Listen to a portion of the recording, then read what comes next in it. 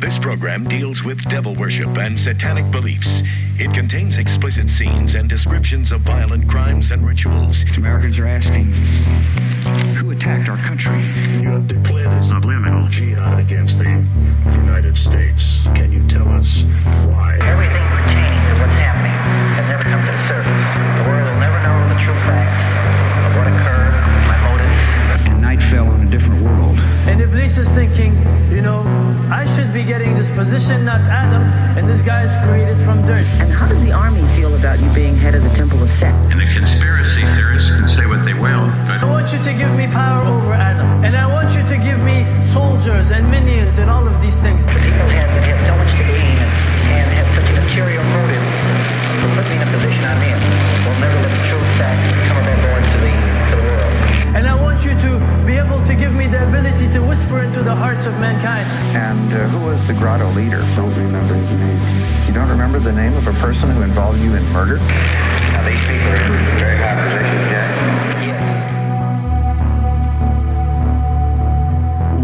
Welcome back to Subliminal Jihad, episode 329. I'm your co-host, Dimitri. I'm Khalid. And today, we got a real barn burner of a topic for y'all. You know, taking a brief little break from our SLA Patty Hearst saga to check in with another sector of the Noided universe. This is an episode that I think, this does happen sometimes, but this was called for and demanded by the people, right? Yeah, well, someone mentioned this. Yeah, I mean, this has been kind of a hot topic because Iraq recently had a huge rainfall after a long period of drought. 5 year drought. And this type of thing has happened before where there's been a sudden burst of rain. There's a lot of incidents. It happened in 2019. It happened with the Dubai floods in 2024 and kind of in a way. Did it not happen during the hot phase of the most recent war, the missile exchanges? Wasn't there a huge rainstorm in either Abu Dhabi or Dubai that was odd? It seemed odd. I think it was in 2024 that there was this huge flood in Abu Dhabi. I know there was that, but I mean during this year, in the last 2 or 3 months, I seem to recall there's so much going on, but I seem to recall there was a massive rainstorm that people were confused about. It was, and I remember there being speculation at the time because it is known that the UAE, among other countries, does engage in the technological practice of what is called cloud seeding, right? Yes, and they're kind of at the leaders in cloud seeding technology. They're really at the forefront of doing this because obviously they're in a place that's dry and it's very important. Water is a very precious resource for the UAE in particular. I mean, but in both in all of these cases, recently with the sort of rain in Iraq, there was kind of this narrative that became popular, and there's been iterations of the same thing before, but in this particular case, or the same kind of logic, but in this particular case it was Iran destroyed this meteorological station, these meteorological radars, and so in the UAE, and that caused all of a sudden, once that was done, suddenly there's this rain in Iraq, and I don't know about the particular causality of that. There's been, obviously it's interesting researching this topic because when you look it up, you just get inundated, no pun intended, with a bunch of articles about no, Israel doesn't steal rain, it's not possible to steal rain. But it to be fair, I'm not sure about the exact causality of blowing up that radar, but I'm also on the, or if even such a radar was destroyed, I assume, generally speaking, if there's a question over whether a radar of the in the control of the US and its allies was destroyed, and it probably was, and they're probably trying to deny it. That seems to be the pattern, but either way, I mean, certainly you could see how this war might disrupt like cloud seeding operations in the UAE. Right, but right. in Yeah, I any- yeah. could just off the dome here, I'm thinking, because a lot of cloud seeding technology from the kind of reports, a lot of stuff you dug up is done by airplanes, like spraying a silver iodide into like cloud formations and things like that to like potentiate rain. However, if I'm just thinking, like if you had an advanced meteorological radar station in, say, the UAE, that would be able to predict with like probably pretty good accuracy like where clouds are coming in, like basically what to target, right? Like what clouds to go. And then if you add in the disruption of airspace and like, you know, non-military air flights over this area when all these missiles and drones are going off, you could think maybe the regularly scheduled cloud seeding flights in the UAE were not able to perform their like usual functions in you know the cold, you know, the kind of like traditionally rainy. I guess the season maybe you would target rain the most, like early February, March, April, and then if that was disrupted, well then coincidentally then the 5-year drought that has been afflicting Iraq and Syria and Iran, suddenly there's a bunch of rain in Iraq, like, you know, for the first time in 5 years. Like, I mean, interesting. again, like, I'm not like, yeah, it is interesting. And like, so I'm not like sure, again, like, I'm not sure about the exact causality of that. However, like, two things I do like think, having looked into this. One is that it may very well be possible to steal rain. It may very well be that cloud seeding steal, like, you know, this is something that, like, you know, we'll talk about this in a little bit, but at one time, there kind of like this consensus sort of formed that was like, no, cloud seeding can affect weather like that. It doesn't, you know, take rain from anywhere else. But like at what, you know, especially now in the midst of this, like where this is sort of recent discussion of that particular incident where like, you know, there was really this rush to deny the possibility of this and portray it as like a crazy notion. But, you know, for a long time, and people, like, if you look, you can still find, you know, people talking about it, and the technology is always changing, you know, especially in the scale that it's being done, especially in a place like the UAE, especially in the Gulf in general. Like, but you know, there was at one time like a widespread like consideration among like climate scientists that like, yeah, like perhaps this could actually happen, like, and perhaps like when you see the cloud, like it is going to rain, you know, you're basically inducing it to rain in a certain place, so therefore it's not going to rain in a different place. Right. And if you do this really aggressively, right. You know, a Harvard professor, I think, described it as robbing Peter to pay Paul.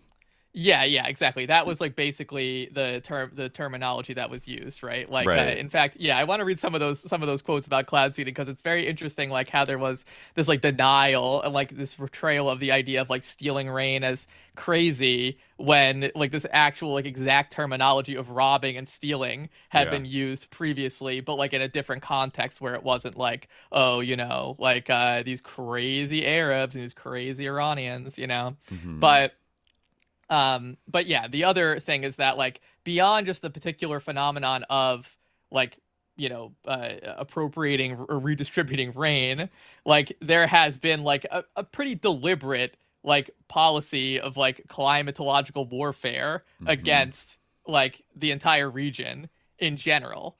And it's not just like a matter of like we're stealing their rain to cause a drought, but like all of this is like exacerbated. And like this is, you know, widely like known and written about that, like, you know, this is like by design in a way. It's really like reading about this, it really susses you out because you kind of realize, like, kind of in line with what we talked about before in terms of the climate stuff, like you realize like how much the attention to the issue of the climate, like even though it's kind of dressed in this humanitarian language and this sort of like Chomskyan, like if we don't deal with this, like we're all going to die, and this is the most important thing for humanity. So please go vote for Kamala Harris. Like it makes you think, like, you know, it really does make you kind of think, like, you know, that like this is so much of it, or it makes you appreciate, maybe you kind of realize this already, like, but it makes one appreciate like how much of that is like kind of addressing to make people passionate about it or to get them on board, when really like all of the work that's being done on the climate, all of the research, all of the energy is really being directed towards like using this as a force multiplier, like using this as a way to wage war. Weather and manipulation how to, like, kind of, as a weapon.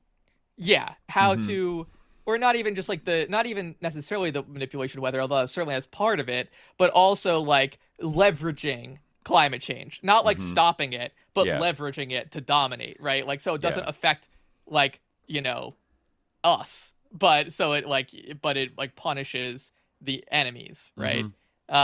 So like, that's something that like really comes through with this, and like that kind of thinking, that military thinking. It's listed right on. I think you found a rather disturbing document. What was it called? Was it called it was called like Air Force 2025? Oh yeah, like it's interesting. Yeah, because this was 2025 and or that like it wasn't written in 2025, but it was like written in 1995. This is right? This is owning the weather as a force multiplier, owning the weather in 2025. A research paper presented to Air Force 2025, which I think was a project about like 21st century warfare, and this was published in 1996. And it says you don't have to go very far in this 53-page document to find table 1. I think this is on like the page Roman numeral 7 page, where it says operational capabilities matrix, and then there's two columns next to each other. One is degrade enemy forces, the other one is enhance friendly forces. And so you see under degrade enemy forces, this is what the U.S. military was considering in 1996. Precipitation enhancement, flood lines of communication, reduce PGM, recce effectiveness, like recon effectiveness, decrease comfort level, morale. Then storm enhancement, subtitle, deny operations. Then how about this one? Precipitation denial, deny fresh water, induce drought. Yeah. Okay. Like exactly. I thought that was like a war crime, but I guess nah, it is, like, it's all good. I think that like it actually technically is illegal technically to like manipulate the weather for war purposes. Technically, I think largely wasn't there a treaty that the Soviets sort of like just produced out of nowhere, like in the early 1970s, after reports had come out about the U.S. military using cloud seeding technology offensively in Vietnam, and then I guess they got everybody to like sign on to it that you weren't allowed to use large scale weather modification as like an offensive weapon against another country. And then that was sort of begrudgingly signed on to like by the U.S. But also there's a lot of like the modifier of like the scale, like nobody can do like significant weather modification. It was some word like that where a lot of hinges on the interpretation of like what's really significant, right?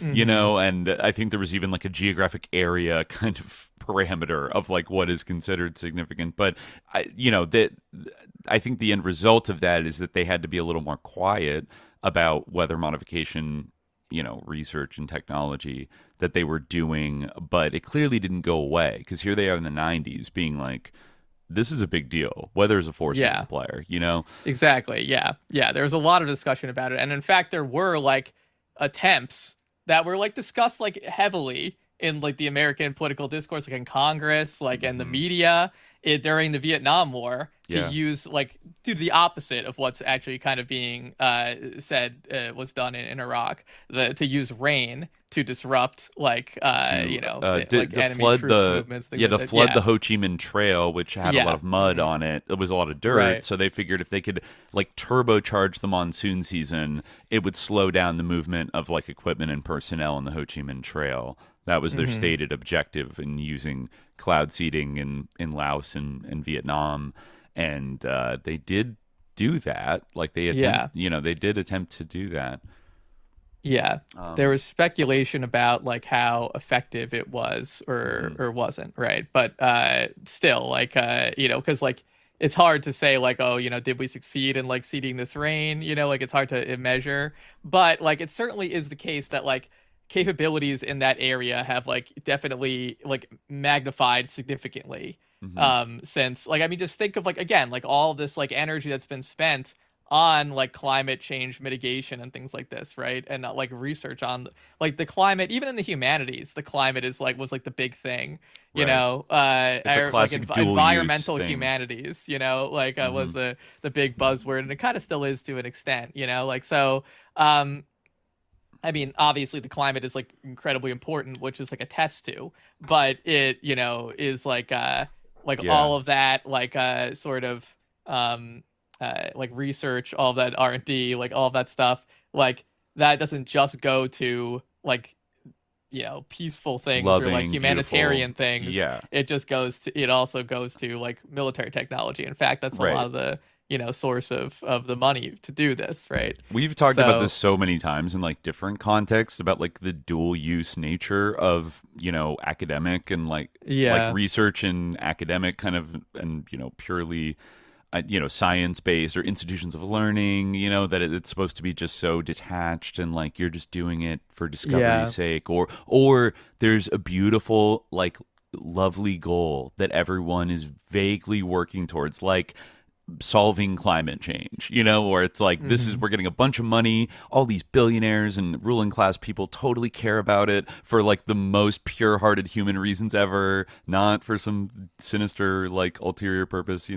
and then inevitably that stuff gets also, it's like the things that tend to get funded a lot tend to have like at least a hidden dual like utility for military operations or some kind of like use of basically imperialism. And you can also extend that to like the foundation, like the big three foundations and like the model that they sort of helped create, where there's often like liberal good, like wow kind of reasons given for why they're they're going into Eastern Europe to set up broadband internet and like Western art stuff, just because they want people to be connected, because like that makes the world a better place. And it's like, no, you're trying to like root out like the vestiges of like communist or like socialist thinking and like neoliberalize everything by like doing this. So sadly, there is this ulterior thing. And then on top of that, if you try to criticize it, and I think this totally comes up today in terms of weather modification, there's often like a straw man, like folks like Alex Jones, like John Bircher, kind of counter argument to whatever like the elite foundations or institutions are kind of saying, like say it's kind of liberal line on combating climate change or anything else the foundations do. Then it gets interpreted as things like, say, chemtrails, or something that chemtrail, we'll kind of probably return to it like later on once we go through some of this very real like research about weather modification.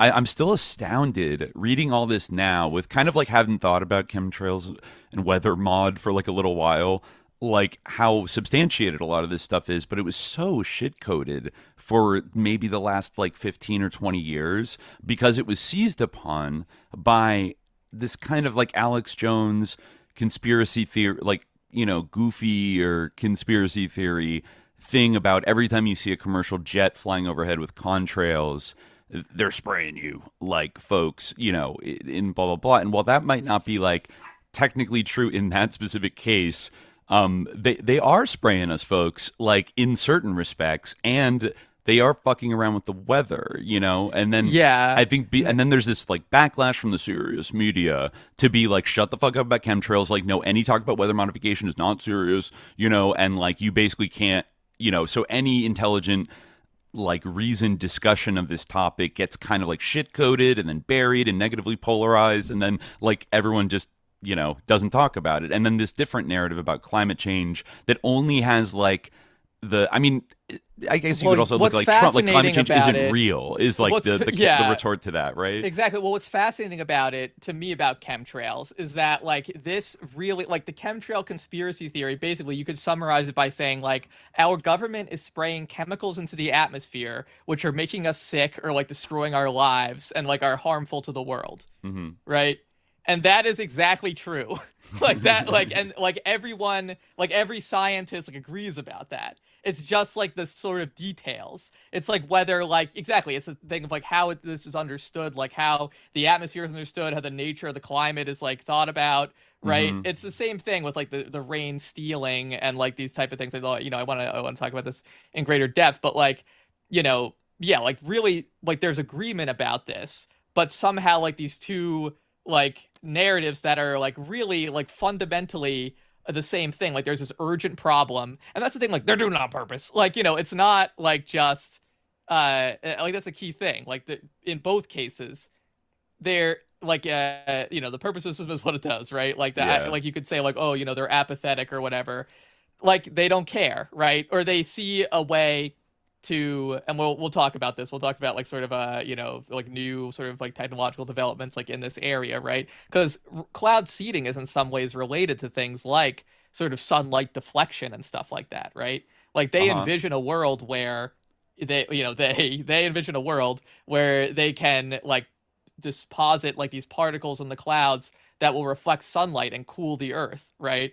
But like the person who controls that technology controls the world, like and I mean there's so much connected to this, like the AI data centers, right? Which are like, this is another thing that kind of got shit code, I feel like, or like sort of away, right? The water usage by AI data centers, where it's like, they don't really use that much water. Actually, like streaming and like all these other things like actually use just as much water, and like really it's the internet, like in YouTube, that like use so much water and things like that. Like, and the AI doesn't really use that much, but they don't like think about it on like a geometric like scale and like on a future timetable, because eventually like the usage of like water and the building of these data centers is exploding. Yeah. Like over time, like as these like technologies like demand more and more electricity and more water, like it's alarming. And like, I mean, maybe we could talk right. about this I think that's why so many like, of the AI honchos are like all in on nuclear power all of a sudden, is because they know that,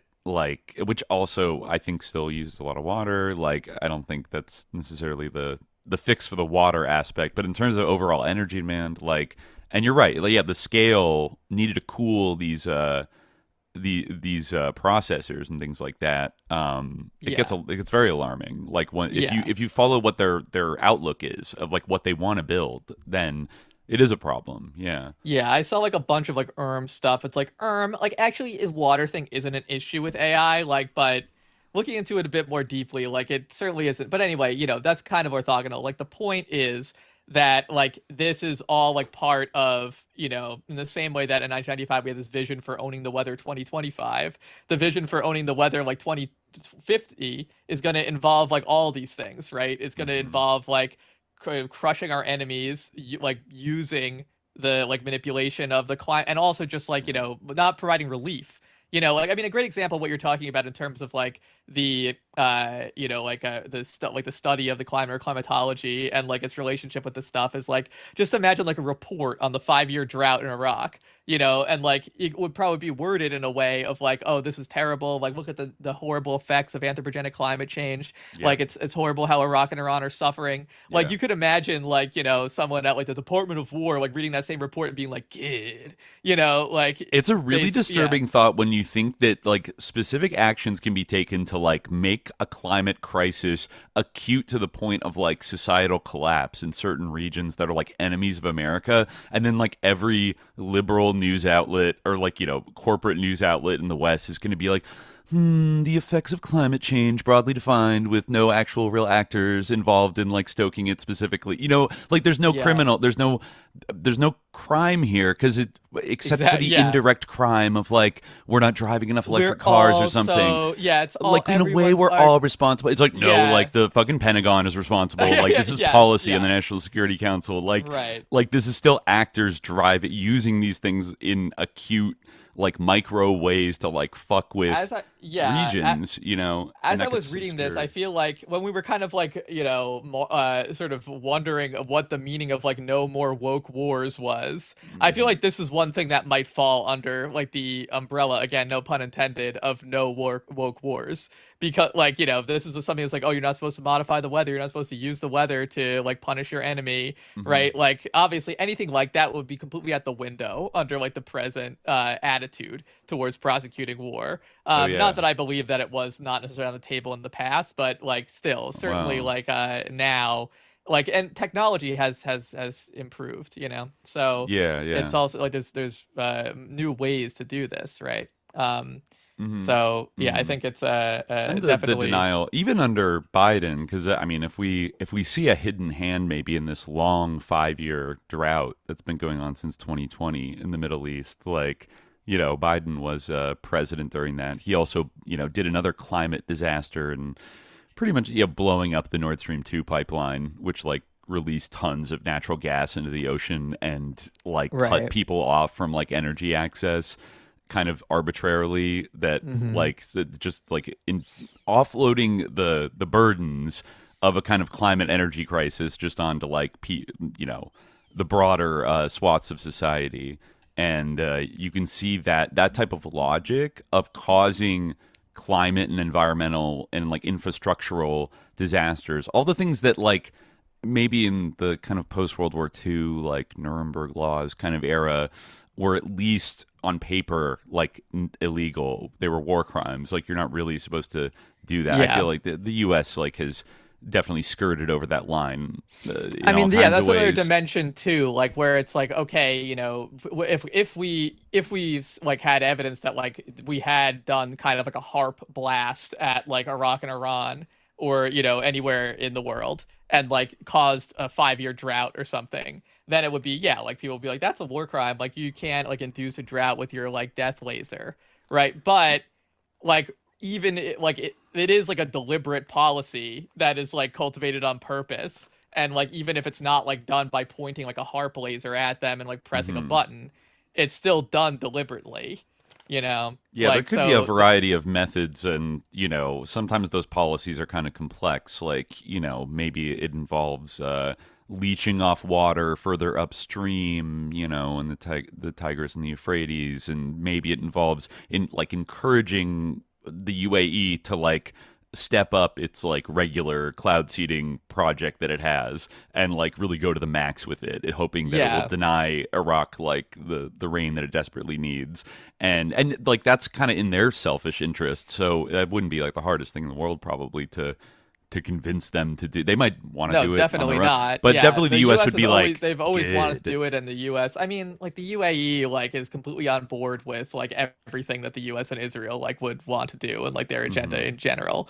But like they like, you know, they've been involved in that program for like a long time. Like, you know, the like US agencies like NASA have been like involved in the UAE cloud seeding program.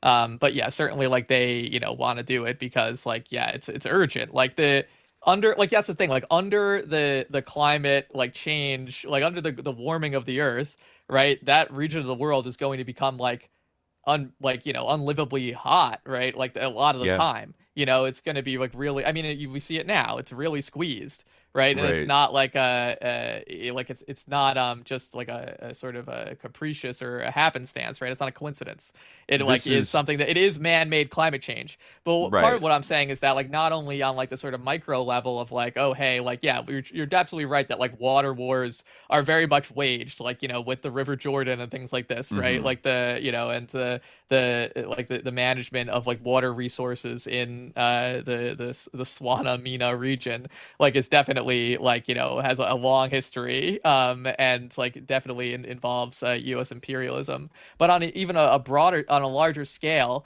like the way in which like climate change is actually addressed, the way in which like you know, these technology companies and these you know, government agencies actually go about addressing climate change is not based on, even though like it is dressed up in like humanitarian purposes, in the same way, yeah, as we've said about so many things in this world, right, that have sort of a humanitarian veneer, really like what is the goal is for us to first of all like control the technology that can alleviate like the ravages of the climate apocalypse, or, you know, I say that facetiously, but like the sort of like the true like crises that we already see unfolding, right, and also like to manage our problems, right, and we like in the U.S. like cloud seeding is used extensively, right, like those that like we have problems here too with drought, you know, like, and we want to make sure that like we have those rain clouds, right, we have technology to do this, but others don't, right, and that's the whole thing, like the sort of the on the macro level,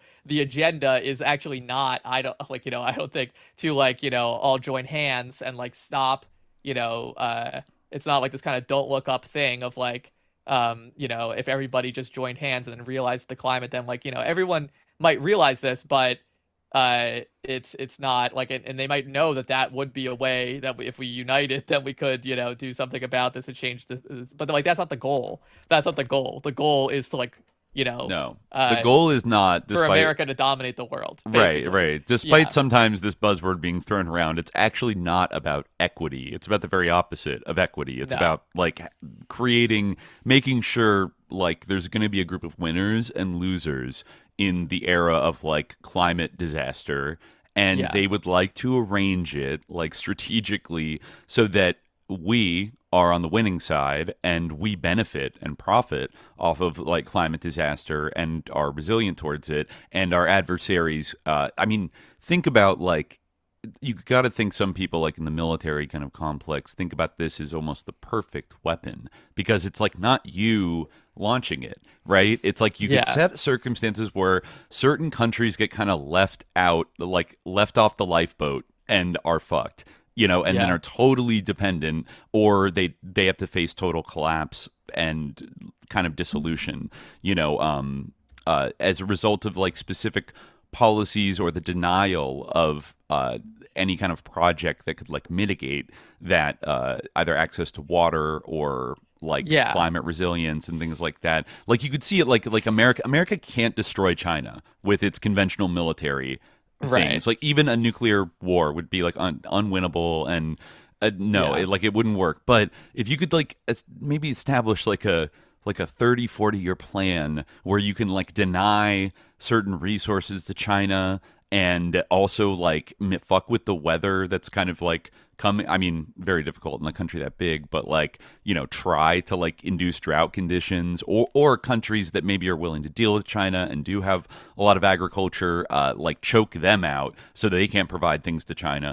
And then, kind of arrange this, a kind of scenario where they're going to face like just unstoppable kind of climate collapse in 40 years, blah blah blah, right? I mean, well, that's like, and also like China, of course, like they are very interested in this. The famous, like, people remember the Beijing Olympics when they were trying to like disperse the fog and stuff like that, or just disperse rain to ensure that they would be sunny. Like, but like many countries are interested in cloud seeding technology for like good reason, and I think like there's different scales at which this can be done. I mean, we'll talk about it in more depth later on, but like in general, I mean, like geopolitics, like that's the Earth, right? Like they happen on the Earth, right? Like, and when we're talking about like, how do we like control the map? How do we have like strategic like power projection? How do we like like geostrategy, right? Like that is like, you can't separate that from the world on which like all that stuff plays out. I mean, like a great example, a very like simple example is like a third of Israel's fresh water comes from the Golan Heights. Like, that's just like a perfect example, right? It's like, not apolitical. That's, like it's incredibly political. In fact, like it's very interesting, but like you could totally like really, if you think about it, like it's like there are all these kind of, to talk about like the way people were talking about things like back over the last like a couple of decades. Like I almost feel like the sort of imagination of like global scarcity and like violence, like mass violence based on this kind of global scarcity regime. It was always like oil, right? It was always like kind of like the peak oil and stuff like that we would like not have enough oil. But really, it almost seems more plausible that would happen with water.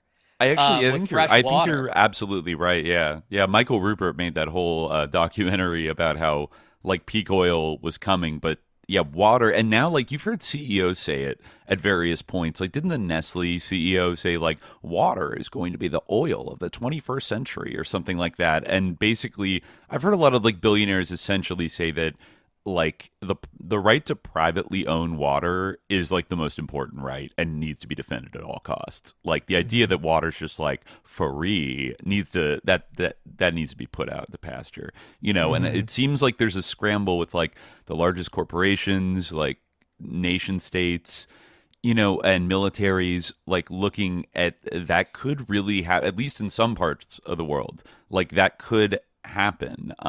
Now, I mean, it's like we still do get water from rain. We do have the technology for desalination plants. It doesn't seem like, okay, just in the abstract, that this is like a completely insurmountable problem. However, it requires like the will and the effort and like the collaboration of like a large block of the world like working together in relative harmony with like common shared interests to like make sure there's enough water for everybody, or there, you know, I don't know, like maybe some regions will kind of hit that wet bulb temperature that like, you know, parts of Pakistan there are get places sometimes. that already have people And maybe people, I don't know, like maybe people aren't going to be able to live in large huge population centers in certain parts of the world, or maybe they'll build big air conditioned cities, but like in the global south, like not a lot of places have the resources to do that. So it does become like under the current circumstances of the world, I could totally see global water war like breaking out, because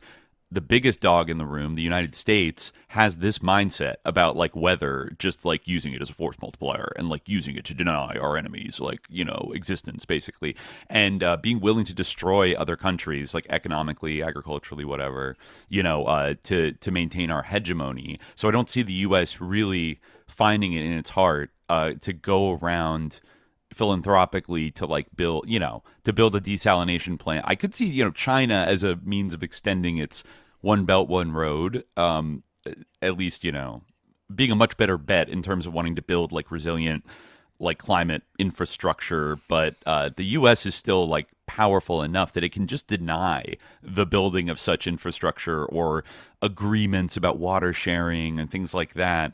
And, you know, oftentimes like wants these things to not be solved because it hurts their quote unquote enemies.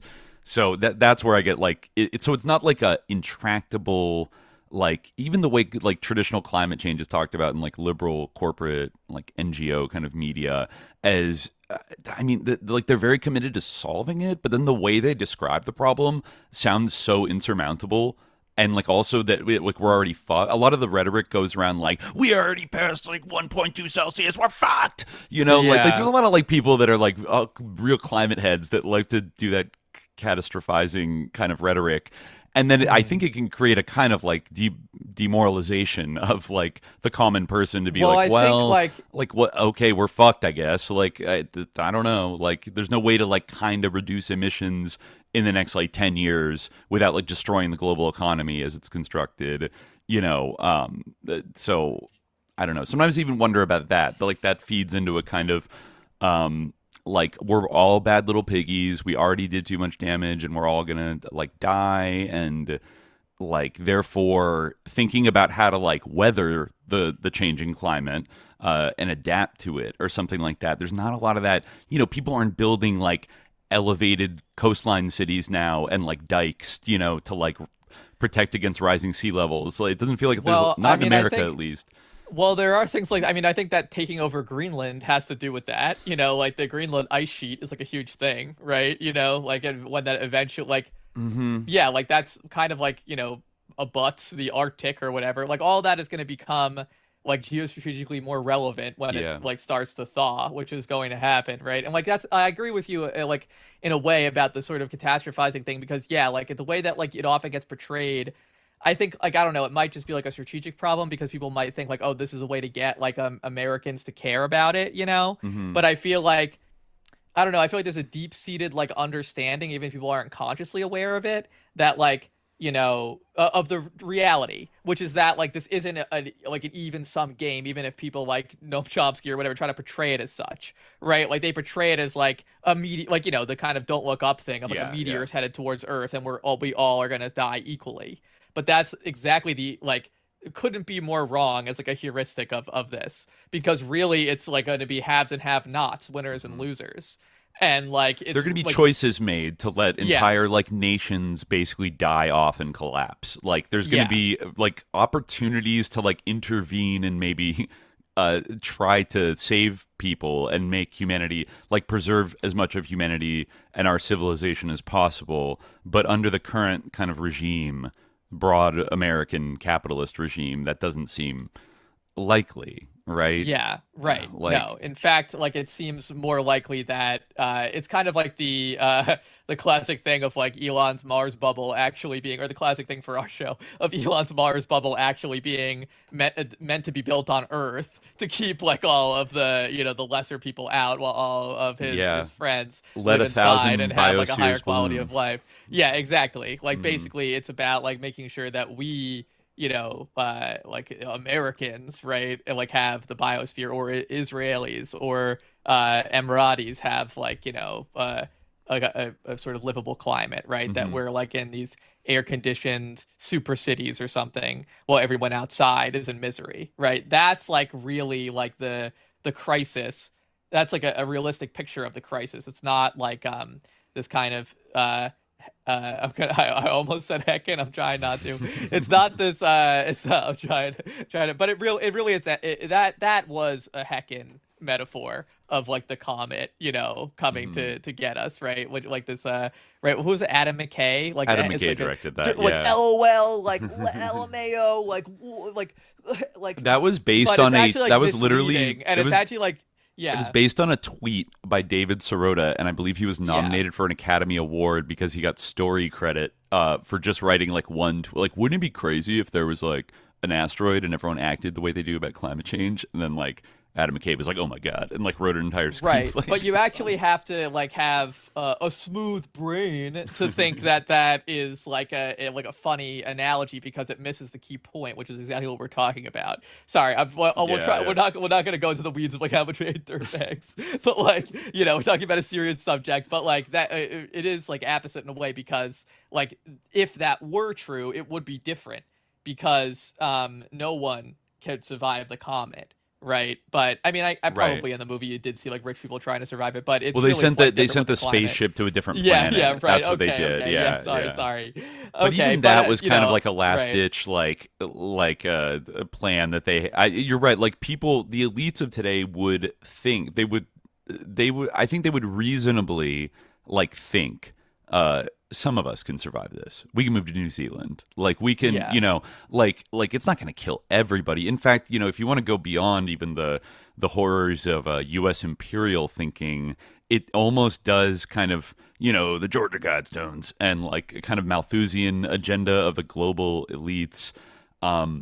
Always, they do often come back to this idea of there's just too many people on Earth. What do we need all these people for? Wouldn't it be great if, didn't Prince Philip say, if I came back as a virus to eliminate 90% of humanity? Right. Like that kind of shit. Then they think, oh, well, okay, like the global, 5%. The richest people in every country on the world are going to get a bubble city, and they're going to be like protected by robot guards and like all this other shit.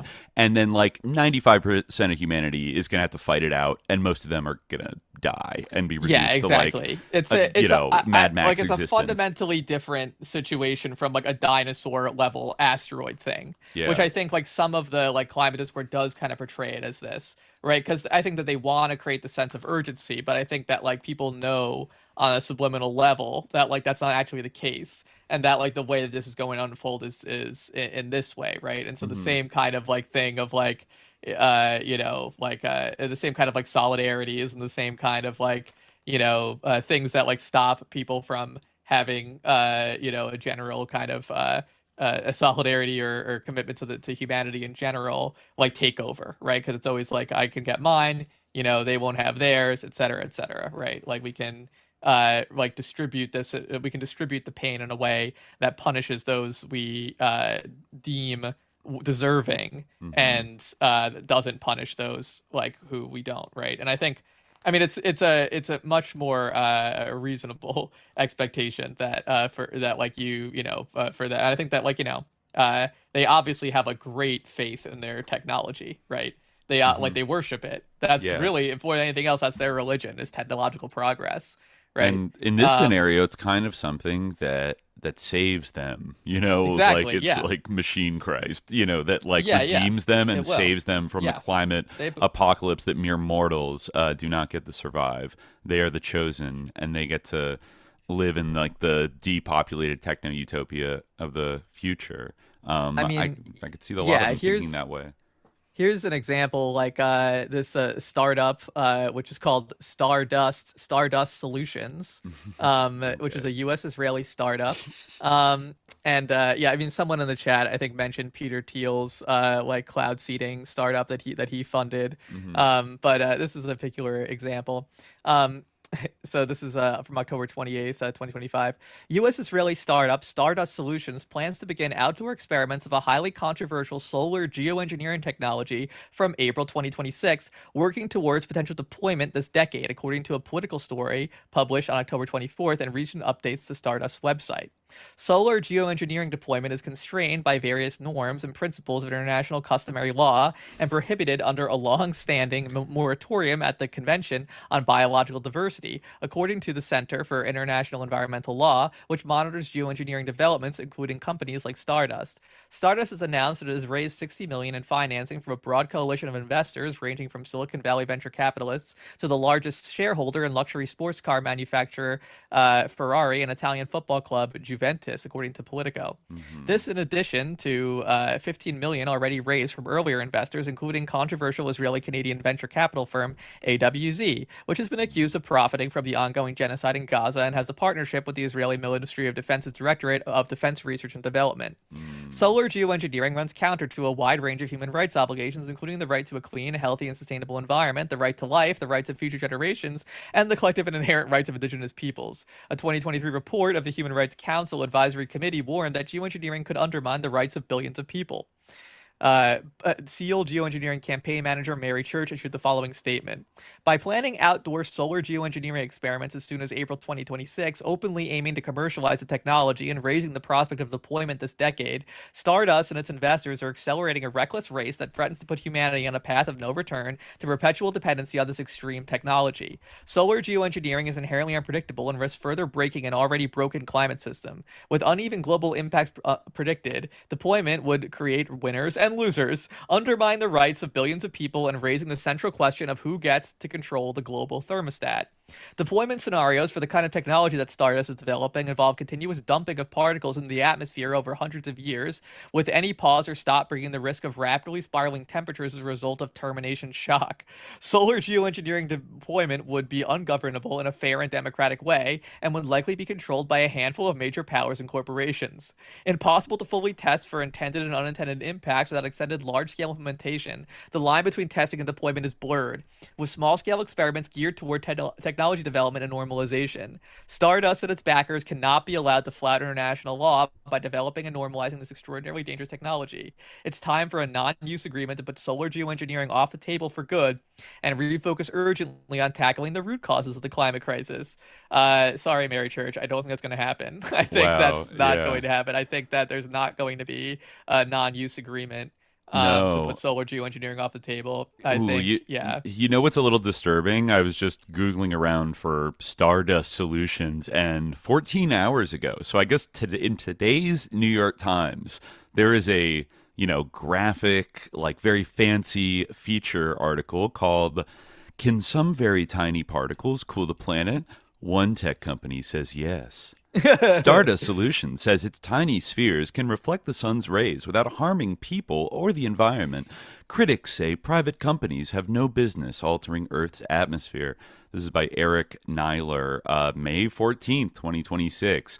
What is the... Okay, so I'm already detecting a much softer tone than the Environmental Law, Institute was popping up. Let's hear this. A company at the forefront of solar geoengineering, the notion that blocking radiation from the sun could cool a warming planet, has disclosed details of the materials it wants to sprinkle in the atmosphere. All right, we got some details. Stardust Solutions, led by former members of Israel's nuclear energy program, is publishing research on Tuesday. Nuclear energy. Nuclear, not weapons program, but blurry line perhaps. They were publishing. I guess they published research. I guess this week. Let's see. On Thursday today. That reveals the chemical properties of its particles, how they would affect the atmosphere, and how high-flying aircraft would disperse the material. The privately held company, founded in 2023, is farthest ahead in its contest to take an idea that was once the stuff of science fiction and move it into the mainstream. It has attracted $75 million from investors, applied for a patent, and is submitting its research to scientific journals. Its chief executive, Yanai Yedvab, said Stardust Solutions had only tested its materials in its lab and had no plans to conduct outdoor tests. That seems contradictory to what you just read. Outdoor trials would only be done in collaboration with a government that would set ground rules and guardrails, he said. Okay, So maybe Israel. Yeah, I wonder if Israel's down. Yeah, ground rules and guardrails. Yeah, Israel, the king of ground rules and guardrails. Indeed, the most moral country in the world. He says this is a very powerful tool that will be ready for testing very soon, and we want policymakers to start thinking seriously, what will it take in practice? But the idea of manipulating the atmosphere to turn down the temperature of the Earth remains contentious, and more than 600 scientists and academics have called for an international ban. I guess it said that Prakash Kashwan, Brandeis professor, said solar geoengineering could tamper with weather patterns, damaging food production and local economies. It's especially worrisome for residents of South Asia and parts of East Africa and Latin America who rely on yearly monsoon rainfall to irrigate crops. He said there's this social risk for at least 2 billion people that is directly connected to the lack of scientific understanding about how interfering with the global temperature thermostat is going to interfere with the monsoon formation. We don't have a solution for those kinds of risks.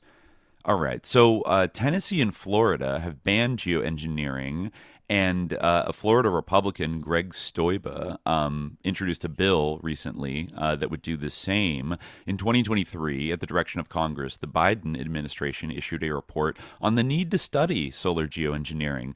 That research has not been pursued by the Trump administration.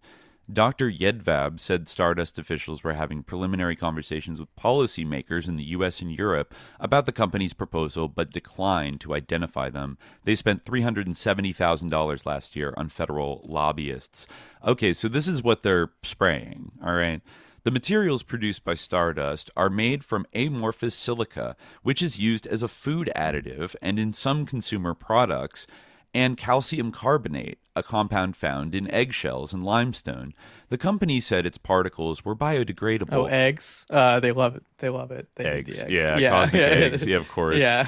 The company said its particles were biodegradable, were not harmful to people or animals, and would not accumulate in the oceans or soil. Released in the upper atmosphere, the particles could reflect a small amount of sunlight away from Earth.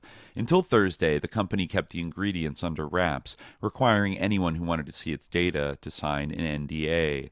Michael Diamond, a meteorology professor at Florida State, said he was surprised by the simplicity of the Stardust particle. It's quite an elegant idea, and I like that it is using relatively well-known particles, said Dr. Diamond, who studies how aerosol particles affect the climate. I'm a little bit surprised that they've kept this so secretive. I thought they were going to do something really out there, but amorphous silica itself is a very widely used product.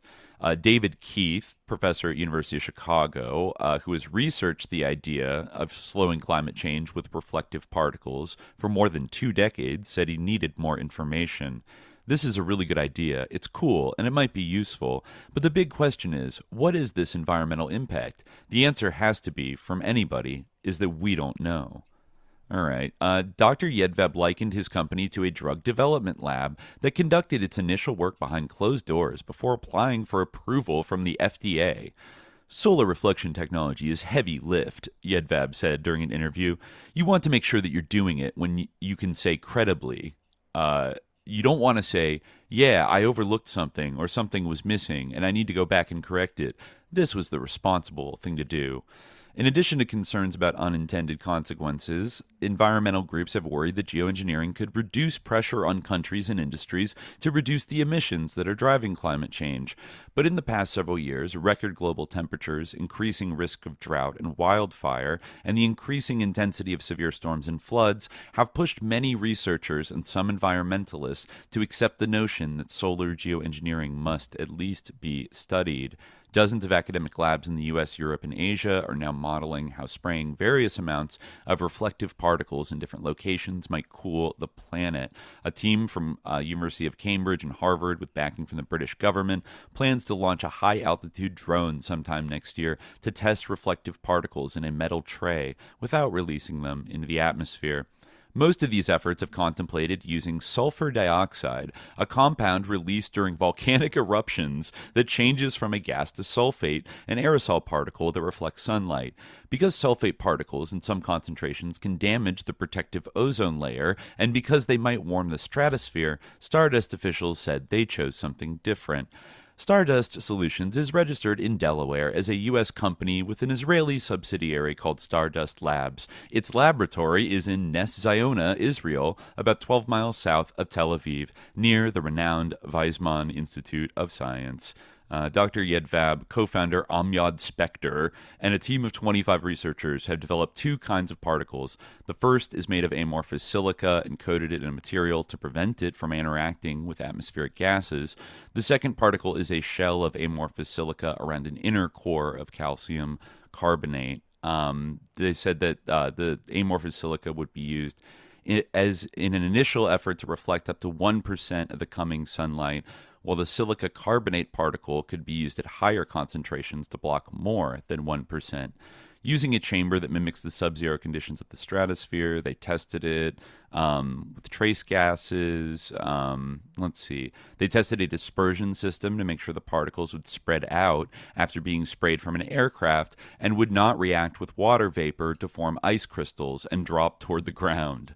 Which I guess would create hail or like knife hail. That happens with cloud seeding too. Like that It sometimes creates hail, I think. Yeah. Yeah, they said this would initially cost about $10 billion, and by adding 10 million tons of the reflective particles to the atmosphere over the course of several years, the atmosphere could be cooled by 1.5 degrees Celsius, the company said.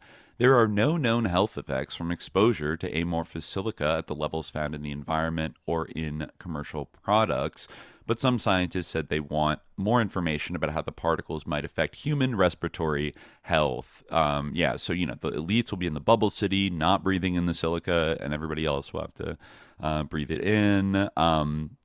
Interesting. Dr. Yedvab noted that DHS sprayed amorphous silica into the New York City subway system in 2016 as part of an experiment to test emergency preparedness against a potential bioterrorism attack. The silica was used as a non-toxic tracer to check how a potential pathogen might spread in the subway. Interesting. Other people say the fact that it's a private company doing all this is a little bit sus because they're not transparent, and very secretive. But Dr. Yedvab says that we feel that our role is to disrupt this field to make sure that governments have options. And they're, because geoengineering research, I guess, had been a little stalled, but Stardust was shaking things up. This company, I guess, Pete, you said Peter Thiel invested in this? I don't think he invested. I think he invested in someone called Rainmaker or something like that. Yeah. Okay. He definitely invested in one. Hold on. Yeah. Mm-hmm. A startup. The first thing came out. A startup falsely blamed for triggering floods. Pitches cloud seeding. I assume. Interesting. To lawmakers. Yeah.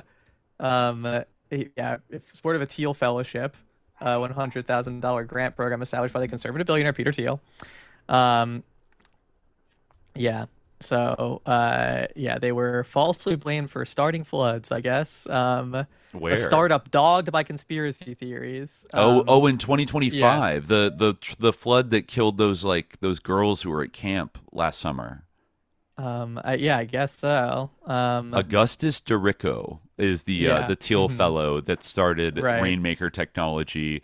We have to say that, like you mentioned, cloud seeding technology is used, I'd say, heavily in the Great Plains states. Yeah. I think Wyoming was where it was first experimented on. Idaho, I think, uses it too. I think Utah. I think Arizona, probably Texas. In the middle of the country. I actually don't know if. Do we know if they've used cloud seeding in California in the Central Valley?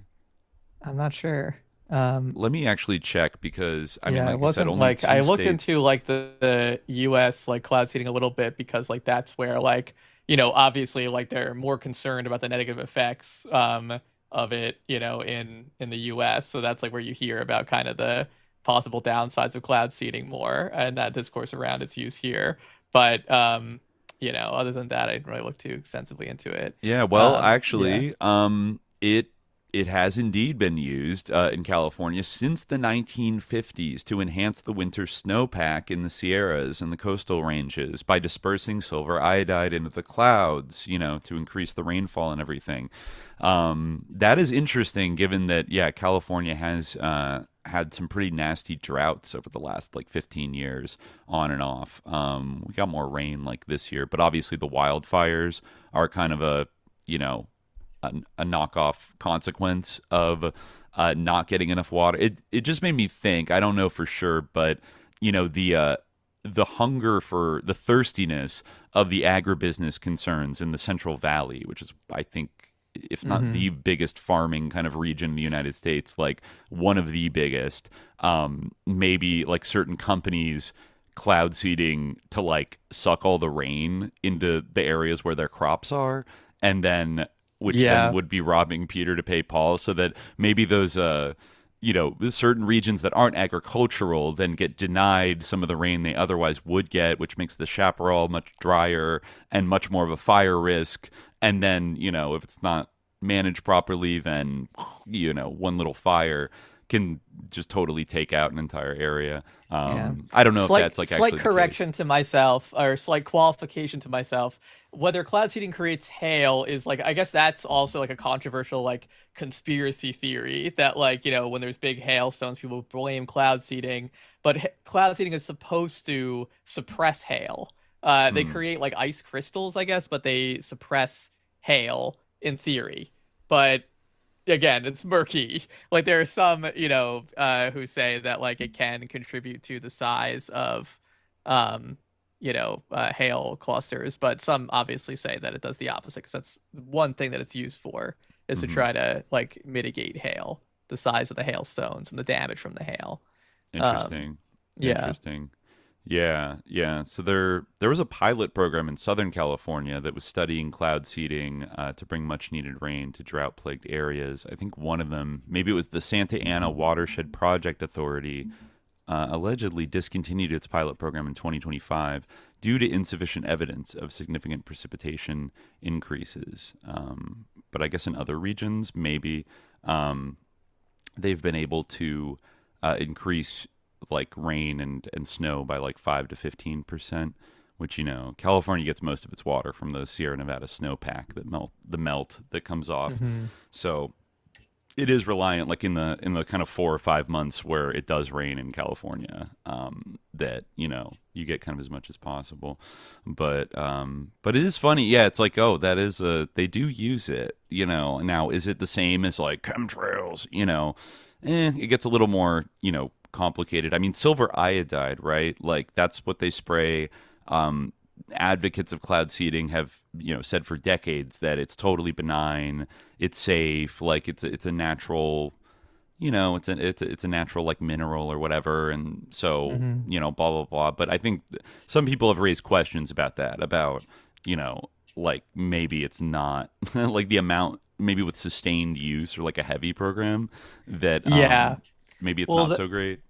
Yeah, I mean, that's kind of the thing with the cloud seeding in the US states is they always say oh, it is just 1% of the water usage, or the water distribution or something, it only affects the atmosphere, or the rain frequency very, very slightly. But that I almost feel that was kind of rolled out to close the door on the issue. And then and first of all, it's different contexts, right? But since that time, since some of those determinations were made, the scale of this has escalated, and also the technology used for it has changed, right? It's not just that they're using only one thing to try to induce rain. They're using it in new ways, with drones, with different types of radar, with experimenting with I don't know, about nanotechnology, but that might be kind of pie in the sky, down the line thing.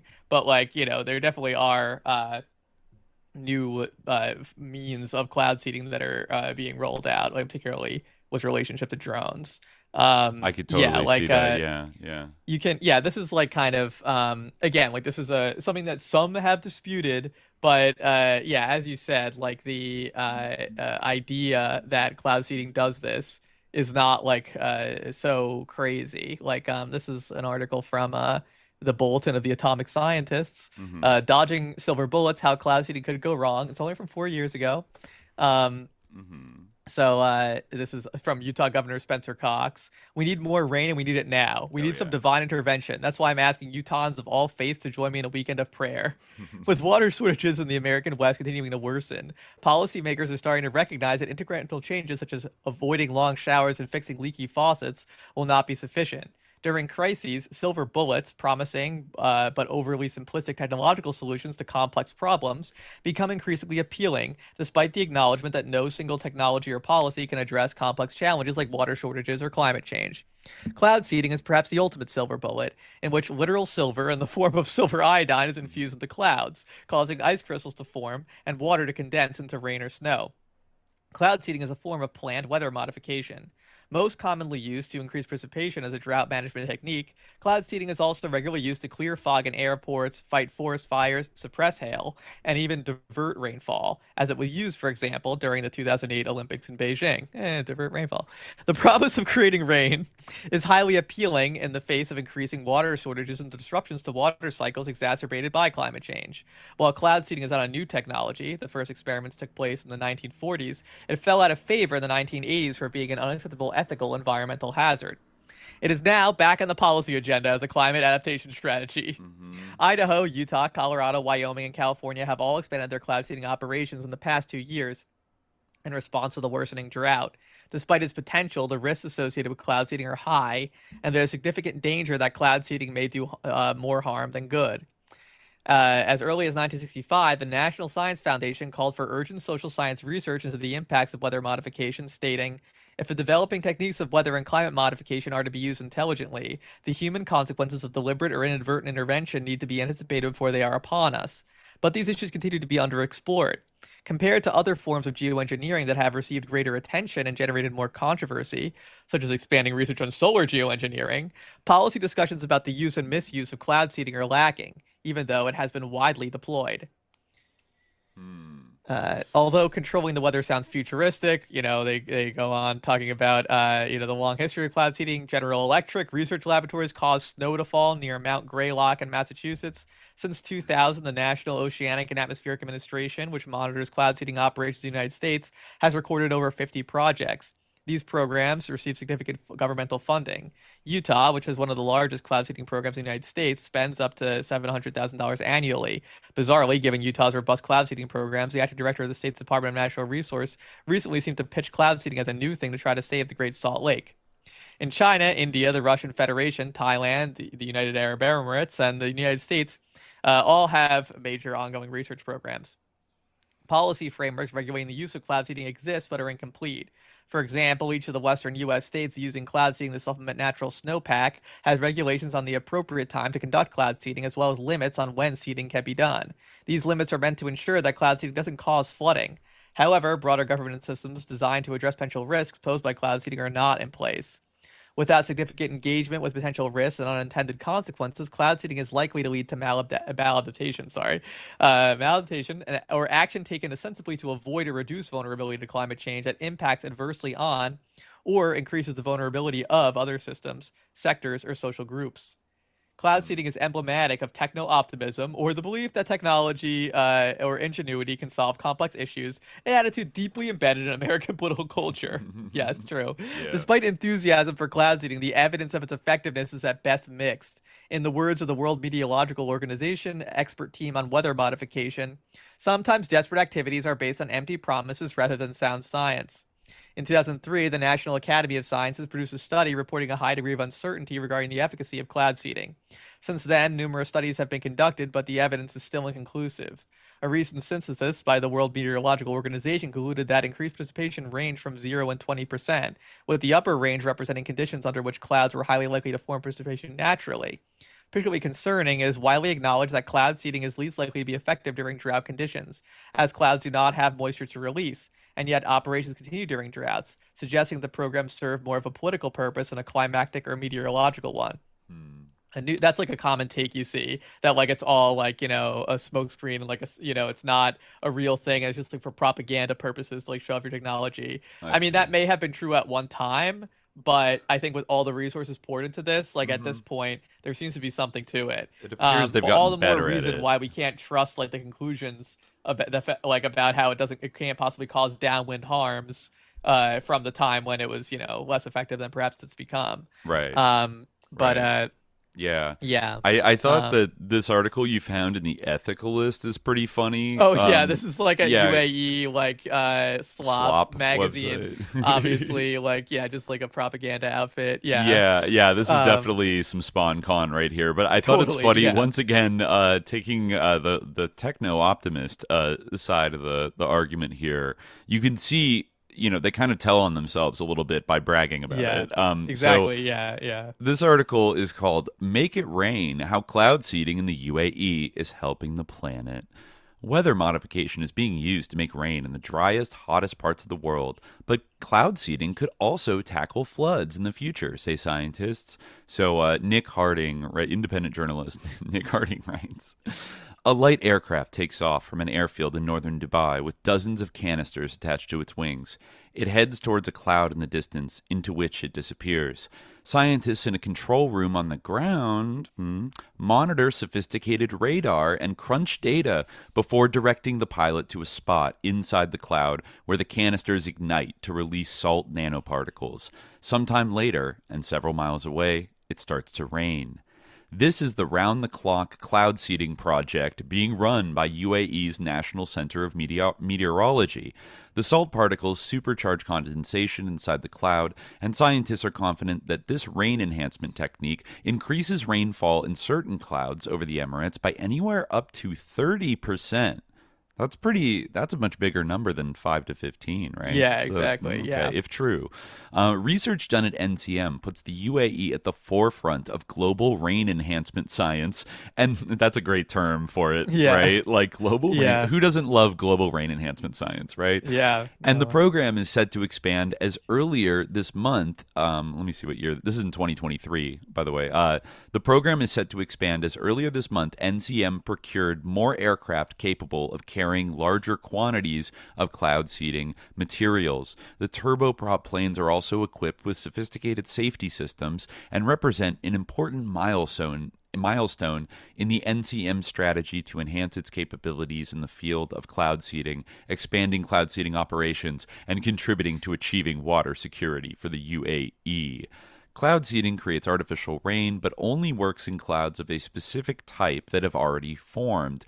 Once a suitable cloud has been identified, aircraft are scrambled to disperse water-attracting particles, which stimulate and accelerate condensation and enhance rainfall. While the practice was once seen as a novelty, it's becoming increasingly widespread, with nations such as USA, Russia, China, India, Israel, South Africa, and Australia using cloud seeding to stimulate both rain and snow. Climate projections forecast that the UAE will become hotter and drier in the coming years, with annual average temperatures predicted to increase by between 1.5 and 2 degrees Celsius by 2040. Yikes. Meanwhile, the UAE's total annual water demand is estimated to double by 2030. Well, maybe not anymore. You know, if you don't, I don't know how many people are moving there right now. From 4.5 billion cubic meters per year to currently to between 9 and 10, placing immense pressure on the nation's desalination infrastructure. When these factors are considered, it's easy to see why cloud seeding has become an important factor in future water provision strategy. Khalifa University's Dr. Steve Griffiths is a strategic advisor to the UAE research program for rain enhancement science. He admits when he first began looking at the impact seeding programs he had He was skeptical, quote, "But when you look at the data, it's pretty conclusive that you can increase rainfall by anywhere between 5 and 30% in clouds that are predisposed to have rain, which can equate to hundreds of millions of cubic meters of water," he tells the ethicalist. "When I started looking at the numbers, I realized that the impact can be meaningful. It's not going to replace desalination and good agricultural practice and water management, but it is another arrow in the quiver. It makes sense." The UAE cloud seeding program implemented by NCM follows the conventional approach of igniting hygroscopic flares composed of natural salts, primarily potassium chloride, at the base of convective clouds near the updraft core. Launched in 2002, the program targeted frequent summertime convection along the northeastern Hajar Mountains. The program infrastructure subsequently expanded over the years until radar was used extensively to identify suitable clouds year-round over the Emirates from 2010 onwards. So they've had like radar-enhanced targeting since 2010. The nation has so far invested $18 million in rain enhancement projects and now performs around 1,000 hours of cloud seeding each year. That's, what is that for? That's enough, that's like, 2 or 3 hours a day, roughly, or right? It's almost 3 hours a day, I would say, of cloud seeding. So they have enough to cover like every day of the year. Meteorologists conclude that the UAE's cloud seeding program has increased average annual rainfall by between 10 to 15%. While the process is viewed positively in the UAE with no evidence that it causes flooding or pollution, it has been controversial elsewhere as a form of weather modification where it has several applications, including being used to clear fog from airports, fight forest fires, and even divert rainfall, like in China during the Olympics. There have been concerns that another method, which uses silver iodide to stimulate ice crystal formation, adds pollutants to water systems. Silver iodide is known to be toxic, and in the U.S. is regulated under the Clean Water Act as a hazardous substance. Cloud seeding is not a new technology. First experiments took place in the 40s, fell out of interest in the 80s, but now it's back. There's still some doubts, however, and the science remains incomplete. He mentions the Bulletin of Atomic Scientists article by Laura Kuhl, who addressed concerns the practice has effects for regions downwind of seeded weather systems. She said, while cloud seeding is often described as creating rain, it can be more accurately described as moving rain from one location to another, and cloud seeding may simply redistribute risk. Cloud seeding condenses water that is already present in cloud formations. As such, some have argued that cloud seeding cannot impact hydrological cycles at a large scale. So that, in a region where they've increased their rainfall, but the 3 countries north of them have experienced like devastating drought for the last 5 years.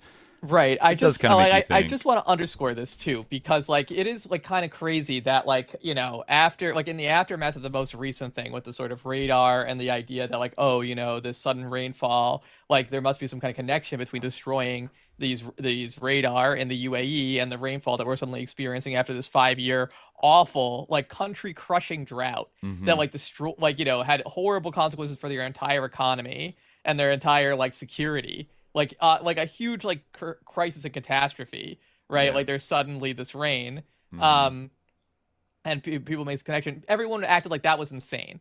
Everyone acted like that was crazy. And like, I remember like, it was kind of like almost like, like the evil Jews are stealing your rain. Like you crazy. Like, I can almost hear like AOC going on about Jewish weather weapons and other things that, God. Right. Yeah. But if you like look back like a little bit, I just want to like do like a little bit of a review of like the serious scientists who use exactly this terminology, like in recent memory. This is David Keith from a professor of applied physics at Harvard University, whose research focuses on the intersection of climate science, technology, and policy.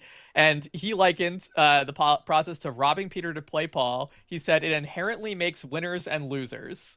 That's what he said to DW. The same thing, about the sort of the more controversial solar geoengineering, right? Like, so that exact same language. And there's like another one too, I think, in CNN here. Daniel Swain, different guy.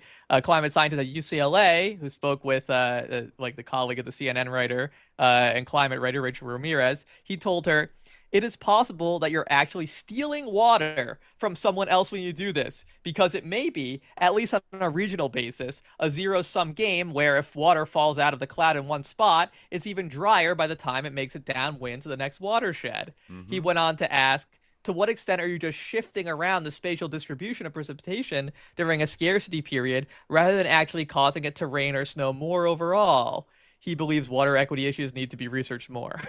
It reminds me a lot, though this is about oil, but that old meme from There'll Be Blood about drainage, you know, and like I drink your milkshake. It's a way of like drinking the sky milkshake basically before it gets, you know. It's interesting that it's one of those resources that humans have acted like a globally distributed resource that, you know, I think there's still kind of like an implicit thing of like, well, the weather does its thing and you try to take advantage of it as best you can, but like nobody controls the weather. So, you know, there's not really even an opportunity to make laws about like the idea of stealing somebody's rain is kind of like, what? Is that even possible? But it kind of, according to the way scientists are talking about this technology in, at least in, you know, kind of like a regional context, because, you know, we're not talking about like a huge region, right? Like, you know, the UAE is not that far from Iraq and Iran.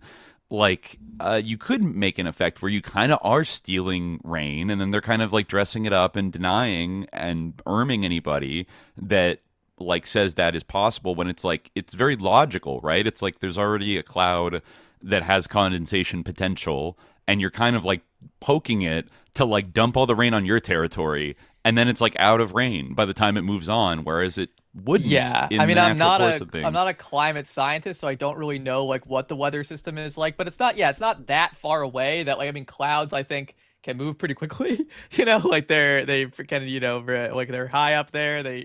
Again, I don't really, all I know is that the atmosphere is like one thing, you know, like it's all connected. Mm-hmm. There's no like, you know, American no borders atmosphere on it. and no Canadian atmosphere, you know, there's no atmosphere over the UAE that isn't also over Oman or like whatever, you know, like it's all like, to say like, it just seems to be, again, I'm not a climatologist, but it seems to me that like, as you scale this up, it's inevitable that it will have consequences for the like surrounding environment and like the environment in general. Like how could it not? It's not like you can take a cloud and separate it from the larger atmospheric system, really, right? No, like, no. It doesn't make any sense, I think. Like, it doesn't make any sense to me. Maybe there's someone out there who can explain it to me, how you can have that logic, but... The only thing I could think is that, well, you could say, I don't know what kind of, like, the patterns of, like, the, you know, the sort of the currents are and, like, the... Because, you know, like sometimes like the major winds or storm systems will come off of like a certain, they kind of generate off a certain trajectory, you know, from various oceans or seas or whatever. So I don't know if like, I'm kind of picturing storms coming in, like going up the Persian Gulf, like moving north, and the UAE kind of grabbing all that rain before it hits like Mesopotamia, you know, and the Tigris-Euphrates region in Iran. But maybe it's possible, or, you know, I guess they could, if it's coming from west to east, then they could steal it from rain that would go to Iran. It's going south to north, that hits Iraq. And, you know, maybe if it's going like southeast to northwest, that would rob Syria. And, you know, potentially Israel, but they're so small and they steal all their water from the Golan Heights anyways. So, you know, they're not hurting as badly as other people. But I guess you could think of other ways where if it is I don't know how often the storm cycles go from like north, like through Iraq and then hit, you know, hit the Persian Gulf countries, like the Gulf countries after that. But, you know, I don't know. That's at least some of the storms that are coming through, you know, again, I don't know if it's equally distributed over long periods of time where, you know, you get kind of an equal amount of storms from like every direction, or if there's a typical trajectory. And I mean, like, we should also like make clear that it's not just a matter of like, you know, like this may well have an impact. That's the only like kind of man-made element that plays a role in like the drought in Iraq and Iran, right? I mean, like like damming by Turkey, probably the damming in Iran like affects Iraq, like did ISIS end up blowing up dams in like Mosul? I remember they like booby trapped it and like threatened to blow it up, but I forget if they actually did. I found this whole book, like it was a little bit late that I found it, so I don't actually know if it's good because I didn't really get a chance to like read it thoroughly, but I was interested in it. It's called The Heat and the Fury by Peter Schwartzstein. Did you come across this or hear of this? Like basically the whole thing is about like how like the role of climate in like like the rise of groups like ISIS and stuff like this. That's true. The Syrian Arab Spring, like a lot of the Arab Spring protests were really about like food crises and like energy, water kind of related things, like in the midst of the Great Recession. And it kind of provided a certain spark. And then I do distinctly remember like ISIS like threatening like dams and things like that, like threatening to just like, blow them. Maybe they blew up some smaller ones. This is a good passage. He talks about this. A paunchy, chain-smoking parody of a mid-level career policeman, Abbas has worked across the Samarra area of central Iraq for 7 years before ISIS arrived in the summer of 2014. He had been proud of his role in helping to restore a veneer of calm to an area that had been rolled by sectarian Sunni Shia violence in the years following the U.S.-led invasion in 2003. And so, when the order came for some state employees to return to the West Bank of the Tigris after its liberation, Abbas was among the first to heed the call. Initially, he seemed delighted by the opportunity to reconnect with the agrarian communities he had come to know and like, and whose troubles he could well appreciate. Coming from a farming family himself, he certainly seemed to have a more natural rapport with the locals than did his more urban peers, some of whom saw handling rural grievances as practically a punishment posting. But as Abbas began to piece together what had happened before and during the jihadi surge, again, this is like a pop book, so it's like cheesy language, his warmth for the area began to ebb. These villages had bowed far too meekly to ISIS, he soon concluded. Many of their residents were more accessories to the destruction than victims of it. Now, in tandem with district agricultural officials and an internal security agent dispatched from Baghdad, he resolved to help identify which locals had sided with the jihadists. They fucked us, he said, momentarily losing his poise. Our approach was, we're going to find out who was with us and who was against us. Over the following months, Abbas and his colleagues sifted through whatever records had not been torched or stolen during the fighting. They questioned many of those who had stayed behind after the ISIS occupation began, and, though he never explicitly said so, forcibly interrogated others with the assistance of Sarar al-Salam, one of the largest of the pro-government militias and the dominant security force in the Samarra area. I was pretty sure I heard muffled screams coming from the basement on a visit to one of the group's bases. Through discussions with the community leaders, many of whom knew which of their kin had displayed extremist sympathies in the past, and the examination of scarce and dangerously shot bits of cell phone footage from within the caliphate, they soon formed a partial picture of which locals had most enthusiastically abetted ISIS. What they concluded largely matched my own reporting, both there and in other parts of Iraq and in neighboring Syria. In the villages close to the river, like Huaish, where most farmers had regular access to the Tigris waters and hence tolerably strong crop yields, few residents had thrown in their lot with the jihadists. They had good irrigation. They got good harvests, Abbas said. But the more peripheral communities beyond the river, and the canals that emanated from it, it was a very different story. From the farmers and pastoralists here, almost all of whom shared the same Sunni Arab ethno-religious profile as their riverside peers, the past decade had been one of bitter financial and emotional struggle. The rains on which they partially relied to sustain their crops had repeatedly failed, shrinking or sometimes wholly extinguishing their harvests. The groundwater they had usually turned to as a substitute at times of drought was disappearing because of the frequency with which they were now having to exploit it, and moreover was often prohibitively expensive to access because of the amount of diesel required to power their generators and extract groundwater from the depths. On one trip, Abbas waxed so enthusiastically about how green these wastelands once were that he completely missed spotting the IED tripwires that jihadist remnants had run across the road the previous night. We later found out that the explosives had already been defused, but we resolved to drive in silence from there on out. Most infuriatingly, as far as residents were concerned, big Baghdad and Samarra businessmen had snapped up swaths of communal land and then enclosed it with fences to guard their quarter-mile-wide water-guzzling irrigation pivots. That had put further strain on the aquifer, water, which simultaneously reducing the space available for grazing the livestock that many locals had acquired to pad their incomes. Life was hard. People were angry, said a local tribal leader. He, like many others, preferred to speak anonymously for fear of being deemed an ISIS sympathizer. He might get pissed on by a dirtbag. A charge that he might get murdered by one of Grand Platter's best friends. A charge that was thrown around willy-nilly during and after the war.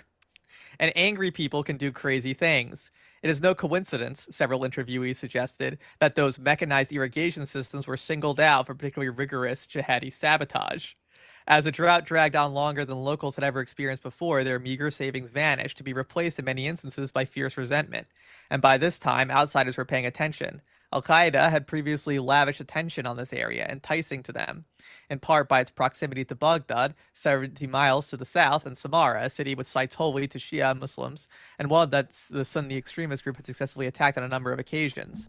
Now, as ISIS set about trying to build something significantly bigger and more ambitious than its jihadi forebear, the group's recruiters began to pull out all the stops. Yeah, so you can kind of see the connection here. Like this destabilizes like society to its core, and then could be exploited by some group and that this is pops like up on the horizon all of a sudden. Yeah, right. And like after the U.S. invasion, obviously, like this kind of like, again, we all know how it was portrayed in the media as like an ancient feud, right? But like the sectarianism exploded after the U.S. invasion, right? And I have to think, the activities of like David Petraeus and like Stanley McChrystal and those types of people during the kind of insurgent period. I'd still love to kind of like really unpack that one day, because I've always heard there was a lot of like weird kind of like chicanery going on in terms of, on the one hand, there was a lot of violence against like the U.S. occupation, and some of these groups were identified as like enemies, but I think there was like arming of, certain specific factions. Like there's meddling going on, and like it served the interests of the U.S. occupation to some extent to have a sectarian kind of conflict, to have two groups form and start like tearing each other apart and kind of balkanize. That's what they always talk about, is like their agenda everywhere. It's like the Yugoslav solution. Like they want to balkanize these countries and break them up because they're too big, and like they have too much influence as constituted. So, you've heard various like neocons and Zios and imperialists talk about Iran. Like the goal was to kind of maybe, I think it failed, at least in the short term, but to by taking out the supreme leader and this bombing thing that you could and then maybe getting like the Kurds and the Balochistan to like rise up. Exactly. I remember there was a Trump tweet just the other day that was like, I'm very disappointed in the Kurds, right? Because like he was, I guess, hoping that they would help. But Zbigniew Brzezinski had that dream about Russia in the 90s. Like even with the Soviet Union broken up, Russia was too big. I want to break it up into like 6 or 7 different countries that preferably all hate each other, and do it along ethnic, religious lines, and make like little tiny micro ethnic states that aren't powerful enough to like band together. So and you could see ISIS is kind of like an extension of that policy to some degree, because the post-occupation Iraqi government, I think, is generally more Shia dominated, right? Yeah, totally. Yes, exactly. And then it's like, friendlier why relationship are these people, with Iran? Yeah, like, and then it's like, hey, like, how come you don't have water? Like, look at all what these Shia are doing. They're depriving you of water. Everyone's suffering, right? Like, it's interesting how these Shia are like starving these Sunni farmers, right? Don't you want to get back at them, And then suddenly the black flag appears on the horizon, and the Toyota Hiluxes, and somebody's offering you, a way out of this, and a way to like, and like I'm not even saying that there aren't like possibly like elements of that, right? Like there isn't like kind of like these things, like these persecutions like are kind of this I don't like whether persecution or not, like this kind of like like inequity, like is real, right? Like because for various reasons, right? These like resources are being mismanaged, right? Because the like in the aftermath of this invasion, right? Like this is also like a big again, like you can't really separate that. Like, there's a huge causative factor, like that still lingers, is like the U.S. invasion of Iraq. Like for everything that we're seeing, like it's amazing. It truly, I mean, it seems like on one level it's like a banal thing to say, like, oh yeah, the reasons why like Iraq is struggling so much is because like the U.S. invaded it and like subjugated it and killed 1 million people. But Yeah. people do seem to forget this and blame other things, like or they think it ancient stopped at feuds some point, or the weather. Like when it's not really. It they're more not or less unrelated. stopped, but Yeah. I think the Iraqi state has been in a very weak and desperate kind of position, like since think about like so much of their infrastructure was like destroyed and bombed out, both in the initial invasion and like the civil conflict that like followed. Then on top of that, you have like the gutting of all of the government, like the de-Baathification and like the gutting of all government agencies and the U.S. coalition authority watching over everything, which I'm sure that probably had a lot to do with like exploding corruption and blah blah blah. And then on top of that, like not being able to really I don't know, build back better in an expedient way. I mean, Yeah. really, the U.S. left in like, what was it, 2010, like the end of 2010 formally, and then they had 3 or 4 years, and then ISIS invades from Syria and takes over like a third, the kind of the northern part of the country, and is even threatening like the kind of Baghdad area. And that becomes, and then they're sabotaging agriculture left and right and threatening to blow up dams. And of course, like disrupting, the normal flow of commerce and normal economic activity and all these other things, and destroy, the process of the battle for Mosul and getting that city back. Like it was heavily destroyed and bombed by both sides, and then, has had to be rebuilt. So it's been like one hit after another, where they haven't really been given a fair chance or enough money to really build back and be like a stable country. Like it's somewhat stable, but then you have all these like kind of like these gaps of authority, like the sort of parastate Shia militias that seem to be like tolerated by the government to some extent, but they're not part of the government, but they kind of roam around and like fill in gaps that the government can't do, things the government can't do. And then you have a kind of restive, like in the more Sunni majority parts of the country and like the West and kind of the North, like you have a lot of discontent. But then I think through the actions of ISIS being so provocative and destructive and sectarian, like those people are maybe put upon now, if they were perceived to be rightly or wrongly like sympathetic to ISIS, so they get kind of like marginalized further. It's like it's just a really messy situation, and it's all and even before the U.S. invasion, like the sanctions regime of the 90s, which like really fucked up like Saddam Hussein's ability to feed the population of Iraq or engage in like normal, just like sell their oil, be a petrol state, and like like sell their oil and make money and then like distribute it to the population. Like they're still locked in this paradox now where they still have oil, a lot of it, but either like I don't even know the exact ownership of like like who has stakes in the oil company, the state oil companies. Are there Western companies in there? Like, do they? I know one thing I think we both stumbled on was there's this deal now, again, like downstream from the drought problems between Turkey and Iraq, that is like basically a water for oil deal. Like they're agreeing that Turkey will supply them with a certain amount of water, and then they're sort of underwriting that with like oil revenues. So in a way, they're which some people has said is like a little bit unprecedented in the history of water diplomacy, to be like trading water access for a commodity like oil. That's actually kind of a disturbing totally innovation or absolutely. departure from norms. Yeah, it is. Like it is unprecedented. And so as far as I know, it's insane. Yeah. So you can see them boxed in very weak position for like going over 30 years now, and not allowed to just be a functioning kind of normal country. That and then this drought has kept them on their back the last 5 years, pretty much, where they have huge agricultural problems, and people have had to move from certain regions just because there's so there's so little water. I guess the rivers are kind of like getting low or drying up in some places. The groundwater reserve is like depleted, you know.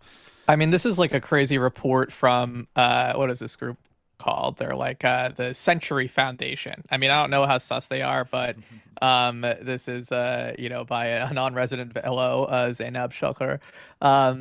And she like gives a good like overview of like the sort of status quo like in Iraq. According to some studies, Iraq is heating twice as fast as the global average. These trends are expected to worsen over time. Days when temperatures hit 120 degrees will go from around 14 per year to more than 40 over the next 2 decades, according to a report by the European Union Institute of Security Studies. This is the kind of stuff where like, you know, these groups are saying it like, oh, you know, this is like so terrible, and then probably some people are like, great, yes, like, you know, good, like, thank you, thanks for your report. Anyway, Baghdad is already becoming intolerably hot and is expected to continue to bear the worst of the increased heat because of its limited green spaces, uncontrolled urban development, and dysfunctional housing designs. Severe heat will be devastating. Iraq is one of the countries most exposed to high heat wave severity, with 6% of children exposed to extremely high temperatures. UNICEF estimates that by 2050, every child in Iraq will be exposed to high heat wave severity. Children suffer disproportionately from such heat exposure because they don't regulate body temperature as well as adults. The increase in temperature has a domino effect on other weather patterns and resource quantity and quality. Water evaporates more quickly. Iraq is already one of the top 20 countries for water insecurity as a result of water mismanagement, outdated infrastructure and irrigation methods, and the inability of Iraq's government to negotiate with its neighbors over water share and access. As Turkey is struggling with its own water shortage, Iraq's northwestern neighbor has invested in several dam projects, of which the massive Elisu Dam on the Tigris is best known. These projects have decreased water levels in Iraq, and calls from Iraqi officials to the main upstream countries, including Turkey and Iran, often led to no meaningful outcome. There's nothing new about Iraq's cross-border water issues. Since the 1960s, unilateral irrigation plans have altered the river's flows. Iraqi officials have long maintained that the dams Turkey built on rivers are causing a decline in water levels and severe droughts in Iraq. Meanwhile, Turkey blames Iraq's poor management and outdated irrigation systems for the latter's shortages. Whatever the cause of Iraq's water shortages, it is certain that more rapid evaporation and more extreme droughts will only make this long-standing problem worse. In 2019, the World Bank estimated that the gap between water demand and supply in Iraq could increase from 5 billion cubic meters to 11 billion cubic meters by 2035. Increased strain on the water supply is already showing. By 2022, some 39% of Iraq's arable land territory had already been desertified. An additional 54% of arable land is now at risk of imminent desertification. In the 2020 to 2021 rainy season was the second driest in the last 40 years. This led to the reduction of water flow in the Tigris by 29% and the Euphrates by 73%. In 2022, the Iraq Ministry of Water Resources warned that the country's water reserves had halved since the previous year. You know, it talks about the impacts like on children. Yeah, so this is like really you know, a nightmare. And this, you know, talks people want to, I guess people want to know what like true climate water crisis is. Yes. Like you can look at what the last 5 years in Iraq. It's pretty. That's pretty severe. Like a half reduction in 1 year over year. You know. Yeah. That's not good. Yeah, and this is like some, you know, like you know, these are just some milestones, right? You know, like you can probably point to others, but you know, it talks about, you know, the various milestones. The first was the Gulf War in 1991. The environmental devastation that the war inflicted on Kuwait is better known. Retreating Iraqi forces burned more than 700 oil wells, spilling 60 million barrels of oil in the process. While these events did not directly affect Iraq, the indirect impact of the Gulf War set the scene for what was to come. The destruction of Iraq's marshlands came next. In the aftermath of the Iraqi army retreat from Kuwait, Shia and Kurdish rebels in southern and northern Iraq, respectively, began resisting Saddam Hussein's regime, which had long marginalized them. The Kurdish rebels received assistance from the United States and generally fared better, while with Iraqi Kurdistan enjoying some autonomy even before Saddam was deposed. Iraqi Shia rebels were less lucky. Saddam's regime launched a brutal campaign against them and drained the southern marshes where many of them lived, under the pretense of converting the territories to irrigated farmland. Before his destruction, the marshlands, which were sometimes referred to as the Garden of Eden, were home to millions of birds and a flyaway for millions more migrating between Siberia and Africa. The last complete survey was that done in the 1970s, and found that this area had at least 80 bird species, many of which were rare or close to extinction, such as the marble teal and the Basra weed warbler. Sorry, you know, I won't go too long about the effect on the birds, but yeah, many extinct birds. You know, the food chain collapsed, key fungi and algae disappeared. The human cost was unsurprisingly devastating. The Marsh Arabs, also called the Ma'dan, are inheritors of one of the oldest living cultures. Their lifestyle of fishing, rice cultivation, and buffalo breeding is deeply connected to the environment and the land. They build their homes using swamp reeds. As Saddam crushed the insurgency and drained the wetlands, those Ma'dan that had survived had few options. Rebuild destroyed villages in a degraded landscape, accept resettlement elsewhere in Iraq, or escape to Iran. The area was depopulated. In 1991, there were some 250,000 Ma'dan in the marshes. By 2003, an estimated 10,000 remained. Some 100 to 200,000 Marsh Arabs were internally displaced. The second main outcome of the Gulf War was the near destruction of Iraq's economy. Bombing by the U.S.-led coalition dealt the first blow. Research has shown that those bombing campaigns were calculated to cause maximum economic and psychological damage by targeting Iraq's infrastructure. One target was the electricity infrastructure. Coalition bombing reduced Iraq's electrical output to around 4% of its pre-war output. 4 months after the war ended, Iraq was producing about as much electricity as it had in 1920. Ooh. The West's severe economic sanctions finished what the bombing started. Elites connected to Saddam certainly didn't enjoy the sanctions, but it was the Iraqi people who suffered most. The country's GDP shrank by more than 2/3. Shortages caused food prices to spiral. Infrastructure already strained by the Iran-Iraq War and the Gulf War bombing further decayed in irrigation, water purification, sewage treatment, and even oil and gas extraction. And without access to international financing or assistance, the government could not fix the broken infrastructure, let alone update it. The country's outdated infrastructure would play a significant role in worsening Iraq's climate and pollution crisis after the U.S.-led invasion in 2003. The third and arguably the most significant outcome of the Gulf War was the devastation of the country's different institutions and bureaucratic capacity. A paranoid and weakened Saddam found himself increasingly isolated from the international community.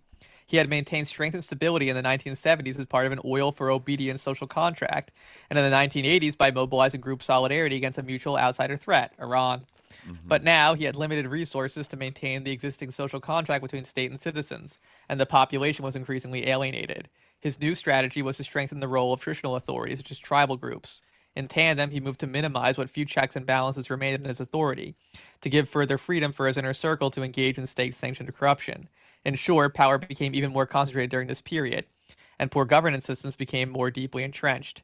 These same practices set the stage for the power vacuum that followed the U.S.-led invasion in 2003. They also limited the state's capacity to respond and to address climate-related threats. This is this phrase. I think this is not AI, but it's one of these not just. But the U.S.-led invasion of Iraq in 2003 wasn't just a violation of international law based on spurious evidence of Saddam and weapons of mass destruction. It was also an environmental disaster. The invasion increased Iraq's environmental vulnerability directly and indirectly. The obvious consequences for the environment came in the form of toxic waste disposed of carelessly, as well as the impact of the weapons used during the war on health and ecology. But the invasion also did indirect environmental damage. The United States supported and elevated political opposition to leadership positions while also building a system of governing that revolved around sectarian tensions and contested identity, as you were saying. At the same time, the U.S. occupation barred the Ba'ath Party, creating banned the Ba'ath. It does say barred. Anyway, whatever. Creating a power vacuum and lowering the capacity of bureaucratic institutions. The United States also disbanded the military, alienating hundreds of thousands of trained men with few dignified employment alternatives. This created the perfect condition for the rise of political turmoil, insurgency, and terrorist organizations. All of these American decisions enfeebled Iraqi institutions, making them less capable of responding to long-standing environmental problems in the country, let alone more emerging concerns. The retreating Iraqi army burned oil wells, as it had in the Gulf War, but far fewer wells were set on fire than in Kuwait in 1991, and they were extinguished much more quickly. However, the invasion left a devastating amount of other types of war pollution. A 2010 investigation by the Sunday Times found that the U.S. military generated and abandoned approximately 11 million pounds of toxic waste in Iraq. The waste included engine and ask the Bidens about that. Yeah. Yeah. There you go. An epidemiologist who examined the health consequences of Fallujah found that the area had the highest rate of genetic damage in any population ever studied.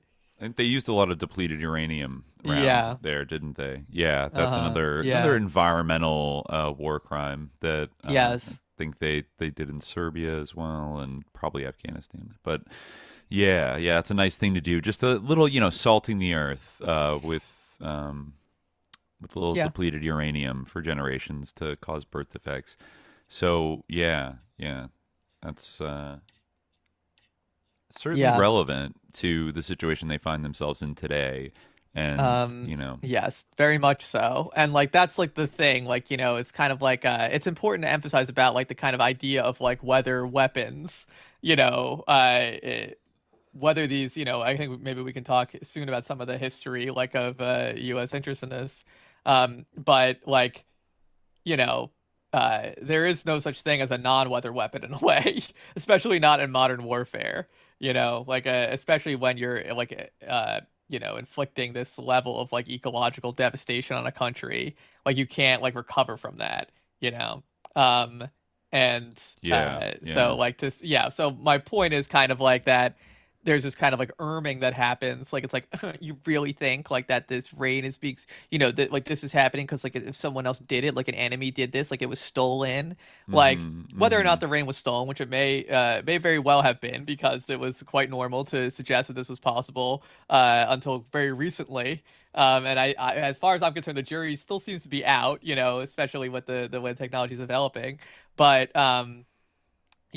considering the around the clock nature of the UAE's cloud seeding operations, where it seems like whenever there's a good cloud coming, they scramble a plane to go up and like make it rain. I mean, at scale, you could see it being this kind of like gatekeeper for like a cloud catcher kind of thing, where anything coming from a direction that's passing over UAE on its way to a place like Iraq is just going to get intercepted. And, it's already a drought. So, like, there's not that much rain to go around. So, right. Yeah. That's messed up.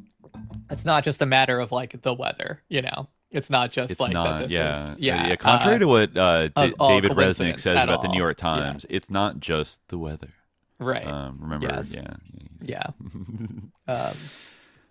Anyways, Yeah, but I mean, let's see. We referenced a few things about the military's mindset in all of this, right? Already, and evidence that they kind of have been doing it. I actually, I don't know if we wanted to venture out into this territory, a little more wild territory with like weather-based weapons, but I happened to find a big Atlantic article from this March about the conspiracy theories around HAARP in Alaska. Oh yeah, I found something crazy about HAARP. Okay, like, all right. Yeah, there's a lot of weird shit around it. Yeah. Yeah, well, I don't like. It's not necessarily about like the station HAARP itself. I think that I think that the reason why like weather like weapons are all associated with HAARP has kind of like to do with like the sociology of like conspiracy theory in a way, like more so than like HAARP itself being particularly sus. Like, I mean, HAARP may be sus in some ways, but like I think that the reason why it has this kind of outsized presence in like the discourse around weather modification is because there's this whole like you might appreciate this. It's like a whole family story of the Begic family. The Begic, the Croatian American Begic family, who are huge political players in Alaskan politics, right? Yes, yeah. The I think it was Nick Begic Sr. He was the Democratic congressman. Well, he was the congressman from Alaska because Alaska's all one big congressional district. Yes. And wouldn't you know it, he mysteriously died in he disappeared in a Cessna. I remember and was this. Never found. I remember this happening in like the 2000s. Wait, actually, no. I'm sorry. No, this is way earlier, right? In like the 70s. Yeah. He disappeared October 16th, 1972. He was a Democrat, but didn't another person prominent in Alaskan politics also die in a Cessna plane crash, like in the 2000s? Might be. I mean, Alaska, people are crashing planes in Alaska a lot. There's a lot of small aircraft are crashing in Alaska. But so first of all, that was like very mysterious, and there was like there were like whispers of a kind of a conspiracy like around this, separate from any kind of weather related thing. I actually found like an article about it. Hold on, it's why archive.org. Hold on.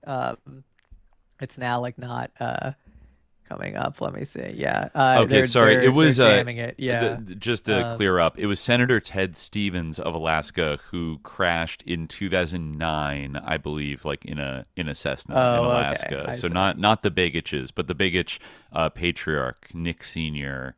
Did in the early 70s, and then his grandson Nick Begich III is the current, I believe, Republican representative of Alaska today. Since 2020, and he got his start like working on like as the campaign coordinator for the guy who like only was in Congress because like just like before the election his grandfather mysteriously disappeared in a Cessna. Wow. Wow. Was that Howard Pollock? No, it was Doug, something like something like that, like Doug. Sorry, no, this is later. The special election. Don Young, sorry, not. Oh, Doug, Don Young. Okay, you're right. Yeah. Don Young died a few years ago. Okay, so he ended up working for his grandson. Ended up working for Don Young, who became the next big shot, right? Yeah. Right. Yeah. I'm just like I'm trying to find. I did save this article, but now it's like suddenly, I think maybe this is it. Oh, what? They're suppressing it. Page not found. I read this like the other day. This is crazy. Wow. It was called like let me see. It's even in the Seattle Weekly Archive. You can still click on it, but now it's gone. In 1972, 2 U.S. representatives boarded a plane and disappeared. What happened? Wait a minute. Was this the same Hale Boggs? Also, yes, this is the same plane crash that killed member of the Warren Commission, Hale Boggs. Yes. Yeah. Which there have been some conspiracy theories about this plane crash, maybe not specifically to target Begich, but to take out Boggs, who was one of the only Warren Commission members who I think, like after the official, whitewash report had and the Jim Garrison stuff, I think had like. He had made some public comments, like kind of being like, well, maybe we didn't get it totally right or something along those lines, right? Am I remembering that correctly? It says here that somebody did Jonathan Walchek, a journalist and podcaster, has investigated for years. Had an iHeart Media podcast. Yeah, right. Called Missing in Alaska, which explored such conspiracy theories such as that J. Edgar Hoover or Detroit mobsters operating in Tucson had arranged for Hale Boggs to be assassinated.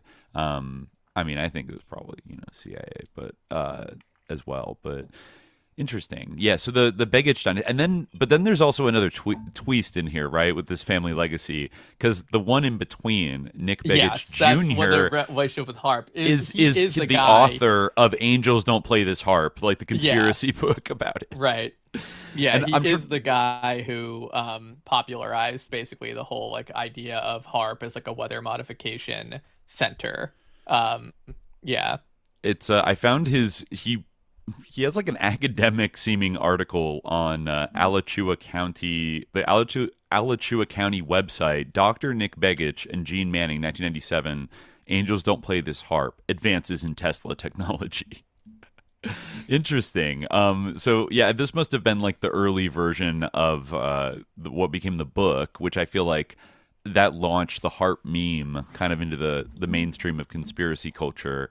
And is still kind of known today, even though I think a lot of people forget the specifics of it. It's almost synonymous with like weather control, like the name HAARP. Yeah, like a big crazy, like they're shooting radiation beams. Right, they control the northern lights and everything. Mm-hmm. Yeah. He is the eldest son of the late U.S. Congressman Nick Begich Sr. He's well known in Alaska for his political activity. So this is the father of the sitting congressman now. I believe in Alaska, Nick Begich III, unless he happens to be his uncle, and they kind of. No, it is the father. I mean, because senior, junior, the third. You don't get to be the third, I think, if you're like it's an uncle. I don't think. Unless you have a very strong sense of. I guess you're right. Yeah, that's probably true. I don't think so. Maybe it works that way. Can you have junior, senior, and then can you be the third if you're not the son of the junior? Like if you're the first one in the family that's descended from that patriarch, maybe. It's kind of weird. It kind of I don't know. Is that like the reason why they sometimes have two instead of junior? But Henry Ford II went by 2 just cause, like just because he didn't want to be called Junior, I guess. I don't know. Yeah, right? he also was. I mean, that was more of a skipping generation thing because Edsel was the son, and then Edsel's son was Henry Ford too. Oh, that is why. Sorry, Yeah. yeah. I don't know. Yeah. Yeah, he wasn't. It wasn't a. They weren't a direct. He didn't senior, have junior. any sons named Henry. Okay. Yeah, yeah. It does. It does look though. It's funny how it doesn't list the young Nick Begich, who's now a congressman. It says relatives: Nick Begich Sr., grandfather; Tom Begich, uncle; Mark Begich, uncle. Like, damn, no mention of the. It must be. Nick Begich Jr. is his dad, but he doesn't want to mention have it. A Wikipedia article.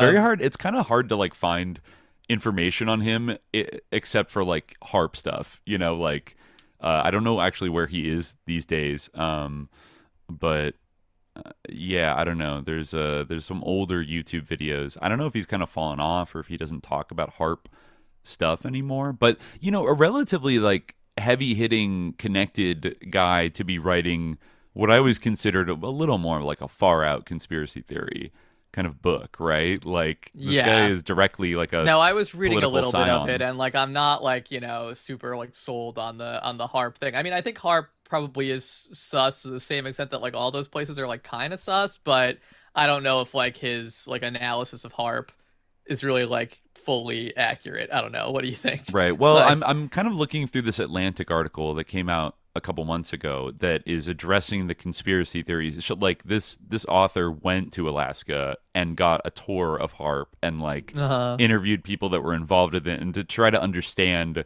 why it became such a flashpoint of conspiracy theories, and to also, you know, maybe see if like maybe it's a little bit true. But I feel like this being the Atlantic, it's probably on a kind of like an NPR tip of like, crazy conspiracy theorists are just blah blah blah. So she says that it's like I guess it's up by Fairbanks, like kind of up in the middle of Alaska, like relatively far north. Let me see, you know, this is very like magazine feature, experiential first person kind of article. But she says that what is this author? Caitlin Tiffany says that I've been curious about HAARP for a while because of rumors such as like it causes the aurora borealis, or that it could start like it could like manipulate hurricanes or something.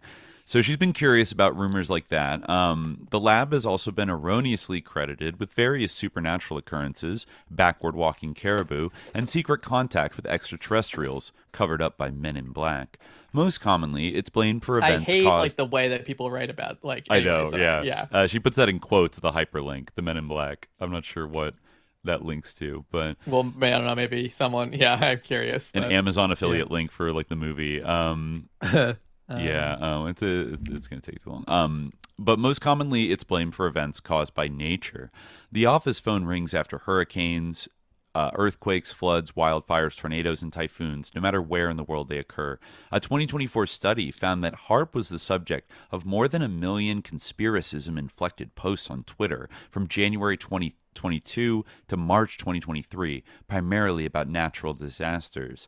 In early 2024, the far-right influencer Laura Loomer suggested that HAARP created a snowstorm to dampen turnout at the Iowa caucuses and thwart the Trump campaign. Funny. It's the dumbest thing to use the HAARP for. This but, is like okay. the Barbara Honegger, like, you know, satellite creating sunlight thing to like a beam of shroud light Ronald on Reagan. Trump, on Reagan. Right, yeah. When I visited HAARP this past November, calls were coming in about whether the facility had caused Hurricane Melissa, which had recently swept through Jamaica and Cuba, resulting in at least 88 fatalities and billions of dollars in damage. Well, funny enough, I mean, you did find like old clippings that there actually was like evidence that or allegations that the CIA used cloud seeding offensively against Cuba in the late 70s, specifically to ruin their sugar harvest for that year because Fidel Castro had staked his honor on like being able to raise like 10 million tons of sugar or something, and they fell short. And then there was a lot of reporting on this. Yeah, we should like, you know, talk a little bit more. So about that, I wouldn't earn that one away immediately when they're attacking Cuba with hurricanes. So all of this anxiety is focused on a unique research instrument housed at HAARP, which is owned by the University of Alaska at Fairbanks and was originally built by the military for $290 million. The array, as the instrument is called, is a grid of 180 transmitters that each sit atop a 72-foot-tall post, arranged in a clearing and surrounded by Alaskan wilderness. You could call it the world's highest-powered radio transmitter, but it's more precisely its most powerful ionospheric heater, which sounds scarier. HAARP transmissions reflect off the ionosphere, part of the upper atmosphere that starts about 30 miles above the Earth's surface, and temporarily heat or excite it. The Navy hoped to use the facility to work out new forms of long-range communication, and the Air Force wanted to study, quote, killer electrons that sometimes damage satellites. But their interest in these pursuits ran out, and the military turned the facility over to the university in 2015 rather than bulldoze it. David Heisel, an engineering professor at Cornell who has conducted experiments there, told me the most succinct way to summarize what HAARP now studies is, quote, the effects that the ionosphere has on signals, on radio wave propagation, which is not very exciting. The equipment looks crazy, but it can't affect the parts of the atmosphere where the Earth's weather is created. Still, the calls to the lab continue. The Facebook posts go viral. The university has held open houses, posted public information pages, and produced irreverent merch, but nothing seems to tamp down suspicion. Jessica Matthews, HAARP's director, is an Air Force veteran, and her first instinct was to deal with conspiracy theories in the style of the military. If left to myself, I wouldn't say anything, she told me, but that's not the right answer. She spent close to 4 hours on Zoom walking me through more than 100 slides about HAARP and its history. Afterwards, I accepted her invitation to Alaska to see what it looks like for her team to contort around conspiracy theories every single day. How do memes and menacing phone calls shape the lives of a bunch of regular people doing confusing science in a remote town that has not even one good place to buy a pizza? So she goes up on this adventure to HAARP, and she was there for the start of a week-long research campaign. A modest grant from the National Science Foundation provides most of HAARP's operating budget. The center groups experiments together and runs them back-to-back in these concentrated blocks. Once in a while the experiments look like something. When the bartender in Anchorage told me that HAARP does the aurora, that was wrong, but it can make something like the aurora in very small spots. The array can heat a patch of the ionosphere, or excite its electrons, to the point where it creates what scientists call air glow. This is an extremely faint temporary aura of sorts which can flicker red or green. You'd have to really stare at it, train your eyes, and convince yourself you were seeing it in order to be impressed. More likely, you'd be underwhelmed. HAARP is powerful by comparison to other things that humans do, but it's nothing compared to what nature does, Heisel told me. All right. So I guess, they're really going to a big efforts to, calm people's, suspicions of HAARP. Doing all these, presentations and stuff for people to, prove that they're not sus. Honestly, this Men in Black article that she linked to, actually is kind of interesting because, it starts off talking about, this is from 1995. Okay. The rumors are buzzing across the internet that a Pentagon physics experiment on a wind-whipped track of U.S. Air Force land in Alaska has a secret purpose, digging up bodies of UFO aliens. Another rumor has it that men in black suits and thin black ties are jumping out of a black sedan to beat up Alaskan opponents of the project. Countering these odd speculations is all in a day's work for Rami Shani. This is from the Washington Post, by the way. President of Advanced Powers Technologies, Inc., APTI, the Washington-based firm building the $160 million Alaska project for the U.S. military. There's this paranoia about sinister things being done there, said Shani. It's not true. The program is called HAARP, or High Frequency Active Auroral Research Project. When finished, it will consist of 360 72-foot antennas in the town of Kokona, northeast of Anchorage. It will transmit a beam of high-frequency energy into the ionosphere, 35 miles to 500 miles above the Earth, to heat and test the ionosphere as a way to improve military communications. Shani also spends time addressing the more down-to-earth complaints of some Alaska environmental activists. Yes, he says, the experiment could disrupt television and radio reception nearby, and federal communications agencies are studying that. And yes, the test could scramble the electronics of planes flying overhead and cause a senator to crash and die. No, sorry, but he's anyway. But that's why HAARP, will be automatically turned off when its sensors detect a plane nearby. Okay, that's not the most reassuring thing ever, honestly. It could totally scramble a plane and make it crash, but we turn it off for that. But the strongest note of skepticism is sounded by a small group of American physicists, some of whom have aired complaints in scientific journals such as Physics and Society. These physicists fear that HAARP may not be simply the benign science experiment advocates describe, but possibly phase one of a secret U.S. military program that could be seeking ways to blow other countries' spacecraft out of the sky or disrupt communications over large portions of the planet. The critics allege HAARP could be, in the words of New Jersey physicist Richard Williams, a consultant to the David Sarnoff Laboratory in Princeton, an irresponsible act of global vandalism. The Pentagon and APT deny it, and the critics offer scant proof of their theory. But the project's advocates fear that attacks by scientists and environmental activists may, along with its price tag, endanger HAARP. The project has attracted little notice so far, perhaps because it's so arcane. But as odd as it seems, HAARP is scientifically sound, physicists agree. As ionospheric experiments go, it is much bigger than others around the world, from Russia and Norway to Puerto Rico. The ionosphere interests scientists because this atmospheric layer contains charged atoms and electrons that cause it to distort or absorb radio signals passing through it, or make them bounce, such as when a radio station is heard 1,000 miles from its tower. HAARP's mission is to perturb the ionosphere by beaming high-frequency radio waves into it to better understand its basic properties. HAARP officials said in a report, the Air Force and Navy hope it will lead to dramatically improved communications with U.S. submarines and the ability to spot incoming enemy missiles much earlier than is possible now. The physicist critics have little problem with the project if built along those lines, but Williams and the other physicists fear the government plans a second stage of HAARP, in which it would beam more energy into the ionosphere. That could produce, quote, a severe disruption of the upper atmosphere at one location that, quote, may produce effects that spread rapidly around the Earth for years, Williams said. The Pentagon said it has no interest in doing the more ambitious tests that critics fear, or in ratcheting up HAARP to even a fraction of the energy level necessary to pull off those feats. But the critics just don't believe us, said John L. Heckscher, HAARP's Air Force director. One physicist skeptical of Air Force claims is Bernard Eastland, who developed the concepts behind HAARP, as well as the Buck Rogers-ish scenarios feared by critics.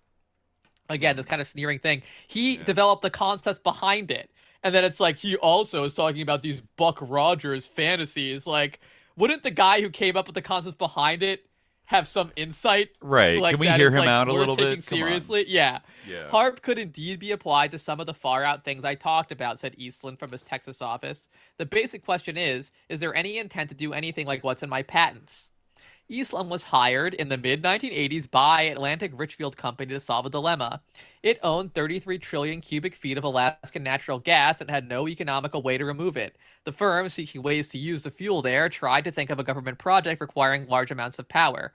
APTI, then a division of Atlantic Richfield, retained Eastland as a consultant, and he hit on the idea that became HAARP.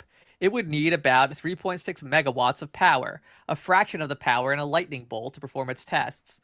But Eastland also developed more far-out ideas, requiring greater surges of power, approximately those in a nuclear blast. The Pentagon got interested and gave him several $100,000 in research funds.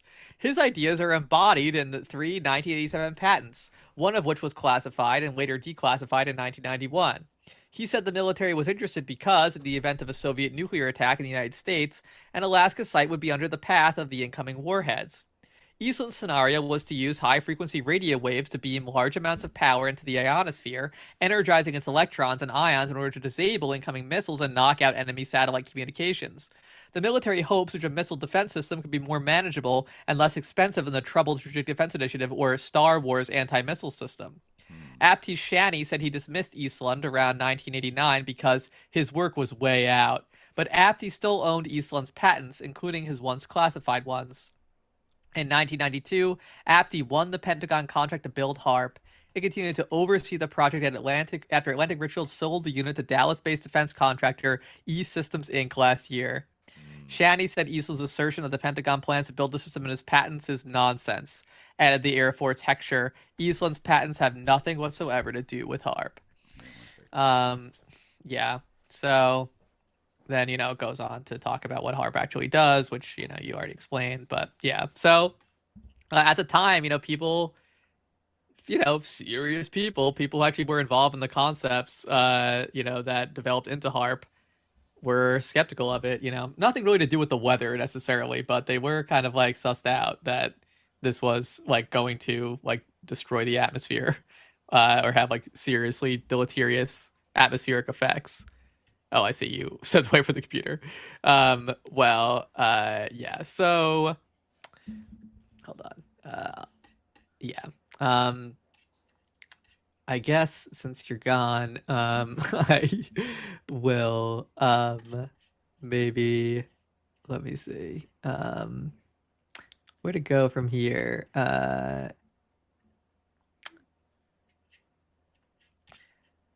There's a lot of interesting things I want to talk about, kind of. I guess this is kind of a good segue. This is talk about a little bit of like the history.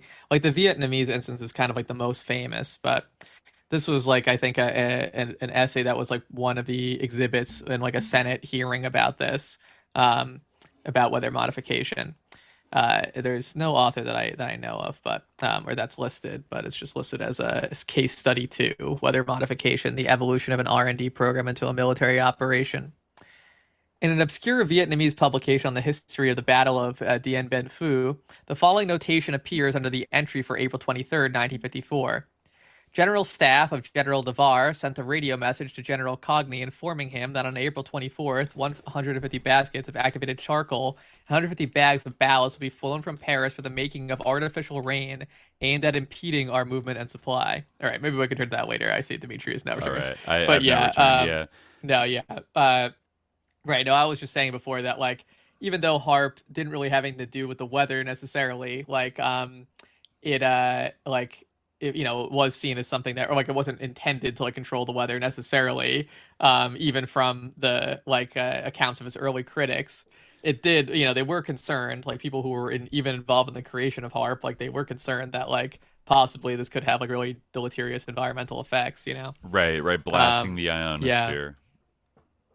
Yeah, and I guess sweep across the whole Earth. You could maybe see it having a kind of dual use weapon purpose for some kind of Star Wars thing, or like shooting down satellites or something like that.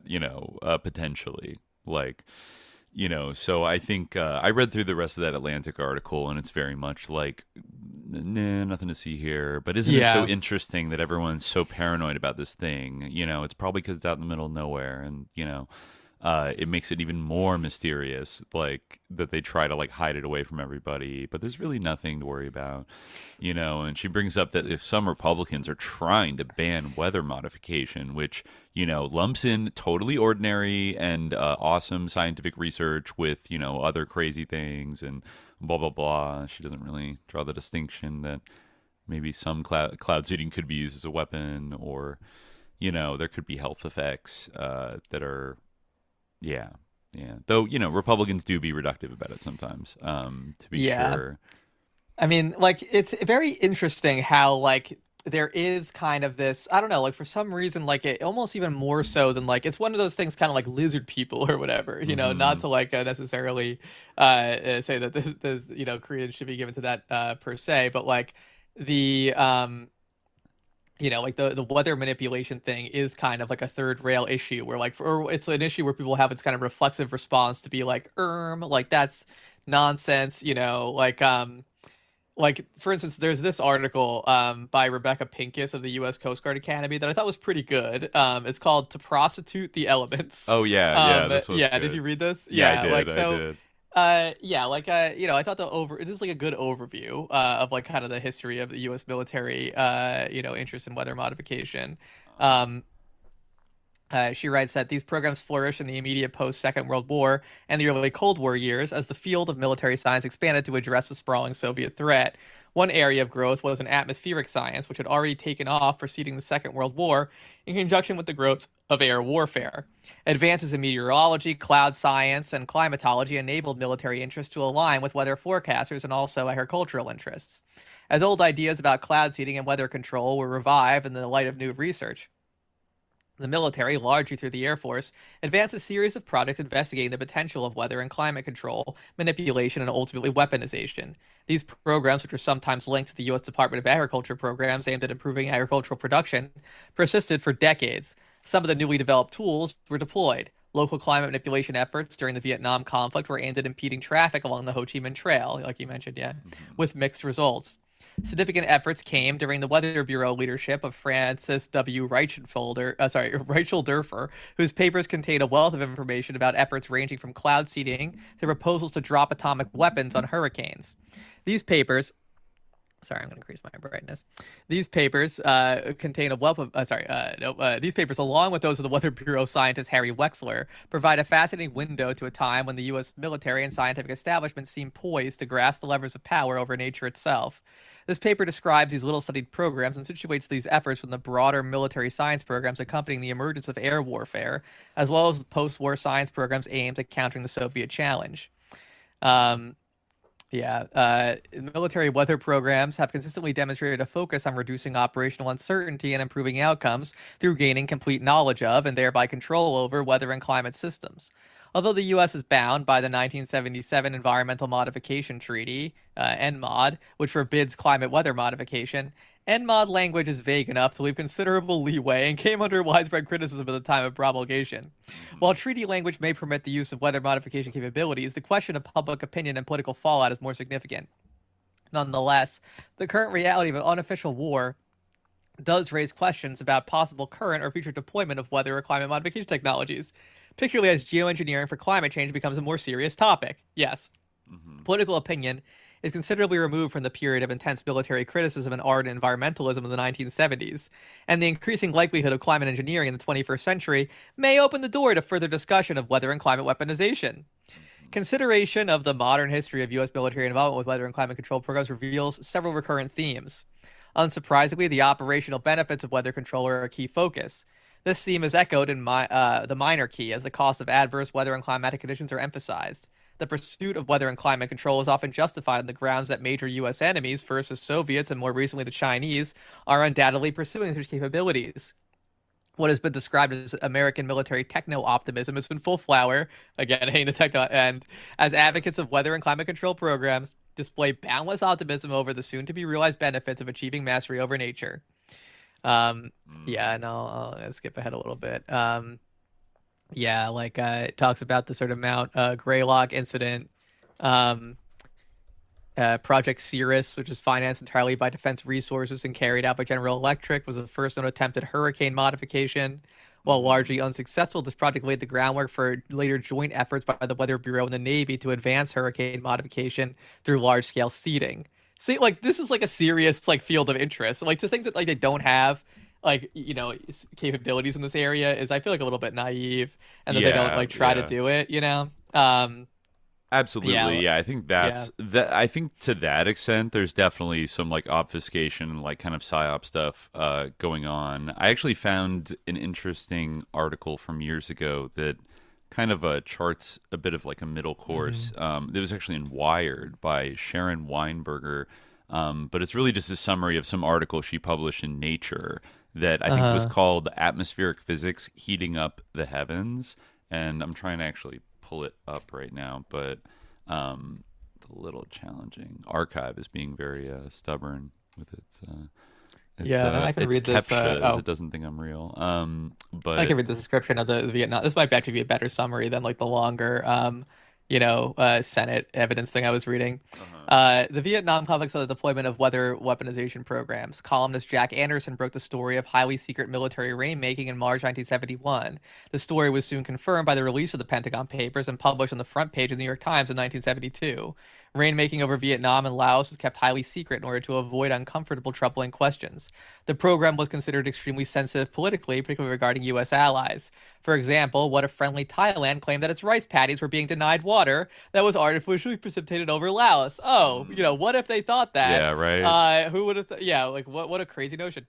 Neither the governments of South Vietnam, Laos, and Thailand, nor their U.S. ambassadors were informed of the program. Only the president, secretaries of state and defense, and director of the CIA were informed, along with a few key staff. Dennis J. Doolin, Deputy Assistant Secretary of Defense for Eastern Asia, the man with DoD responsibility for the region, was also unaware of the program. In the U.S. military, only 4 generals were aware, and about half a dozen members of the 1st Weather Group. The Air Force Air Weather Service ran the operation compared to the other weather modification programs as well. Warm fog dispersal using salt at Khe Sanh in 1968. cold fog dispersal at Elmendorf, AFB, Alaska in 1967 and 1968. While the Kaysan operation was unsuccessful at Elmendorf, holes appeared where they should, enabling aircraft operations that otherwise would have been impossible. The director of the CIA was also aware of the cloud seeding program in Southeast Asia. Shapley wrote of allegations the CIA conducted rainmaking over Saigon much earlier in 1963, but could not confirm these reports at that time. Fleming writes that the CIA did, in fact, conduct cloud seeding operations in South Vietnam as early as 1963, aimed at dispersing protests by Buddhist monks. Reports of military weather modification caught the attention of Senator Claiborne Pell, a reserve Coast Guard captain, who held hearings and called for an international treaty banning the practice. There you go. This is like, the whole hearings. The hearings included an assessment of the state of the field. Pierre Saint Armand of the Earth and Planetary Sciences Division, Naval Weapons Center, China Lake, California, discussed current technologies and capabilities. These included cloud seeding, the alteration of storm trajectories, and fog dispersal. While fog dispersal is expensive and messy, it does work well enough to be used in emergency situations. A new technique showing promising results promises that it might be possible to clear fog with greatly reduced logistic burden. St. Armand also noted peaceful uses of the same technologies that were deployed during the Vietnam conflict.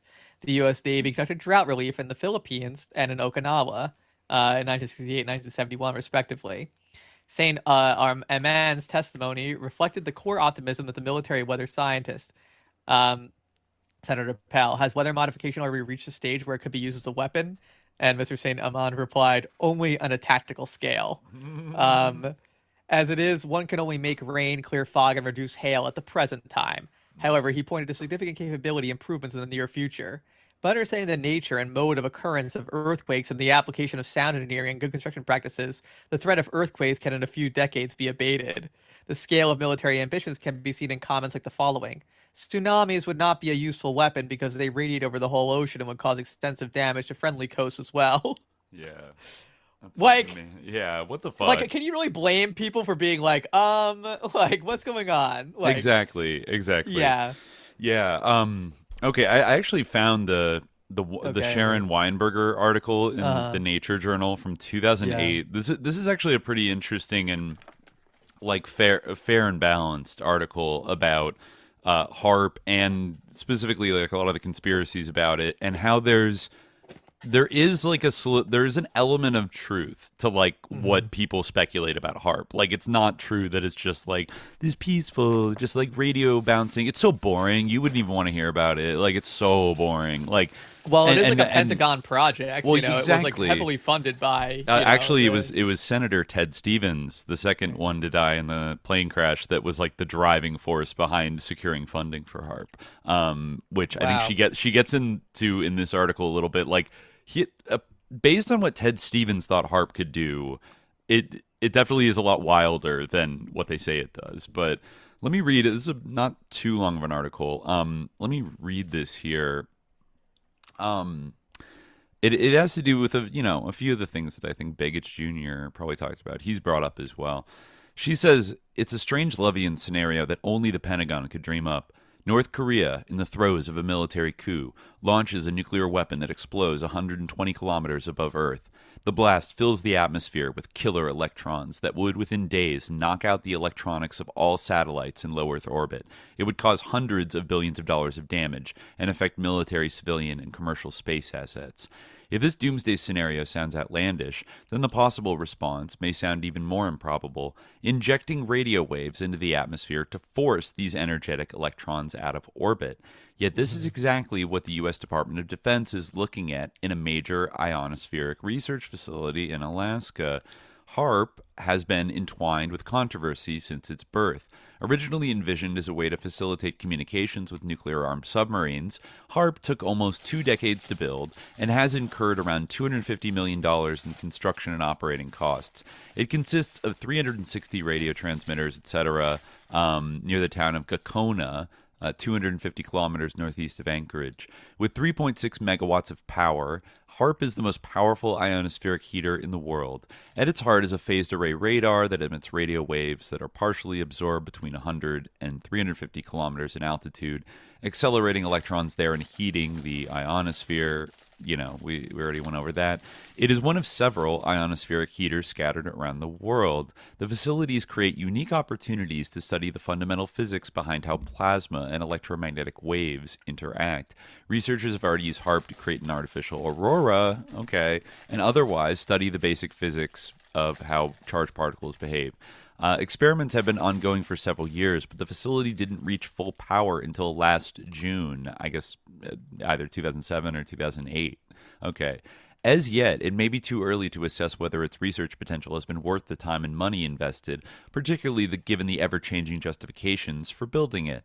The facility, which has been passed around varying military agencies, including Office of Naval Research, the Air Force Research Lab, and DARPA, interesting, is perhaps the only research facility that has had to justify itself as being neither a death beam aimed at Russia nor a mind control device. So prevalent are the conspiracy theories that HAARP has even been referred to in a Tom Clancy novel in which a fictional facility is used to induce mass psychosis in a Chinese village. Wow. In fact, HAARP is a unique case of Cold War-era military goals meshing with scientific research and then maintaining that linkage even after the end of the war. If the conspiracy theories surrounding HAARP draw on fantastical ideas of death beams, then the real history of the facility is almost as colorful. So this section, Death Beams and Submarines. HAARP traces its origins back to Cold War-era concerns over nuclear annihilation, when U.S. and Soviet submarines prowled the deep seas, etc. They couldn't communicate well because they were underwater. Then in 1958, Nicholas Christophilos, a physicist at the Lawrence Livermore Lab in California, proposed using extremely low-frequency ELF waves to communicate with submarines underwater. My ELF weapon, right? His idea, adopted as Project Sanguine, eventually led to the development of operational facilities in Michigan and Wisconsin, but these were mired in controversy. They were huge, needing 135 kilometers of antenna wire to transmit the signal, and many took exception to their goals and to the possible detrimental effects on the health of people living nearby. The Navy eventually closed them down in 2004, saying they were no longer needed. Another approach to ELF submarine communication was to take advantage of electrojets, currents of charged particles that flow through the ionosphere and could act as virtual antennas, transmitting messages to submarines. Once this idea was proven experimentally in the mid-'80s, physicist Dennis Papadopoulos, then of the Naval Research Lab in Washington, it's funny, they're both Greek. Interesting. I don't know if that means anything. Began trying to drum up support for a new facility. At the time, the Pentagon was shutting down over-the-horizon radar sites that had been designed to detect Soviet bombers attacking the U.S., including one in Gakona, an ideal location because it is underneath an electrojet. Okay, that's interesting. So Papadopoulos, who is now at the University of Maryland and has served as a scientific advisor for HAARP since the project's inception, argued for building an ionospheric heater there. The facility would help the Navy study ELF waves, it would provide scientists with an ionospheric heater, and it would guarantee continued life for the military site in Alaska, something that Alaskan Senator Ted Stevens, famous for steering congressional dollars to his home state, also liked. That, says Papadopoulos, was the genesis. Okay, but before construction even began, people started speculating about what the facility would be used for and why it was being built. In a news conference in 1990, Stevens talked about bringing energy from the Aurora Borealis, quote, down to Earth so it could be used to solve the world's energy crises, earning him the mockery of physicists. Okay. That's interesting. That's what he thought it would be be able to do. That's pretty far out. Others, such as Nick Begich Jr., the son of another Alaskan lawmaker, his father and Stevens both died in plane crashes, he began claiming that HAARP was really intended as a missile defense weapon. According to Papadopoulos, these claims, although far-fetched, were based on a sliver of truth. Bernard Eastland, I think you mentioned, consultant to one of the firms building HAARP, had filed a series of patents making extraordinary claims that HAARP-like technology could be used as a defense shield by transforming natural gas into microwaves, which would knock out incoming Soviet missiles. The idea, jokingly dubbed the Killer Shield, was even reviewed by the Jason Defense Advisory Group. That was the super top secret, scientific advisors of, the military-industrial complex kind of in the government, mentioned in that other article, but was dismissed as, quote, nonsense, according to Papadopoulos, the killer shield idea. Then, going on here, from annihilation to defense, with the breakup of the Soviet Union, submarine communications no longer seemed as crucial, and HAARP needed a new raison d'etre. Supporters proposed new tactics, such as studying Elfwave's ability to map out underground bunkers like those found in North Korea, a goal that quickly drew skepticism. After the terrorist attacks of 9/11, however, the military found a new use for HAARP. Okay. In 2002, a panel headed by Anthony Tether, the director of DARPA, recommended that the facility be used to study ways to counter the effects of a high-altitude nuclear detonation, which would release energetic electrons that could cripple low-Earth satellites. It's funny, it's like, oh, after 9/11, we got to protect against Al-Qaeda detonating a high-altitude nuke or something. Doesn't sound like the most likely thing ever. But anyways, electrons are produced naturally in this region when the solar wind slams into the magnetic envelope that protects Earth. The planet has its own self-cleaning mechanism to rid itself of the particles. It eventually dumps them lower into the atmosphere through natural auroras and lightning. Scientists are now looking at whether they can accelerate this process by creating Whistler waves, which would kick the electrons into low enough altitudes, around 100 kilometers, where they could rain out naturally. No one knows for sure whether it will work. Quote, "It is what we call a data-starved area. Theory is ahead of actual observations," says Paul Cossey, HAARP's program manager at the Air Force Research Lab at Hanscom Air Force Base, Massachusetts.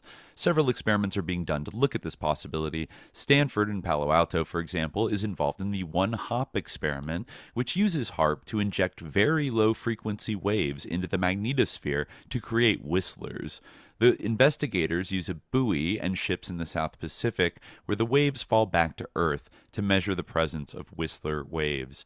Mitigating the radiation from an atmospheric nuclear detonation would require an entirely new facility, and the technology would be daunting. In 2006, a New Zealand-led group of scientists published a paper arguing that any attempt to remediate radiation could lead to worldwide blackouts of high-frequency radio waves, disrupting communications and navigation. And some say countering such high-altitude nuclear detonations is simply unrealistic.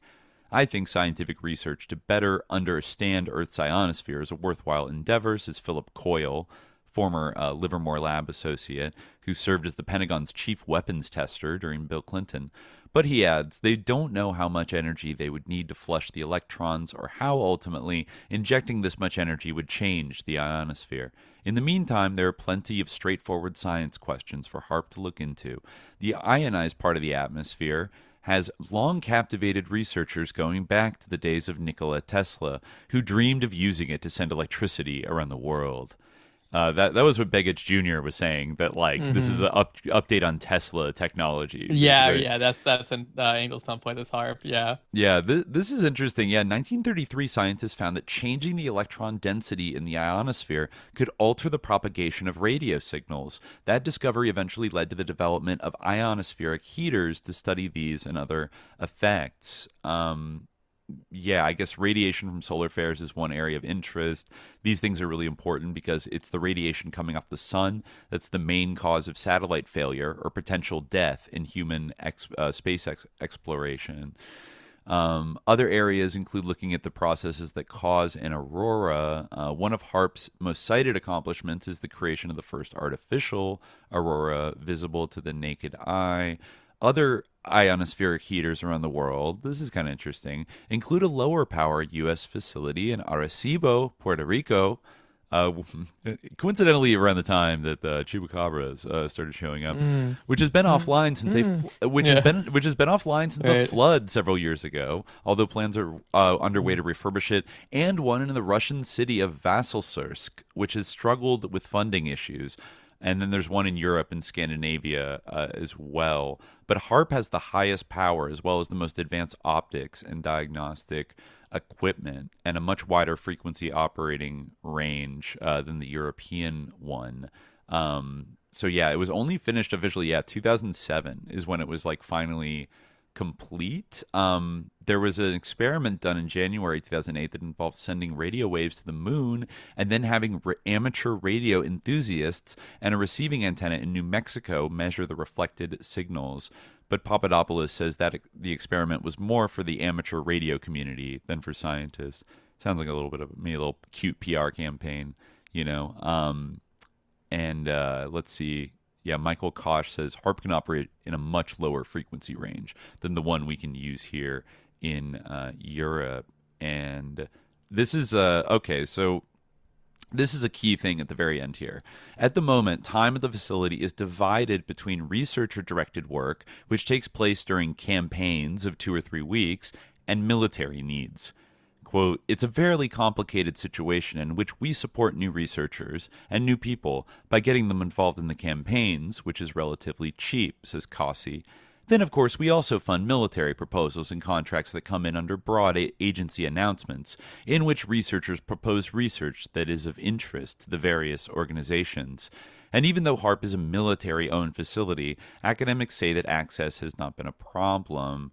Umran Inan from Stanford says Stanford has been one of the most frequent users. They say, obviously, there are security arrangements because it's a DoD facility. I'm a foreigner, escort required, but I am already so familiar to the people there, so familiar with the facility, it's not really a problem. HAARP's evolution may not have been straightforward, but it is, in the minds of many scientists who work there, a success. They say unlike many other DoD facilities that are built before there was a clear rationale, in this case the community was involved from the very beginning. So the properties of the facilities were all defined with the involvement of the community. Now it's a thriving success. As for HAARP's original legacy, as an antenna to send signals to submarines, that era has come and gone with the end of the Cold War. Yeah, but, you know, she says in the Wired article that kind of like quotes from this that basically she sees like the conspiracy theories kind of operating in a gulf. Let me see. She says, in reality, HAARP embodies many of the struggles of Pentagon-supported science and technology. The Pentagon wants weapons and things that support or defend against weapons, and the scientific community wants science. That's led to the greatest irony of HAARP. As the subject of every conspiracy theory out there, the military has had to repeatedly emphasize that it is a research facility that will advance science. Yet, to sustain Pentagon interest and survive congressional cuts, it has to demonstrate military relevance. The conspiracies around HAARP are perhaps, in part, a result of that tension. Yeah.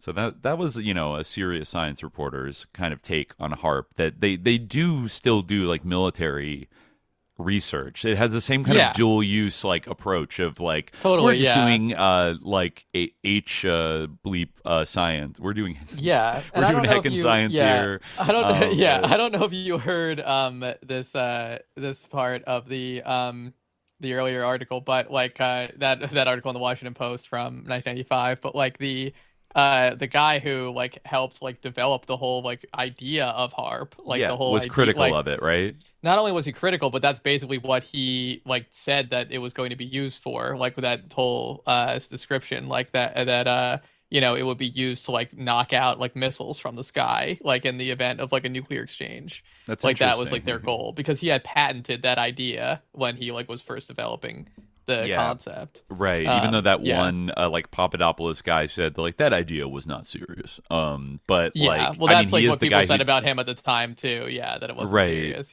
even though clearly he developed he clearly like knew something, and like, you know, there's clearly something to it, but I guess here's a little interesting thing. I'm just looking through Dr. Nick Begich Jr.'s book, Angels Don't Play This HAARP, and he quotes a 2002 article about like there was a kind of a protest or like concern expressed in the Russian Duma about HAARP.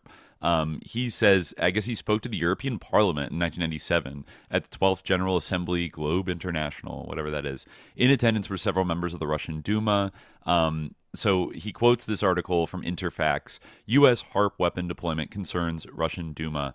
The Russian State Duma has expressed concern about the USA's program to develop a qualitatively new type of weapon. Under the High Frequency Active Aurora Research Program, The USA is creating new integral geophysical weapons that may influence the near-Earth medium with high-frequency radio waves, the State Duma said in an appeal circulated on Thursday, August 8th. The significance of this qualitative leap could be compared to the transition from cold steel to firearms, or from conventional weapons to nuclear weapons. This new type of weapon differs from previous types in that the near-Earth medium becomes at once an object of direct influence and its component. These conclusions were made by the Commission of the State Duma's International Affairs and Defense Committees. The statement reads, "The committees reported the USA is planning to test 3 facilities of this kind. One of them is located on the military testing ground in Alaska, and its full-scale tests are set to begin early 2003. The second one is in Greenland, and the third one in Norway. When these facilities are launched into space from Norway, Alaska, and Greenland, a closed contour will be created with a truly fantastic integral potential for influencing the near-Earth medium," the State Duma said. I think they mean ionosphere, the near-Earth medium. The USA plans to carry out large-scale scientific experiments under the HAARP program and not controlled by the global community, and will create weapons capable of breaking radio communication lines and equipment installed on spaceships and rockets, provoke serious accidents in electricity networks and in oil and gas pipelines, and have a negative impact on the mental health of people populating entire regions, the deputies said. There we go with the elf, like, kind of ambient mind control. They demanded that an international ban be put on such large-scale geophysical experiments. The appeal, signed by 90 deputies, has been sent to President Vladimir Putin, to the UN and other international organizations, to the parliaments and leaders of the UN, to the scientific public and mass media outlets, and it lists a number of Russian politicians that have signed it. So, they might have just been, poking and talking some trash about America or whatever, but to make an official announcement is kind of interesting. Even back in like 2002, that they were very sussed out by this and thought that this is some new kind of weapon. I mean, maybe that didn't totally pan out, but also it's a little secret, so we don't know, right? I remember in Michael Aquino's Mind War, he talked about utilizing elf waves for to make populations kind of blasting them with binaural beats to make them feel kind of like a little discombobulated, not like express mind control, but you could sort of lower the vibrational frequency of a specific region by dousing it in powerful elf waves or something that are bounced off the ionosphere. And you can make everybody lethargic or depressed or angry or paranoid or something like that. I don't know if that's possible, but I don't know. Yeah, nor do I. But maybe. I feel like you could probably make people have a physical reaction with waves. But I think, was that a Sharon Weinberger? Did you say? No, this is from the article I just read was an Interfax press article about that was in Angels Don't Play This Harp. I see. Oh, right. Yeah, right. But the previous one was that Sharon Weinberger? Sharon Weinberger was the one in the Nature Journal. Yeah, there was another one that she wrote that was in a Smithsonian magazine that I thought was interesting, and it was kind of about how our whole kind of interest in global warming emerges. I mean, again, kind of something that you might guess, but kind of how it originates in the Cold War context and Nile Blue, the DARPA program. It's pretty good. I put it in the workflowy. She writes that talking about the Soviet bomb tests, they created an atomic lake, and on the surface, the reaction to the Soviet test was somewhat muted. Western countries, including the United States, detected the explosions and lodged a protest alleging a violation of the Limited Test Ban Treaty. Moscow wouldn't publicly acknowledge the test for several years. But in the national security community in Washington, the blast sparked panic. When intelligence officials briefed Stephen Lukasik, the director of the Pentagon's Secretive Defense Advanced Research Project Agency, he had an immediate reaction. Holy shit, this is dangerous. The Soviet Union, it turns out, had for more than a decade been studying ways to use nuclear weapons to create massive canals to reroute water for irrigation, and the plan involved hundreds of nuclear detonations. The Soviets wanted to change the direction of some rivers in Russia, Lukasik, now 87 years old, told me recently in an interview. They flow north, but they didn't do any good for them, and they wanted to turn them around so they would flow south. The Pentagon didn't particularly care which way rivers ran in the Soviet Union, but it cared about how this ambitious act of geoengineering, which would affect waters flowing into the Arctic Ocean, could potentially alter the world's climate. Lukasik decided that DARPA needed to start a climate research program that could come up with ways to model the effects. The name of this climate program, highly classified at that time, was Nile Blue. At first glance, DARPA might have seemed like an odd place to study climate change. The agency was created in 1958 as a response to the Soviet Union's launch of Sputnik to help the United States get into space. But in those years, DARPA was also deeply involved in nuclear issues. It had created an extensive monitoring system precisely to tip off the Pentagon to secret tests like the Soviet effort in 1971.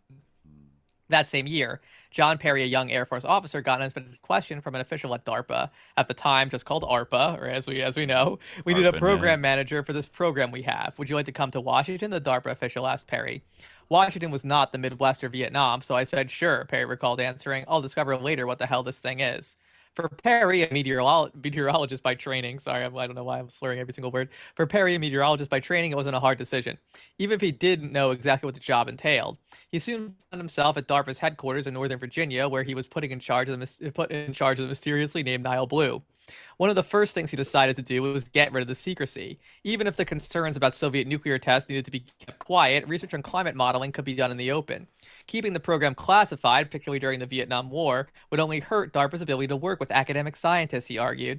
The secrecy did throw sort of a miasma over the program, Perry recalled, noting there were rumors that DARPA was involved in weather-altering research. In fact, I had a visit from a guy from the Arms Control Office in the State Department who came over armed with top secret clearances and what have you to find out what nefarious things we were doing. He was very disappointed to find out there weren't any. Once the program was declassified, the next step was finding scientists to do the necessary studies. Perry found himself in charge of $3 million in funding, a sizable sum in the early 1970s, and his mandate was about to expand. Soon after starting the research program, he was summoned to the director's office to meet with Lukasik and Eric Willis, who directed DARPA's nuclear monitoring program. Willis, who had been a student of Willard Libby, the inventor of radiocarbon dating, was interested in taking a historical look at climate. Willis took the position that the climate research program didn't really make any sense unless you had good information on past climates to be able to do the verification models, Perry recalled. He thought there should be an element of past climate research in there. Perry knew nothing about this topic, so he nodded and smiled before walking out of the director's office with a new charge to spend $400,000 on paleoclimate research. Essentially, I called up a few people and said, "Hi, you don't know me, but I want to give you a lot of money," he said. The heart of the Nile Blue program was computational modeling. DARPA may not have had experience with meteorology, but it did have plenty of experience with computers. Just 2 years earlier, the agency's computer science office had established the first models of ARPANET, the network that would later become the internet. No. DARPA was also in charge of ILIAC-4, one of the world's first supercomputers. DARPA's climate work helped justify the continuation of ILIAC-4, whose costs were attracting scrutiny. They needed to say that its capability was being developed for some customers who could pay for it, Perry said. Climate modeling is a very good customer for computer science. Critically, DARPA's funding for modeling rescued the RAND Corporation's work on climate simulation, which the National Science Foundation was on the verge of canceling. The modeling work had its critics. Perry recalled that Ruth Reck, an atmospheric scientist at General Motors, expressed early skepticism of DARPA's funded climate models. Modeling is just like masturbation, he recalled Reck telling some of the DARPA-funded scientists at a conference. If you do it too much, you start thinking it's the real thing. Reck, who confirmed the anecdote in a recent interview with me, said her point was that scientists were confusing their models with reality. They had a right to feel glad that they were doing it. They were contributing a lot, but it didn't mean it was the real thing. It just wasn't, she said. That is very much like masturbation. If they do it enough, it becomes the focus of what they want. Okay. Yet DARPA's work was critical to sparking those debates. The research program for the first time was drawing together modelers, paleoclimatologists, radiation experts, and meteorologists. The program created an interdisciplinary field, according to Warren Wiscombe, who credits the agency for transforming him from an applied mathematician into a climate scientist in the 1970s. All the sciences then that later contributed to climate science were very separate, and they had brick walls between them, he said. They were what we call stovepiped now, a word that I learned from doing this project and talking about the sus history of these disciplines. Mm-hmm. As DARPA was building up in its Nile Blue program, another government effort that would alter the course of climate research was taking place behind the scenes.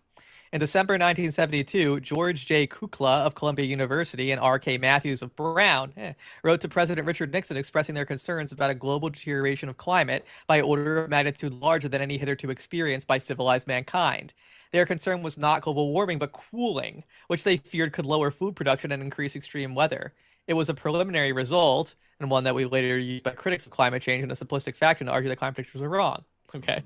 The letter caught the attention of Nixon, who ordered an interagency panel to look at the issue. The recommendation, according to William Sprigg, who helped set up the National Climate Program, was that the government should have some kind of program, a plan that would set goals and determine who should be doing what. It talks about the Soviets and they abandoned their program to, the rivers, blah, blah, kind of it's like sort of a poetic ending, but it says, more than 40 years after the end of Nile Blue, former DARPA officials like Perry and Lucas still get together for a monthly lunch, where they reminisce about their days at the pioneering agency. Lucas recalls Perry telling him, Steve, the work started in DARPA and continued by me in the National Science Foundation became the foundation for all of the understanding of global warming. So this is kind of what I'm talking about, where all of this is all of climate science is a product of this interest in controlling the weather and manipulating the weather, basically kind of head off Russia's attempts to do it in this case, in this particular case study. Obviously, this was concomitant with a lot of interest in manipulating the weather, in other ways, which we talked about, in Vietnam, that was going on at the same time under other agencies. But basically, there is no climate science period. Right, so I think it stems out of these types of Cold War programs. Without this, and that doesn't mean that it's inherently. I mean, I guess it does mean it's somewhat inherently sus, but it not totally fake, it but doesn't mean that's wrong or fake or that there are that man-made climate change isn't real or whatever. But it does kind of reflect what we were talking about at the beginning, where this the concern about the climate. And the discourse of the climate, it has kind of an apparent character, which is very humanitarian and universalist, and then another one which is basically imperialist. Climate control that reflects the original sort of genesis of the entire field. Many scientific fields, of course, are like this, but the climate is no exception. Right. You could see the origins of the project in climate hegemony rather than stud a kind of disinterest, just climate science, disinterested. The point of it was to establish some way of find some way of establishing climate hegemony over the entire biosphere, and make sure that nobody else could get to that first. In fact, let me just quickly read the ending of this Pincus article, because I think it's a pretty good. It talks about the post-Katrina situation, which I thought was interesting. Apparently, I didn't realize this, but in 2005, weather modification cropped up in legislation before Congress, introduced by Senator Hutchinson of Texas. And this bill did not make it through Congress. Hearings on the subject reflect enduring interest and concern. As amended, the text of S 517, which is the bill, contained the following statement of purpose: to develop and implement a comprehensive coordinated national weather modification research policy and a national program of weather modification research and development. At the time, Senator Hutchinson pointed to the devastating effects of Hurricane Katrina and other major storms as motivation for the bill. It is critical that we assess and evaluate the efficacy of weather modification research to the extent that lives are saved and property damage is limited, she explained.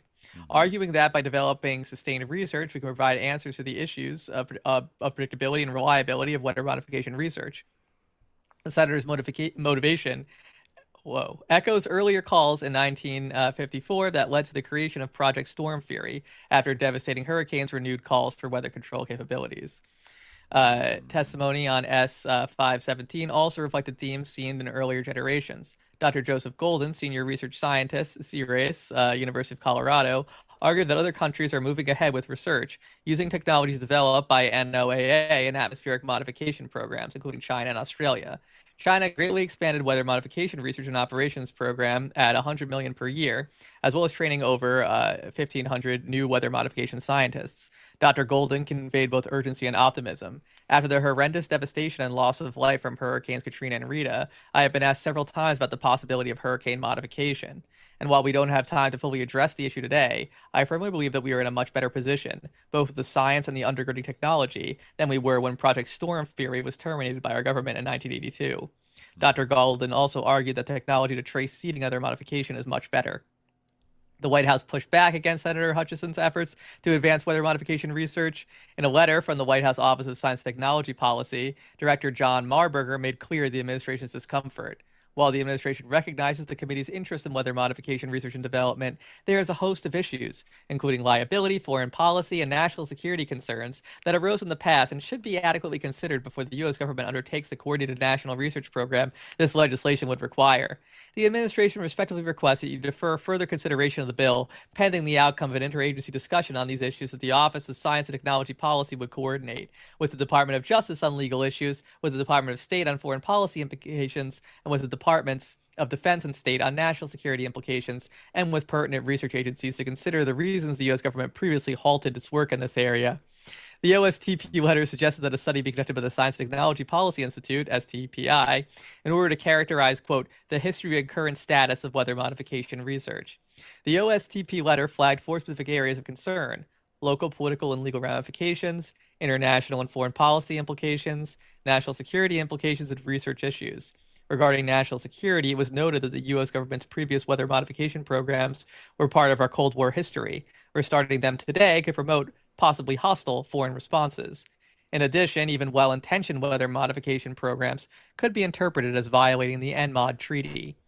It does not appear from review of OSTP and STPI archives available online that the proposed study was ever conducted. S517 has not progressed in the Senate.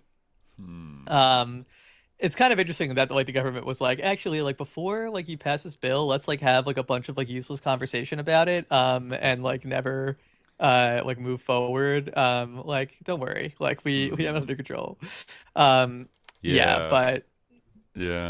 flipping through Angels Don't Play This HAARP right now. It's actually that I'm kind of wishing it's not that long. I kind of wish I had read it because it's a slightly eccentric but spirited text, I would say. Yeah, definitely. And I do wonder if he was sort of being toyed with by like military figures, or kind of in like a Mirage Men kind of way of people who kind of claim to be like insiders. Because I just noticed. Let me go up here. In one of the early chapters, Trail from Tesla to Star Wars. He talks about. I guess Manning is the co-author of this book. Let me see where this started from. Yeah, it talks a lot about like Tesla. Who was? Sorry. Yeah. Oh, Gene Manning. Yeah, Gene Manning is. I'm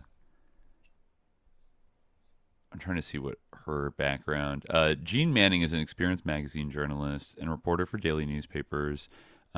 She is a co-author of a book, Suppressed Inventions and Other Discoveries. Okay. Yeah. She works with. I wonder if she's married to Nick Begich Jr.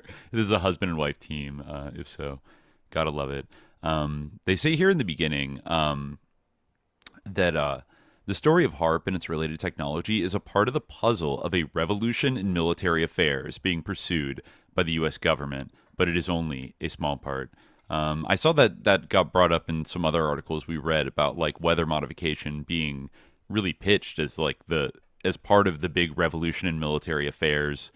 Yeah, a sort of movement in the 1990s that was pursued by several different countries. I mean, I feel like China, Russia, Israel, but totally the United States were involved in like how we're going to use these new technologies to sort of assert dominance in the 21st century. That's where the weather as a force multiplier thing came from. So let me just go down here because this is kind of interesting.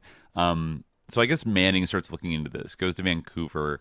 Manning reported to a new friend who wanted to hear about the Tesla conference. I guess she attended.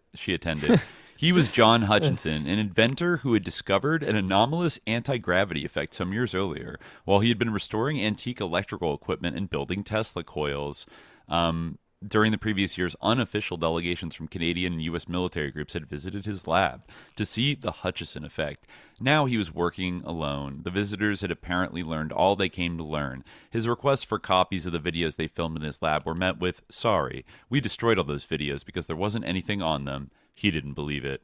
John Hutchison told Manning some of the amusing twists of his search for reports about his experiments. "I was phoning the Pentagon and asking for John South because I was told that was the name of one of the guys who were here in my lab. By chance, a secretary put me through to the man I described, and it turns out his name was Colonel John Alexander." No. Okay. The Men Who Stare at Goats guy, Right, somebody yeah. that Aquino knew. Definitely on the far out edge. The name would come up again more than 5 years later, as Manning gradually found out what else could be done with, quote, Tesla technology, so-called non-lethal weaponry. John Hutchison described Colonel Alexander as a handsome, personable man who was a fun guy to be around throughout the days of the anti-gravity experiments in the Vancouver laboratory. Hutchison had leisure time to chat with Manning in a now silent laboratory. He shared Tesla lore about beamed weaponry and told her that the Soviet Union was mysteriously experimenting with radio frequency signals, beaming them toward North America. Beginning in late 1976, he had been one of many ham radio operators who began picking up the 10 hertz frequencies on radio receivers. Hams called these signals the Soviets' woodpecker because of the sharp tapping they heard from the ELF waves, extremely low frequency.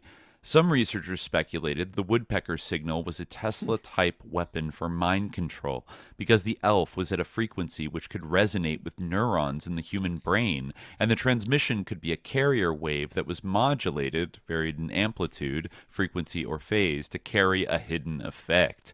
"Spooky," she joked, dismissing what seemed to be a paranoid speculation. Seifer, I forget who Seifer is, I think it's another doctor. Seifer gave Tesla credit for inventing fluorescent lights, just as the revered American inventor Thomas Edison is the inventor of the incandescent bulb. I guess that might be Tesla's biographer. The biographer notes that Tesla and Edison clashed over the AC and DC currents. Strangely, Edison was the one who was lionized in American history books. One of the stories that is told and retold is how he sent men to the Amazon to look for materials for the best filament for his light bulb. Edison's persistence is highly praised. However, most people today are unaware that Tesla's demonstrations showed the filament to be superfluous, not needed for electric lights. Using very high frequencies, he showed that the action of the air was more important than the filament. Thus, he out-Edisoned Edison, said Dr. Seifer. Seifer pulled together parts from reference works. In his presentation, Nikola Tesla, The History of Lasers and Particle Beam Weapons. For an example of Tesla research, two brothers, both scientists, traveled to the Tesla Museum in Yugoslavia and read materials not available in North America. I wonder if the two brothers are like Nick Begich and his brother, that went there, traveling back to the homeland.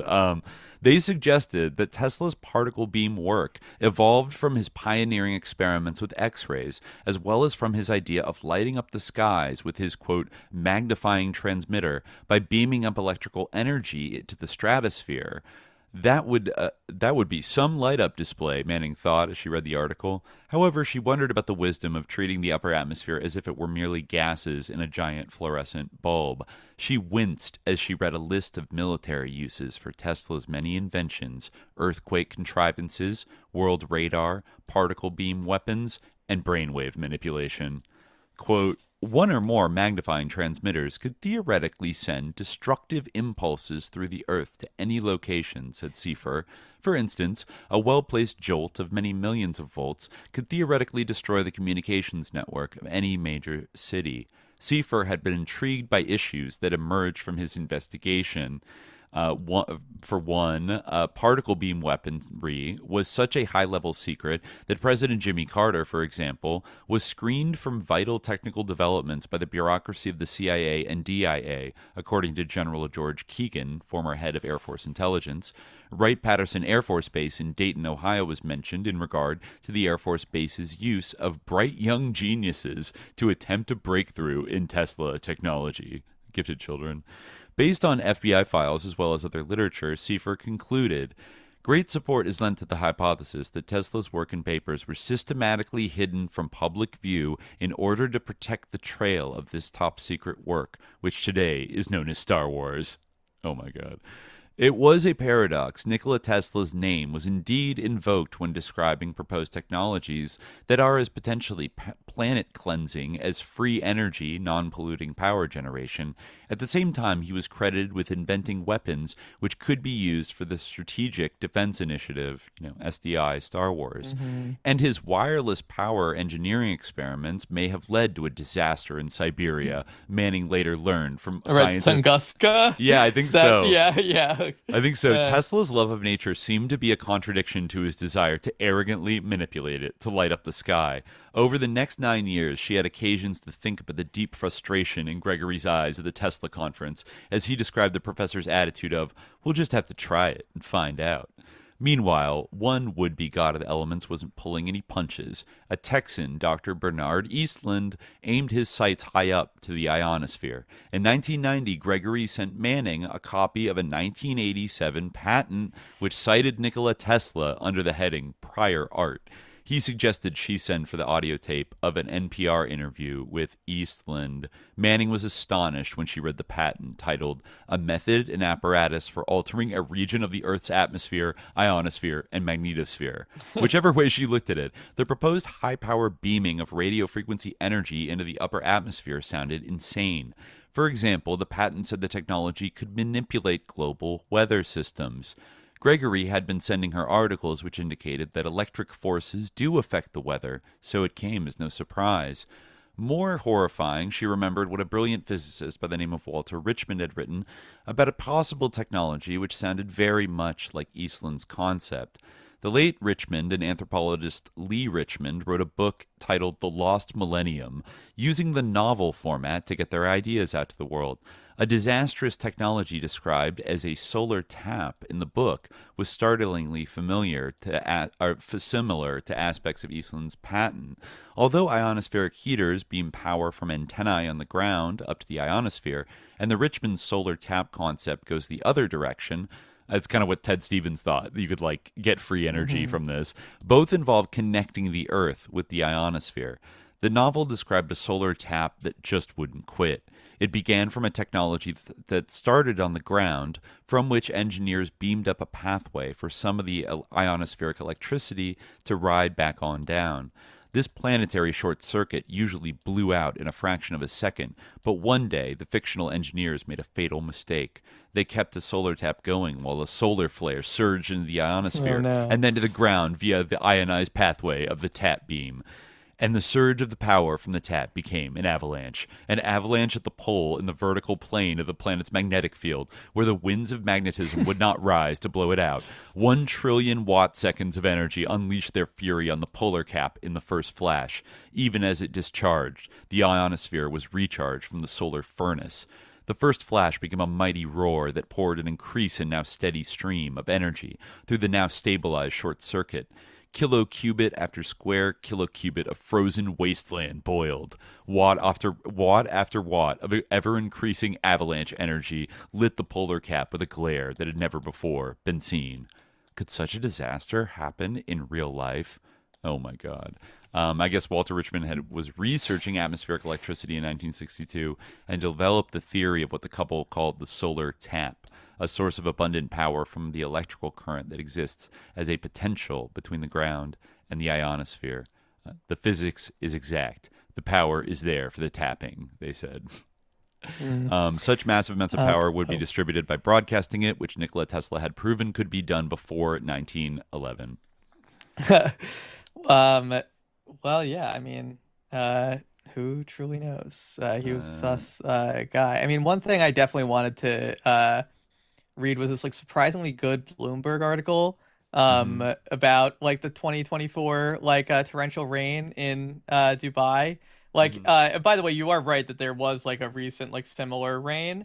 There were weird unseasonable rains. This was the worst one. But it was this is also a really unseasonal and but over the course of the last couple of years, I think there's in 2019 too, there were crazy rains in Dubai. I mean, again, people attribute it to climate change in general, which may be true, but like they certainly seem to be like escalating, right? Like these like storms. There was just one in India too, wasn't there? Like a horrible unseasonal storm where multiple people died. I'm not sure. There might have been. Yeah. Let me look it up. Yeah. Unseasonal and violent storm kills 97 people in India as of 11 hours ago. Wow. 111 dead in Uttar Pradesh, someone says here. So that's, yeah. Very interesting. Yeah, like a freak summer hailstorm and rains. Huh. You know, like what's going on? What's going on? I mean, yeah, and you think about the Cuba hurricanes and stuff of that nature. It does. Even the rumors that one of Peter Thiel's companies was like doing a little test in Texas, which like created a massive summer downpour and killed a bunch of people.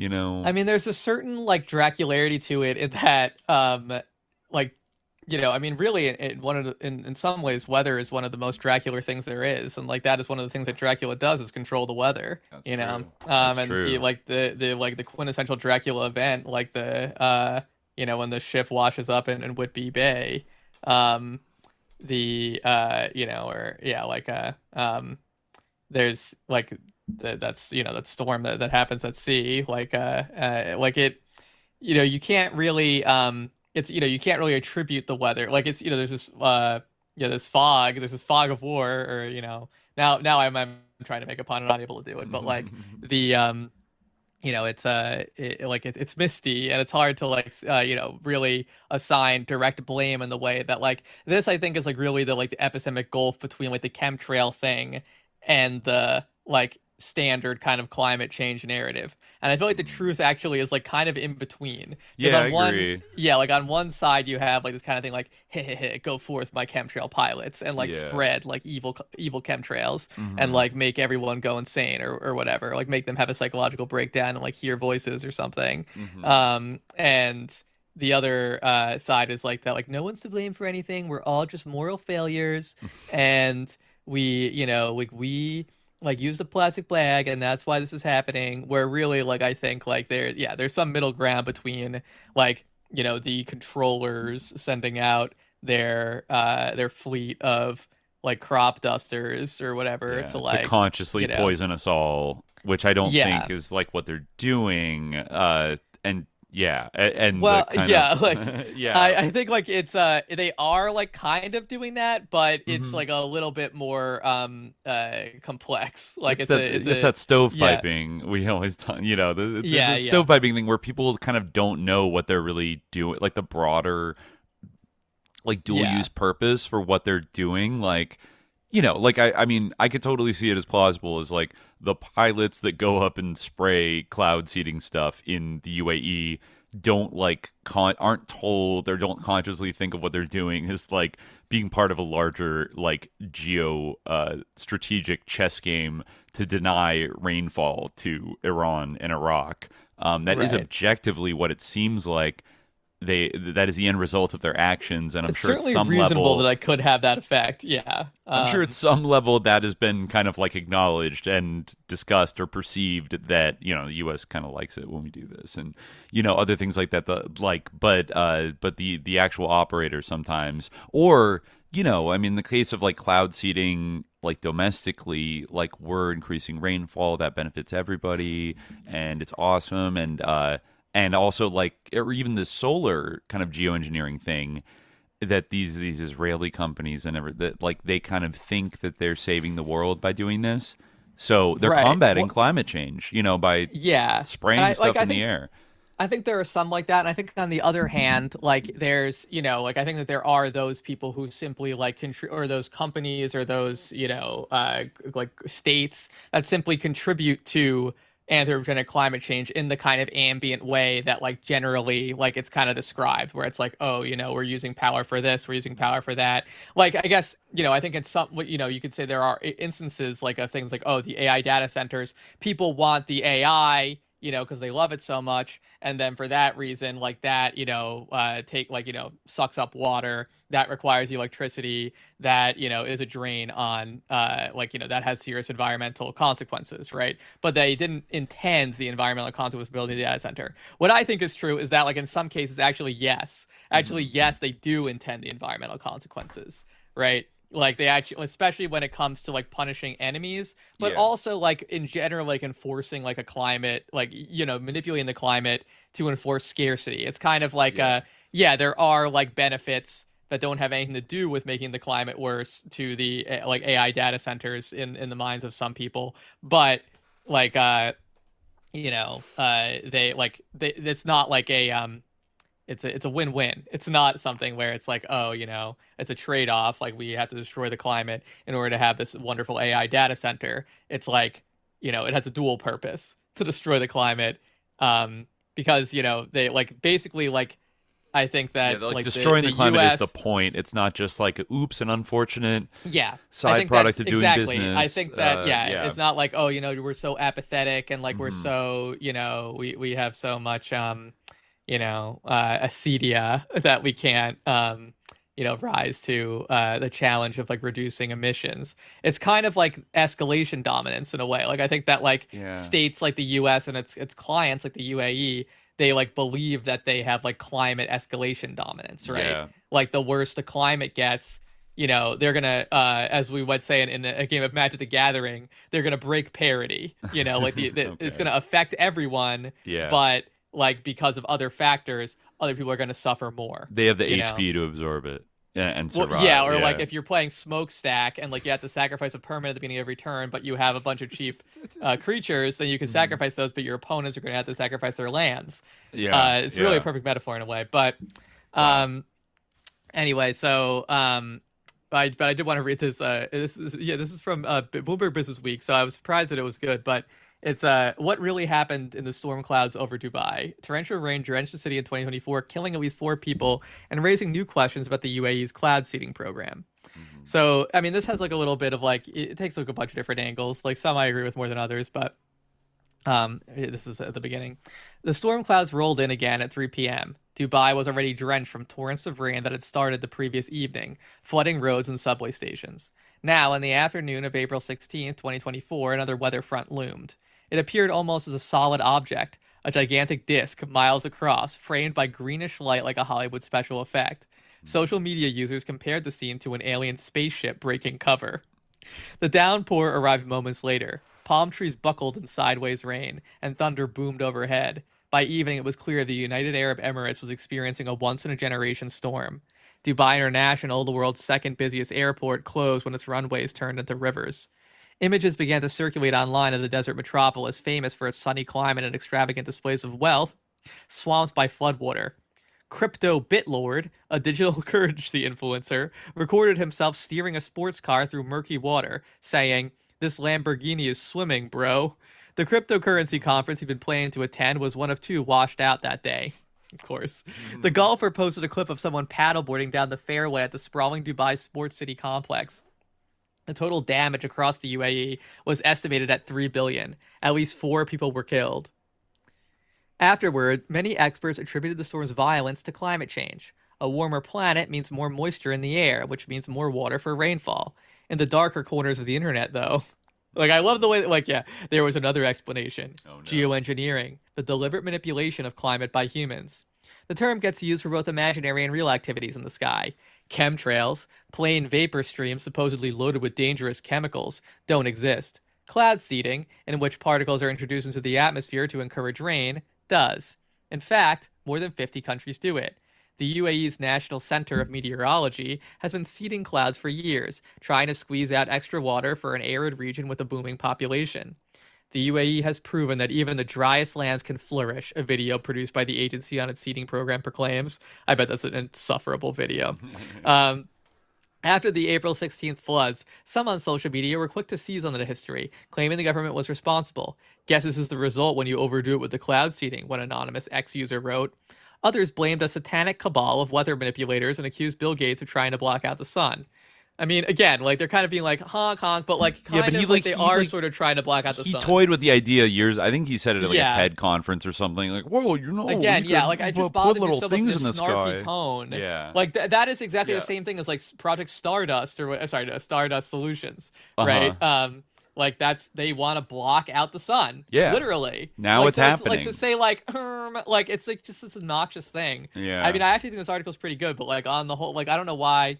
Yeah, it's like if anything remotely that sounds like chemtrails is invoked, you have to like draw maximum attention to like, now this is gonna sound like some crazy chemtrail conspiracy theory, but there's actually a grain of truth. Like why do you got to do all that? Like there's such a there's like a, I don't know, it's like hanging a lampshade on something, but in the process like making it seem a little bit less serious than it would if you just kind of talked about it in a straightforward way. Like, you don't have to, even that Atlantic article I read was like, the primary thing it was about was like, why do people believe conspiracy theories? Like, it more than it, even despite the author going there and getting like a government tour, it was mostly about why do people believe such wacky things on the internet? Like, it kind of has the effect of like ambiently shitcoding the whole topic. And I think for a lot of readers, making it's like a little subtle signal that it's be careful. Like, don't speculate about what they might be doing without telling you, even if it is just like using weather as like an offensive weapon to fuck with countries that, we want to undermine. Like, that's not like crazy science fiction, and it's using existing technology. It fundamentally like shit coats the whole issue on a certain level, but like anyway, like I think there's other good parts of this article. Like so fact checkers at the BBC, the German public broadcaster Deutsche Welle, and other outlets quickly dismissed the idea that cloud seeding had contributed to the Dubai floods. The science behind it has been around since the 1940s, but the evidence that seeding works in practice isn't rock solid. It probably does, but it's frontier territory. Bizarre, unexplained things happen up there at molecular scale. In any case, Emirati authorities denied attempting to alter this particular weather system. We did not use cloud seeding because the storm was already strong, an NCM spokeswoman said the next day.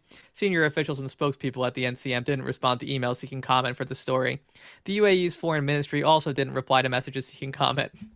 Seemingly debunked, the idea that cloud seeding caused the flood appeared to be en route to the tinfoil-lined trash can of history, alongside flat Earth theory. But some doubts remained, even in the scientific community. The Dubai floods act as a stark warning of the unintended consequences we can unleash when we use such technology to alter the weather. Johan Jaks, a meteorologist at the environmental data company Kisters, told Newsweek on April 18th, 2 days after the rain struck. A similar cycle of disaster, accusation, and denial played out in the U.S. earlier this year, when 100 people drowned in Texas over 4th of July weekend. Afterward, conspiracy theorists pointed to a seeding mission that had taken place 2 days earlier, releasing a small amount of silver iodine in skies 100 miles from the subsequent flooding. The contractor involved got death threats. Republican Representative Marjorie Taylor Greene, this is earlier in her career, claimed that an unspecified quote-unquote they controlled the weather and later called for geoengineering to be made a felony. I think literally, position I think actually AOC might have referred to that line, or maybe she said something similar. Course, it's like, she thinks AOC. Jewish space lasers are up there, blah, blah, blah. Yeah, good job, the AOC. Weather. Yeah. First of all, is it like so again, I guess maybe saying Jewish is like impolitic, but like, is it like, might not there be like a space weapon, like an Israeli space weapon? Is that so absurd? Like, I feel like we brought that up before. I don't know where things, the origins of Jewish space lasers. It's like something that like liberal disinformation checker type people will bring up to like shut down anybody for being. But I feel like nobody actually says. I've never seen somebody sincerely argue that they're Jewish space lasers. Like, is that some John Bird? Is that from John Bird Society I think that or Jewish LaRouche? space lasers originates with like kind of like the for lack of a better word, heckin' like BuzzFeed style like headline, or really it's like a Rampart style headline of like Marjorie Taylor Greene blames Jewish space lasers when like really she said like that the Rothschilds or so, like, it was like not anti-Semitic or whatever, but like it was kind of like, that's what I mean. The But like, Rothschilds have a laser up there that started like forest yeah, fires. but I mean like somebody must have space program, because I feel like we must have but I feel like that they were like, but the BuzzFeed article of like 2013 would be referencing some conspiracy group that would use that in like a sincere way, and they're making fun of them, but then they call everything that. Like, I just don't know who came up with the meme of that allegedly first, but I feel like it's been dead for a long. It's ironically being sustained by like snarky BuzzFeed writers and AOC that wants to invoke it when that's like, even when it's not what people are saying. Like talking about weather manipulation is not. Anyways. It seems like Israel has a pretty great space program, honestly. And honestly, like they probably do have, I don't know if they're offensive lasers, but they definitely have lasers up there. So I don't think they start forest fires necessarily, but I mean, anyway, it is Rothschild related. I guess Marjorie Taylor Greene said California wildfires were started by a laser controlled by them that that involved like the Rockefeller family. This is like in her QAnon era. But I mean, looking here, New York Magazine, Marjorie Taylor Greene blame wildfire on Jewish space lasers. Jewish space lasers by Mike Rothschild, who I think is an author that writes about like QAnon and kind of like relishes that he's like not related to the Rothschilds, but like he has that last name, which like drives these conspiracy freaks crazy, or something. He wrote a whole book called that. Department of Defense. There's a okay, is that an actual? No, that's a DoD Libraries. Okay, no, same book. 200 Years of Conspiracies. I don't know who first like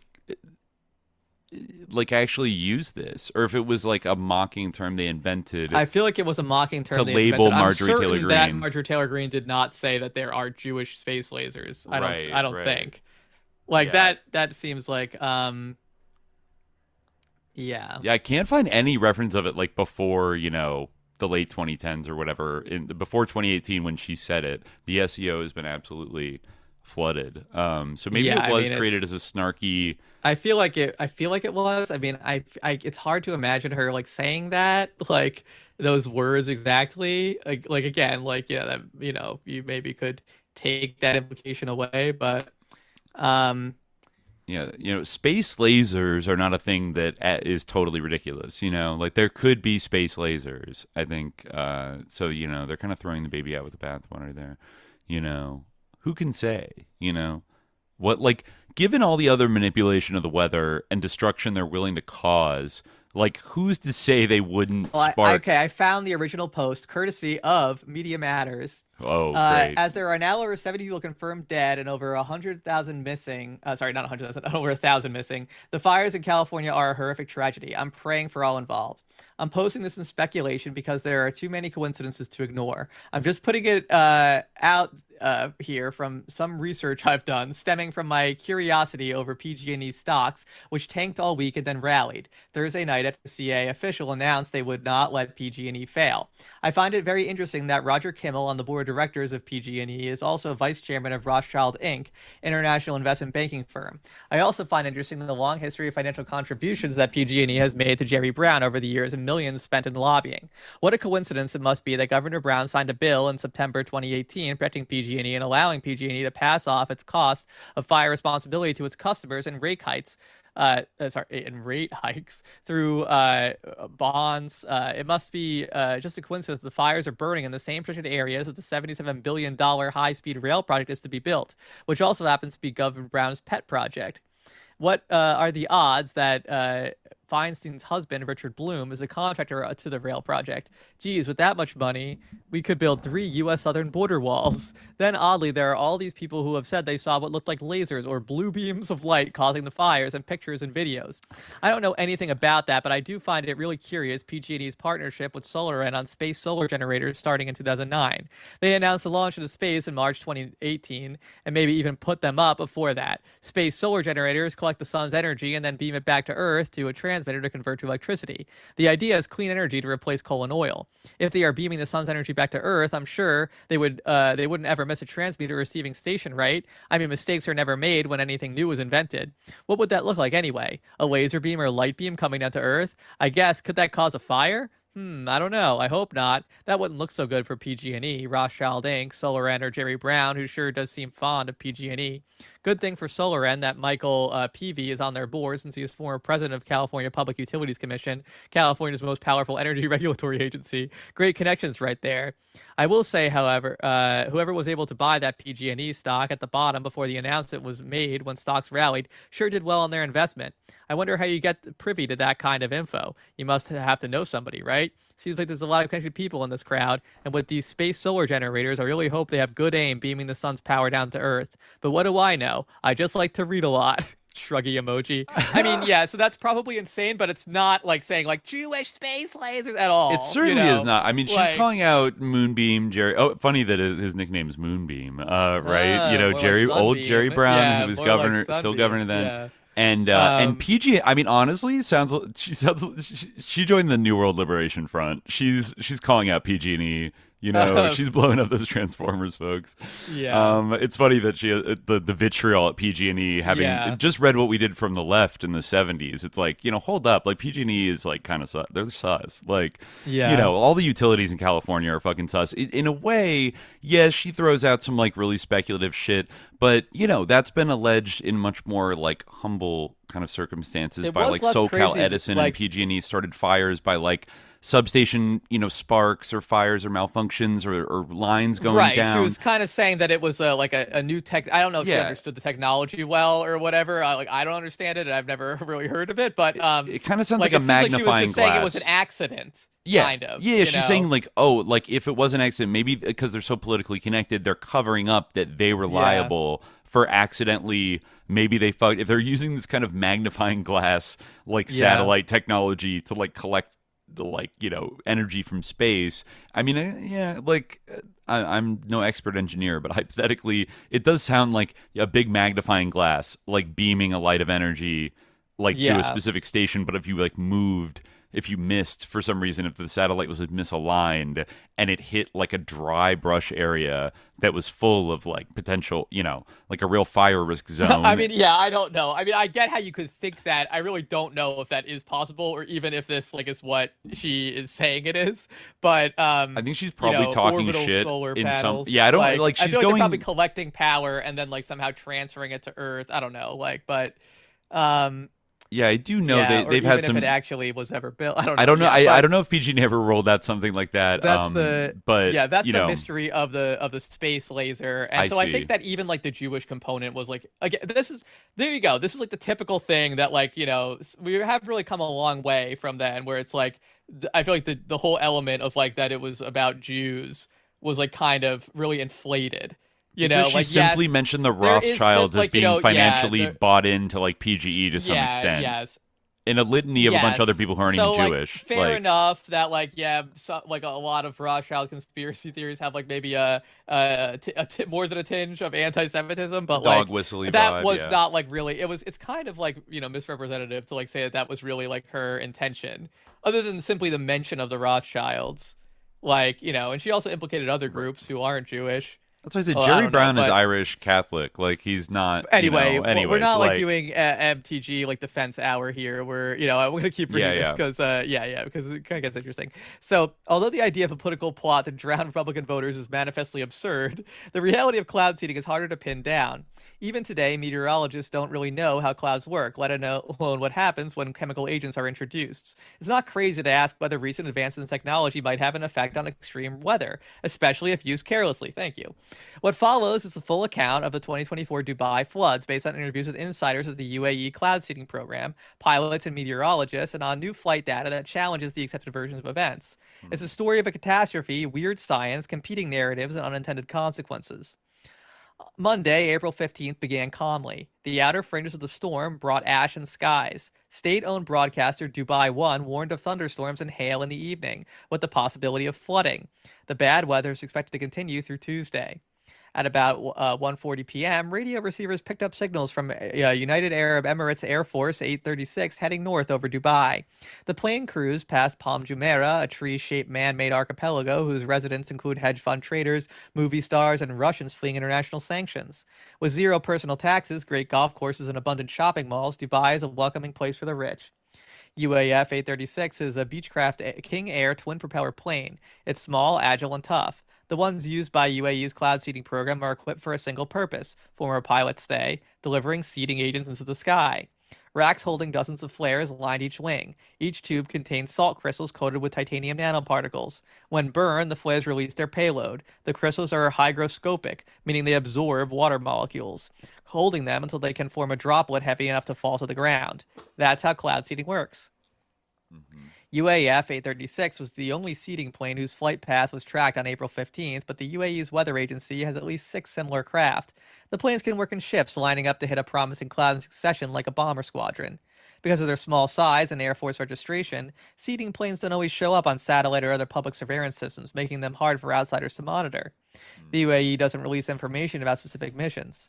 Flight tracking company AirNav Systems provided some data for the story using multilateration, which involved triangulating UAF 836's position from broadcast signals pinging off nearby ground stations. The plane bore east and flew inland, passing over the Margam gas plant and field, where metal pipes transport some of the hydrocarbons that have transformed the UAE into one of the world's richest nations. Dubai's oasis of luxury is also thirsty, thanks to all the golf courses, fountains, and swimming pools. An average rainfall of only about 90 millimeters each year. London, by comparison, gets about 600 millimeters. At around 2 p.m. in Dubai, 2 minutes after UAF 836 flew overhead, it began to rain. Cloud seeding was discovered by accident. Well, we told about the origins of cloud seeding a million times. They explain how it works. Today, Indonesia uses it to try to empty clouds away from flooded urban areas. India uses it to combat drought. American ski resorts use it to top up slopes with fresh powder. Before the 2008 Summer Olympics, Beijing had 32,000 people working on a program in which planes and rockets fired shells filled with silver iodide crystals to make approaching clouds rain before they reached the stadium. Whether by luck or design, the opening ceremony was dry. Hey, so it's kind of like if you have a cloud rain over one place, it's not going to rain over another place. It's not going to rain where it goes next. Exactly. Yeah, it kind of seems sort of intuitive, but I don't know. Even after decades of research, such methods remain controversial within the scientific community. Something a fact sheet published by the World Meteorological Organization acknowledges. An important principle of cloud seeding is that it can't increase the amount of moisture in the air, creating something from nothing. Clear blue skies will stay clear and blue no matter how much silver iodide is sprayed. Seeding can only enhance the amount of water that falls out of clouds, like squeezing a sponge. And its effectiveness is still disputed. Some trials reported enhanced precipitation, but others delivered inconsistent results, according to the WMO report. Estimates of extra rain attributable to seeding range widely, from almost nothing to 45%. Part of the problem is that every cloud and every shower are unique, so it's hard to know how much would have fallen anyway. Meteorologists have to rely on statistical models to observe experiments in miniature inside laboratory cloud chambers. The WMO says it neither promotes nor discourages the practice of weather modification. Instead, the agency urges researchers to use sound scientific methods and keep a close eye on, quote, the potential effects on the environment and human health, unquote, both intended and unintended. Stephen Bricardo, a NASA engineer who worked with the Emiratis 20 years ago, when the UAE's program began, the U.S. helped them set up this whole thing, says weather modification is a global industry, with proponents and detractors, honest scholars and snake oil salesmen. Of cloud seeding, he says, nobody on Earth understands why it does or doesn't work. Wow. UAF 836 approached the Hajar mountain range, 60 miles from Dubai, at 2 p.m. on April 15th, according to AirNav data. The spine of the peaks running up the country's eastern border is the most productive place to seed clouds, say UAE researchers, because it diverts warm air currents upward, a key element of cloud formation. Nearby dams store fresh water, though their reservoirs often dry out in the summer. The plane flew a couple of type patterns distinctive to seeding operations. These target a specific area of clouds, strafing the base with hygroscopic agents, which are lifted by warm updrafts into the towering plume where droplets are made. At around 2:30 p.m., the NCM reported heavy downpours, thunder, and lightning at a weather station in Hatta, roughly 30 kilometers, about 19 miles to the south of where the plane had flown. UAF 836 was detected again at around 4:30 p.m., flying loops near Al Laid camel racing track at the base of the Hajar Range, where the dry, flood-prone creeks known as the wadis run all the way down to the coast. Throughout the afternoon, the NCM posted on X about the rains of goodness, a phrase that in Arabic evokes a blessing, water to help farms flourish and desert bloom. What was the desert bloom? All right. Yeah, they sure what was developing? Yeah, over the bloom, aren't they? Yeah, what was developing over the UAE is known as a mesoscale correct convective system, in which lots of individual thunderstorms converge into a single rolling mass. This one was roughly the size of France. On the night of April 15th, it demonstrated its power. Weather radar lit up in luminous shades showing the rain's density. At 4 a.m., April 16th, there was a break in the weather when cloud cover moved northeast, away from the UAE toward Iran. But another front was building over the Persian Gulf, west of Dubai. UAF 836 was back in the air at 8:45 a.m., passing over Palm Jumeirah before heading south in the direction of Al Maktoum International Airport. The multilateration data doesn't show whether the plane ignited its flares. That's kind of interesting. The cloud moved northeast away from the UAE toward Iran. So, it's kind of like if you were to squeeze that cloud before, anyway. Right before it gets to Iran. Yeah, right over the ocean. But, you could probably achieve something. But as the rain pounded down below, visibility in the Abu Hail district of Dubai was reduced to a few feet. Residents of Al Faya, 50 kilometers to the east, told the Khalij Times that the morning skies looked as dark as night, with continuous thunder and lightning strikes. Virtually the entire country was now covered by a blob of dense cloud that was dumping its moisture from a great height. Dubai Parks and Resorts, a collection of 3 theme parks, announced it was closing for the day. On-passive metro stations started to fill with water. A glamping resort was inundated. I had to look up what glamping was, and it's like glam camping. Right. I always forget what glamping is. Yeah, you think it sounds like spelunking, but it's really just glam camping. Yes. A glamping resort was inundated, forcing the rescue of 4 Russian tourists. Authorities asked residents to stay at home and leave their cars on high ground. Undeterred, some members of Dubai's immigrant community rolled up their trousers and waded through ankle-deep floodwater to get jobs as cleaners, construction workers, or delivery drivers. Yep. Imported manpower has also helped the UAE become a world leader in weather modification technology. Sheikh Zayed bin Sultan Al Nahyan, revered as the founder of the Emirati nation, dreamed of greening the desert and supported cloud seeding until his death in 2004. He recognized that the country's strength depended on its capacity to secure fresh water. The UAE's program began in earnest in 2000 when it joined with the U.S. National Center for Atmospheric Research for a research project in the Persian Gulf. NASA offers its expertise a few years later. Many of the first pilots and meteorologists were recruited from South Africa, where the local weather service had been experimenting with hygroscopic salt flares mounted to aircraft. Flying into thunder clouds is not for the faint-hearted. Visibility can drop to near zero. Pilots might have to navigate lightning, ice, or hail, and sometimes all 3. One aviator who worked with the UAE program in the early days compared the experience to bumping around a hotel room during a blackout, only with the risk of death instead of bruised shins. It's thrilling, he says. All the former employees who contacted the interview the story asked not to be named, citing confidentiality agreements and fear of retaliation. Another pilot recalls being spat out of a cloud upside down. Air currents can push a plane up or down several thousand feet in moments. With nothing but driving rain and gray vapor visible through the cockpit window, the only way to tell where you are is a spinning dial on the altimeter and a lurching sensation in your stomach. I mean, people are risking their lives to do this. It shows how wild. Desperately they need this water. Right. I guess I'm kind of surprised you couldn't get drones at this point to do. At this point, you probably kind of can, but this is still, this is 2024, I guess. So yeah. I don't know if that's changed. I feel like the technology probably has come. Has advanced even since then. But yeah, I don't know. I mean, storms in the Persian Gulf are infrequent but powerful. They emerge and disappear quickly, especially in the summer, demanding a swift response if they're to be seeded and wrung out of all their water before they get to Iran. After the UAE moved its program in-house starting in 2003, its weather agency stationed a squadron of modified Beechcraft King Airs at Al Ain Airport, close to the Hadra Mountains, with a rotating crew of pilots on standby, ready to be airborne on 30 minutes notice. Over time, the process became almost automatic. Sea cloud, seed cloud. If you wait to see if it's seedable, it's gone, a former pilot says. Usually, given that it added to the risk of accidents, the Emiratis also targeted clouds at night. One evening in 2018, a pilot ignited his flares over the Louvre, Abu Dhabi. I didn't know there was a Louvre, Abu Dhabi. One could see the venue's illuminated dome as it prepared for a concert by Dua Lipa. She shouldn't perform there. Oh, yeah, not very. Yeah, come on, disappointing. The performance was later canceled because of bad weather. Allahu Akbar. The air crews joked half seriously about ruining a pop star's night, according to someone who worked there at the time. By 2017, NCM was spraying so much seeding material that academics found a significant increase in microscopic silver iodide particles at 20 air quality monitoring stations on the ground nationwide.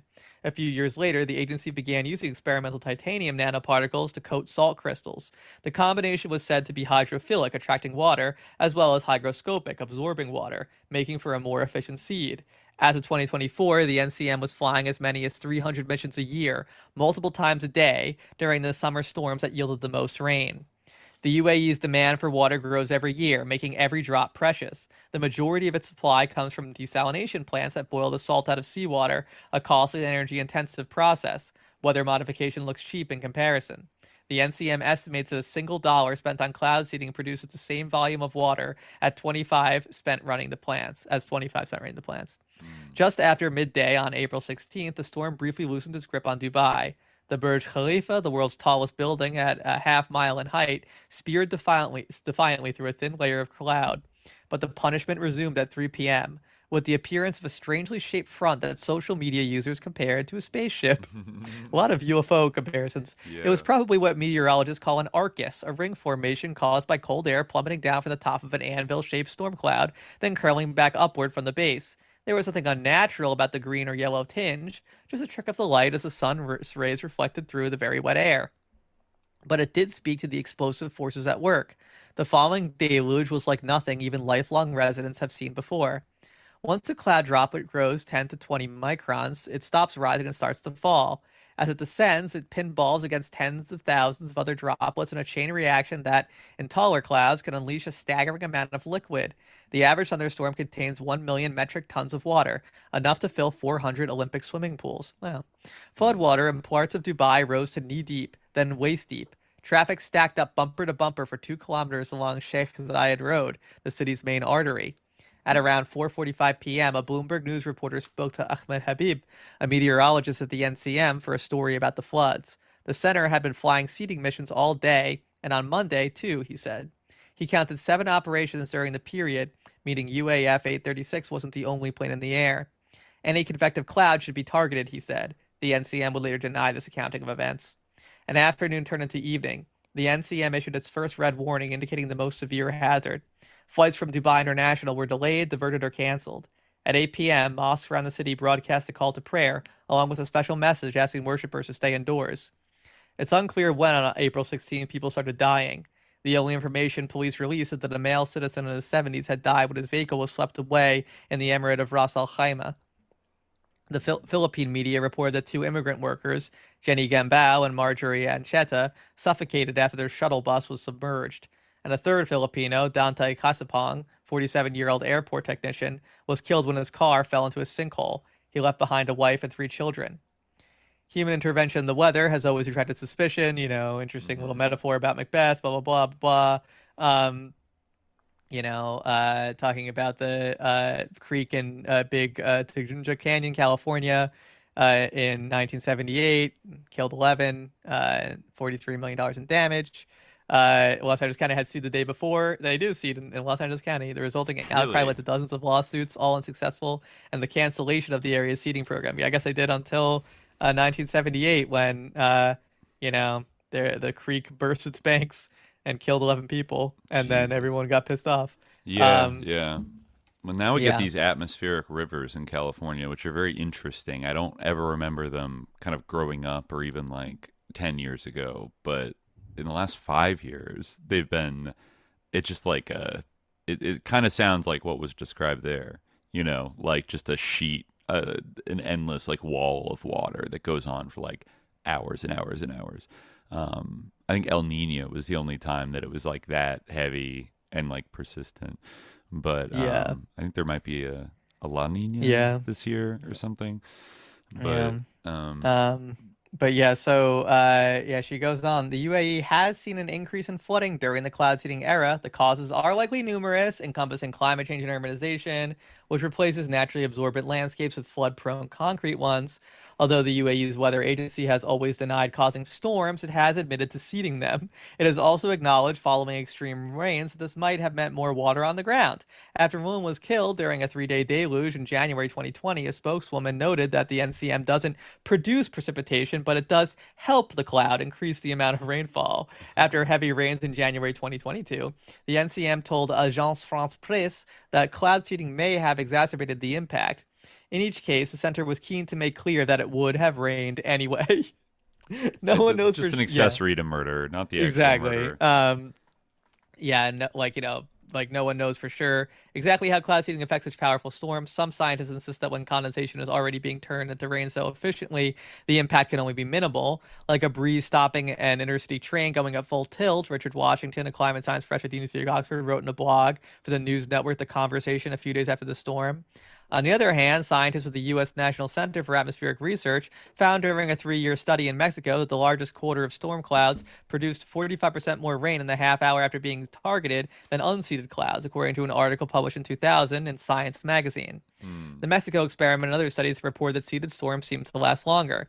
But the turbulence and infinite variety of thunderclouds make it nearly impossible to single out the effect of hygroscopic agents, at least to a scientific standard of proof. It's hard to separate human influence from natural chaos. Seeding could lead to more rain. It could also lead to less if it spurs the formation of ice crystals that don't fall, according to Alan Robach, professor of climate science at Rutgers University. It could also do nothing at all. You can't rule any of those out, Robach says. Scientists have urged a cautious approach. A later review of academic literature by the same researchers called the possibility of connection between cloud seeding and extreme rainfall worrisome. Blah, blah, So, then to go to talk about, the sort of propaganda dimension of the cloud seeding program. Yeah. This is a good anecdote. Two former pilots say they were told their jobs would be under threat if they refused to fly in what they judged to be unsafe conditions. About a decade ago, one of the pilots says, air crews got in a dispute with NCM management over the use of Bulgarian-made flares that had a habit of exploding when ignited. The NCM relented only after one of the flares blew up mid-flight and punched a hole in an aircraft wing. When a pilot complained about safety in 2019, he was rebuffed and told, "It's coming from the Sheikh." Yeah, it's wild. And talks a little bit about just how poorly managed this is and how they're basically more concerned about making sure they seed as many clouds as possible rather than what results they even get. But yeah, I mean, again, it's weird. People do kind of cast, and they're I don't know, we don't know what this does. But I feel come on, it's sort of right. I get that there's a level of deniability there, but yeah, exactly. It's the plausible deniability of we can't know. It's the ultimate smokescreen. Right. Multiple states wouldn't be doing it if it didn't work at all. They've been doing it in some cases since the 40s. They've been doing it for a long time. Yeah, it definitely works. Yeah. Now it sounds like maybe, I don't know, they don't have precise enough technology yet to understand which clouds are going to really respond to it and which ones don't. But it sounds like the UAE is taking a kind of spray and pray approach. I mean, they're getting good at targeting a cloud, but then they don't know if that cloud's going to be is going to hit. It's going to be a winner or not. But and this might be an example of exactly what I'm talking about, where on a sort of on just a sort of a local scale, where you could talk about this in terms of the entire world, the entire planetary ecosystem, but also just in terms of their own society, right? They know that migrant workers are going to die in this, or they expect perhaps that migrant workers might die in this, or people might die, right? Yeah, people in flood zones might. Yeah, they're not going to die. Mm-hmm. The sheikh isn't going to die. Right, the elites aren't gonna die. The rich expats aren't gonna die. They're gonna move their cars to higher ground, and they'll be safe in their glamping, outpost or whatever. The Burj Khalifa is not gonna fall over. Exactly. So, and they're gonna get a bunch of rain, which they desperately need. Every drop counts. Yeah. So. Yeah. I mean, in terms of that, that sociopathic logic and they'll let entire communities be like destroyed, you know, in order to get the resource they want. It's like a little bit tangential, but kind of connected in like a spiritual sense of the issue of this is kind of weather related, but the issue over like the global pistachio market and the rather like explicit geopolitical kind of complication, you know, the geopolitical kind of a battlefield that is, you know.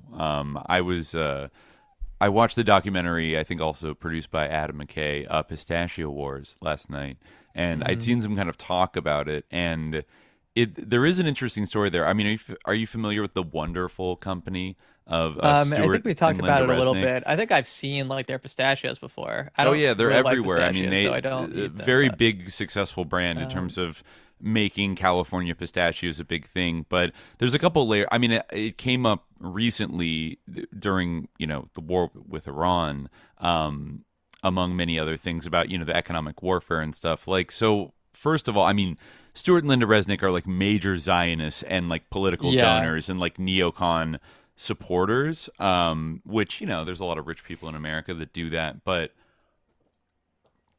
even the market of the commodity of pistachios itself has like a particular relation to Iran, because it was they've always been like the leading exporter and producer of pistachios worldwide. But after, you know, the Islamic Revolution in 1979, when the U.S. slapped sanctions on them, they basically cut off, you know, Iranian pistachios from a huge, you know, part of the, you know, the global market. And so Stuart Resnick at the time, who actually ran like a like private security company in LA that might have had like mob ties, like kind of a weird, almost like a Epstein figure, like a little poor kid His from name New sounds Jersey. familiar. Maybe I've just heard of him. His name is on hospital. His name is on like museums and shit at LACMA. Like he's a big philanthropist in LA, and they generally used to have kind of a kind of lib image, but they're huge like Zionist, like Israel first, like type people, and because he had gone through back during kind of like the kind of energy and financial crisis, like in California in the 70s, he bought up a bunch of cheap land in the Central Valley and a couple like small businesses. I guess one of which was a pistachio business, and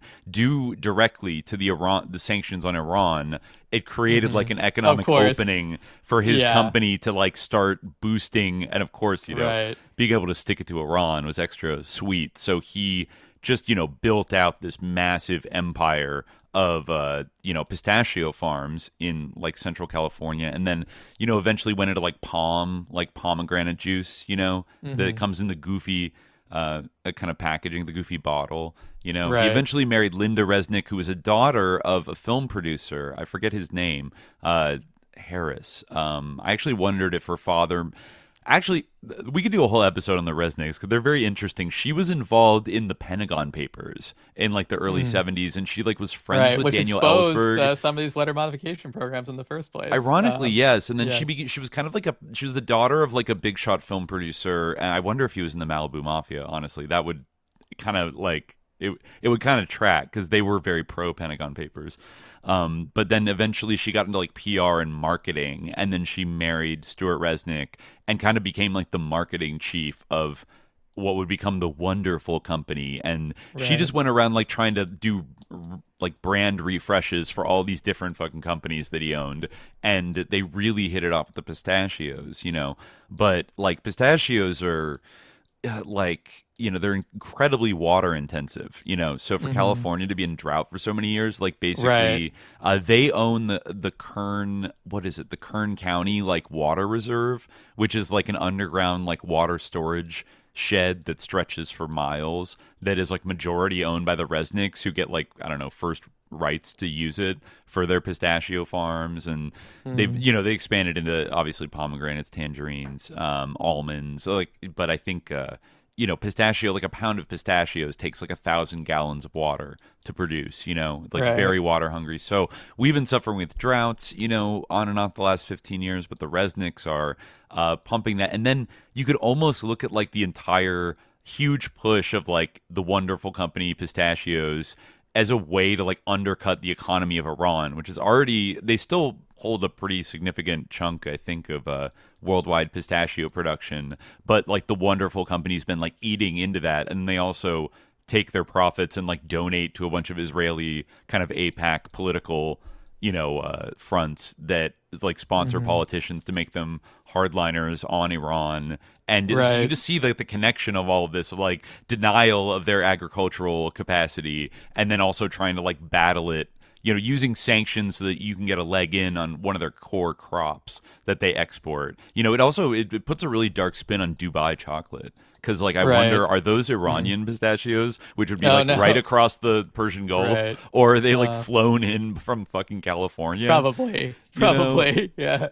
It's some real sicko shit. Yeah, the fucking Resnicks. And also, like, we forget about this now, but, like, Stephen Colbert became, like, their spokesperson in the early 2010s. Oh, right. When they were super lib-coded. And he became like their best friend ever. He did like some kind of like epic pistachio. And then he cracked his head open and he's like, pistachio. It's the most Reddit fucking. Oh my god! Like that man really.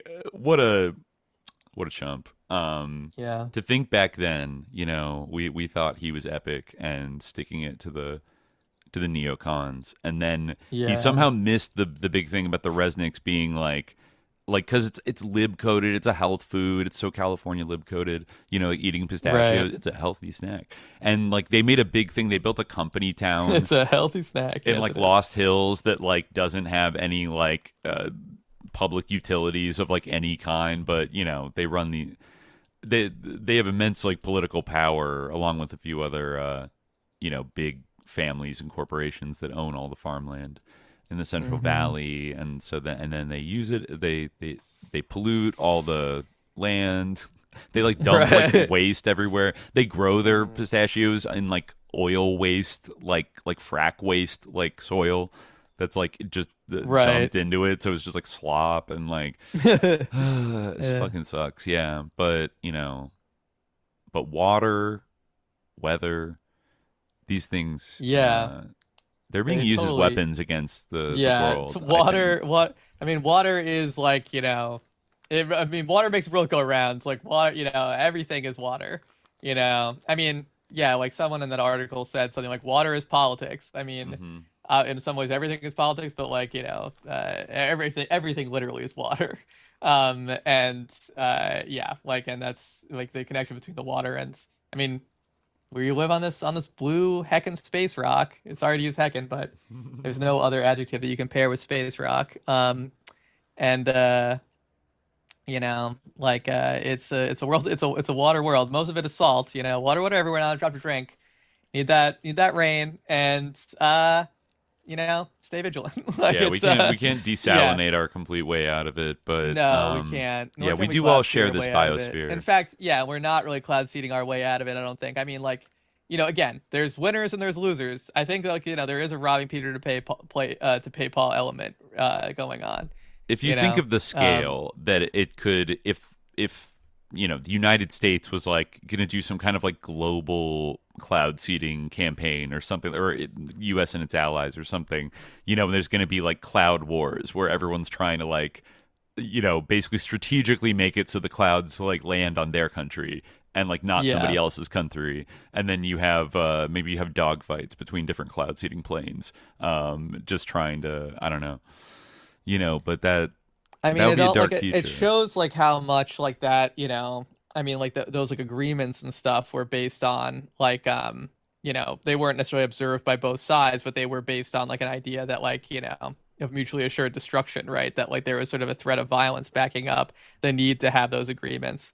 So like with, in some cases, like they weren't observed all the time in that case anyway, but, you mean like the only UN really ban China has the ability to like kind of enforce those type of like, standards, with like a reasonable U.S. government, which might not be in place. Probably we can expect won't be.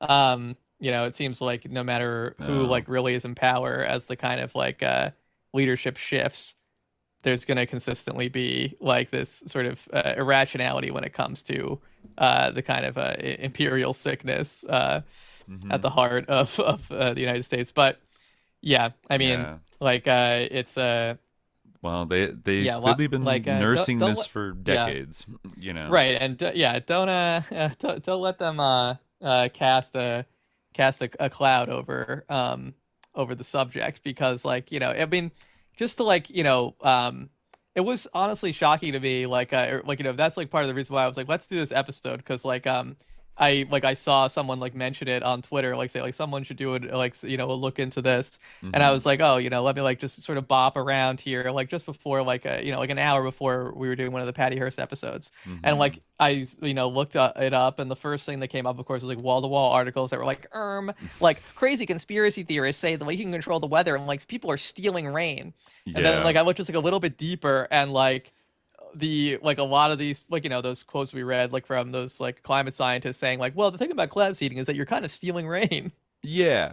And Yeah. like, but like somehow, yeah, And this is a just totally well-established thing. It's like no matter what they do to try to yeah, it's a gaslight reasonable us into idea. thinking it's Yeah, like not, even though it exists, it's not serious, and also it couldn't be used in like a negative way.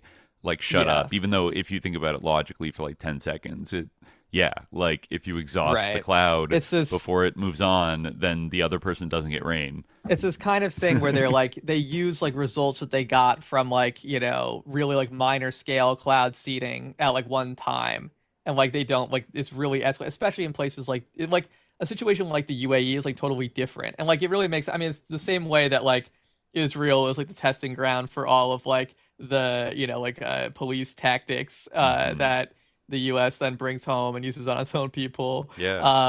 Like the UAE like is the ultimate, like even going back like years and years, decades, right? Like they had NASA in there helping them build their cloud seeding program, right? Back when like weather modification was still controversial here in the Right. US, right? Right. A place that's more desperate for it, Right, that exactly. Yeah. that fit the bill. And also, if they can maybe spare their allies in the region, or assets and allies in the region, who are really, a tiny little hub of super rich people, not unlike themselves, not unlike our own elites, but then meanwhile condemn Iraq and Iran and Syria and any geopolitical rival, to total climate apocalypse, and then go, Yeah. oops, oh wow, I guess we didn't stop making things in factories. Like, I don't know, like Yeah. even for the right wing that kind of still is like skeptical of like climate change itself, is like, which I guess it's probably mostly boomers at this point, that just don't believe that it's like real. But like, even if like humanity, I still would feel like an obligation to develop a like mitigation strategies that will make life still livable for like the vast majority of people, instead of being like, oh, what if we could use this as an opportunity to kill off the majority of the human race, and wipe I our mean, yeah, hands of it, and be like, human beings oops, like like, do want to do that, but the problem is like the like yeah, human beings do want to do that, like people like generally like are good and care about others, I think. um but the yeah, yeah, like I think like the sort of institutional channels for that interest in the climate, they lead to like DARPA, like they like if you're like a climate researcher, again there's like this dual purpose aspect of it, like like yeah, you're doing all this work to try to talk about like the humanitarian costs of all this thing, all these things, and people are looking at this and saying like, oh hey, like look how great this is at destroying people's lives, like this is actually awesome, like it's yeah, yeah, that's what is like like there isn't like we need basically like you know yeah, like like totally alternative institutions, or like a complete transformation of like existing institutions, because hmm, like they're basically designed, like they're not institutions that are constituted in a way that could possibly address like the problem, in definitely like the not. problem wouldn't exist if it weren't for the institutions, like we wouldn't destroy the climate to begin with if it weren't for the way that our institutions are. It's And like, true. It might still be like something we're dealing with just by industrialization itself, but you know, but also, the climate has changed in the past, like not because of human sources, and humanity has had to adjust, like maybe not on as rapid of a time scale, but like, the various ice ages and things like that. And and like the droughtification of like the Sahara, things of that nature. I mean, there have been nothing like I feel like we're in the scheme of history, we're living in like a pretty good time, because I think that there was basically a huge ice age, and then we're kind of there wasn't any kind of ice age the ice age that human beings I guess experienced. I feel like that kind of is the reason why agriculture became a thing, because the ice age ended, and that's kind of why we have civilization as we have it now. It does seem that sort of human civilization, to be very broad strokes about it, that human civilization, or at least the ones we can find evidence of, kind of started to stick and evolve after at the close of the last ice age, which is what 12,000 years, 12,000 years ago. But maybe the Atlantis is frozen underneath something, a glacier, and we'll find out when Greenland melts. Maybe that's actually what they're 30,000 years interested ago. in. But no, agriculture is for good or ill, it is the primary engine. It's a way of working with the flows of nature to create a kind of abundance, of food and And I don't, I mean, obviously, Without that. industrialization is a reality and everything, and that does, and that massively has contributed to the climate situation that we have now. But I mean, and that is definitely a problem to tackle, but certainly not in the time that we have remaining, because we should probably stop. But I think that the spirit, I underscore the spirit of what I said, which is that, they're the institutions that exist, they're not actually meant to solve this problem. Right. They're meant to exacerbate it and to leverage it.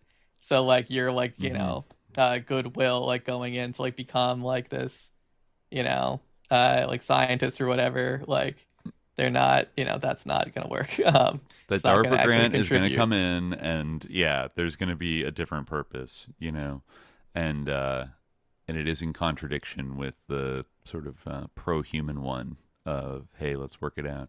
It's about dominance and control only, even at the expense of others, of outsiders, which is that's the ideology of Elon and Jeff Bezos's defensive biosphere city that they're going to build, where, you have to be checked out by Tesla robots to get in. You have to have a certain net worth in some kind of crypto to get in, and everyone else is left out to fend for themselves. That's not so good. That's not so good. So we'll get out of here for now. Thanks for tuning in, y'all, and we'll be back on Monday with part 4 of Year of the Phoenix, the rise of Tanya, I think. It's mostly where I don't know if it'll be named that, but that's probably what we'll be talking about. Join us there on patreon.com/subliminaljihad for access to all those episodes. But Word. Peace out, y'all, and until next time, dear listeners, stay vigilant. Peace.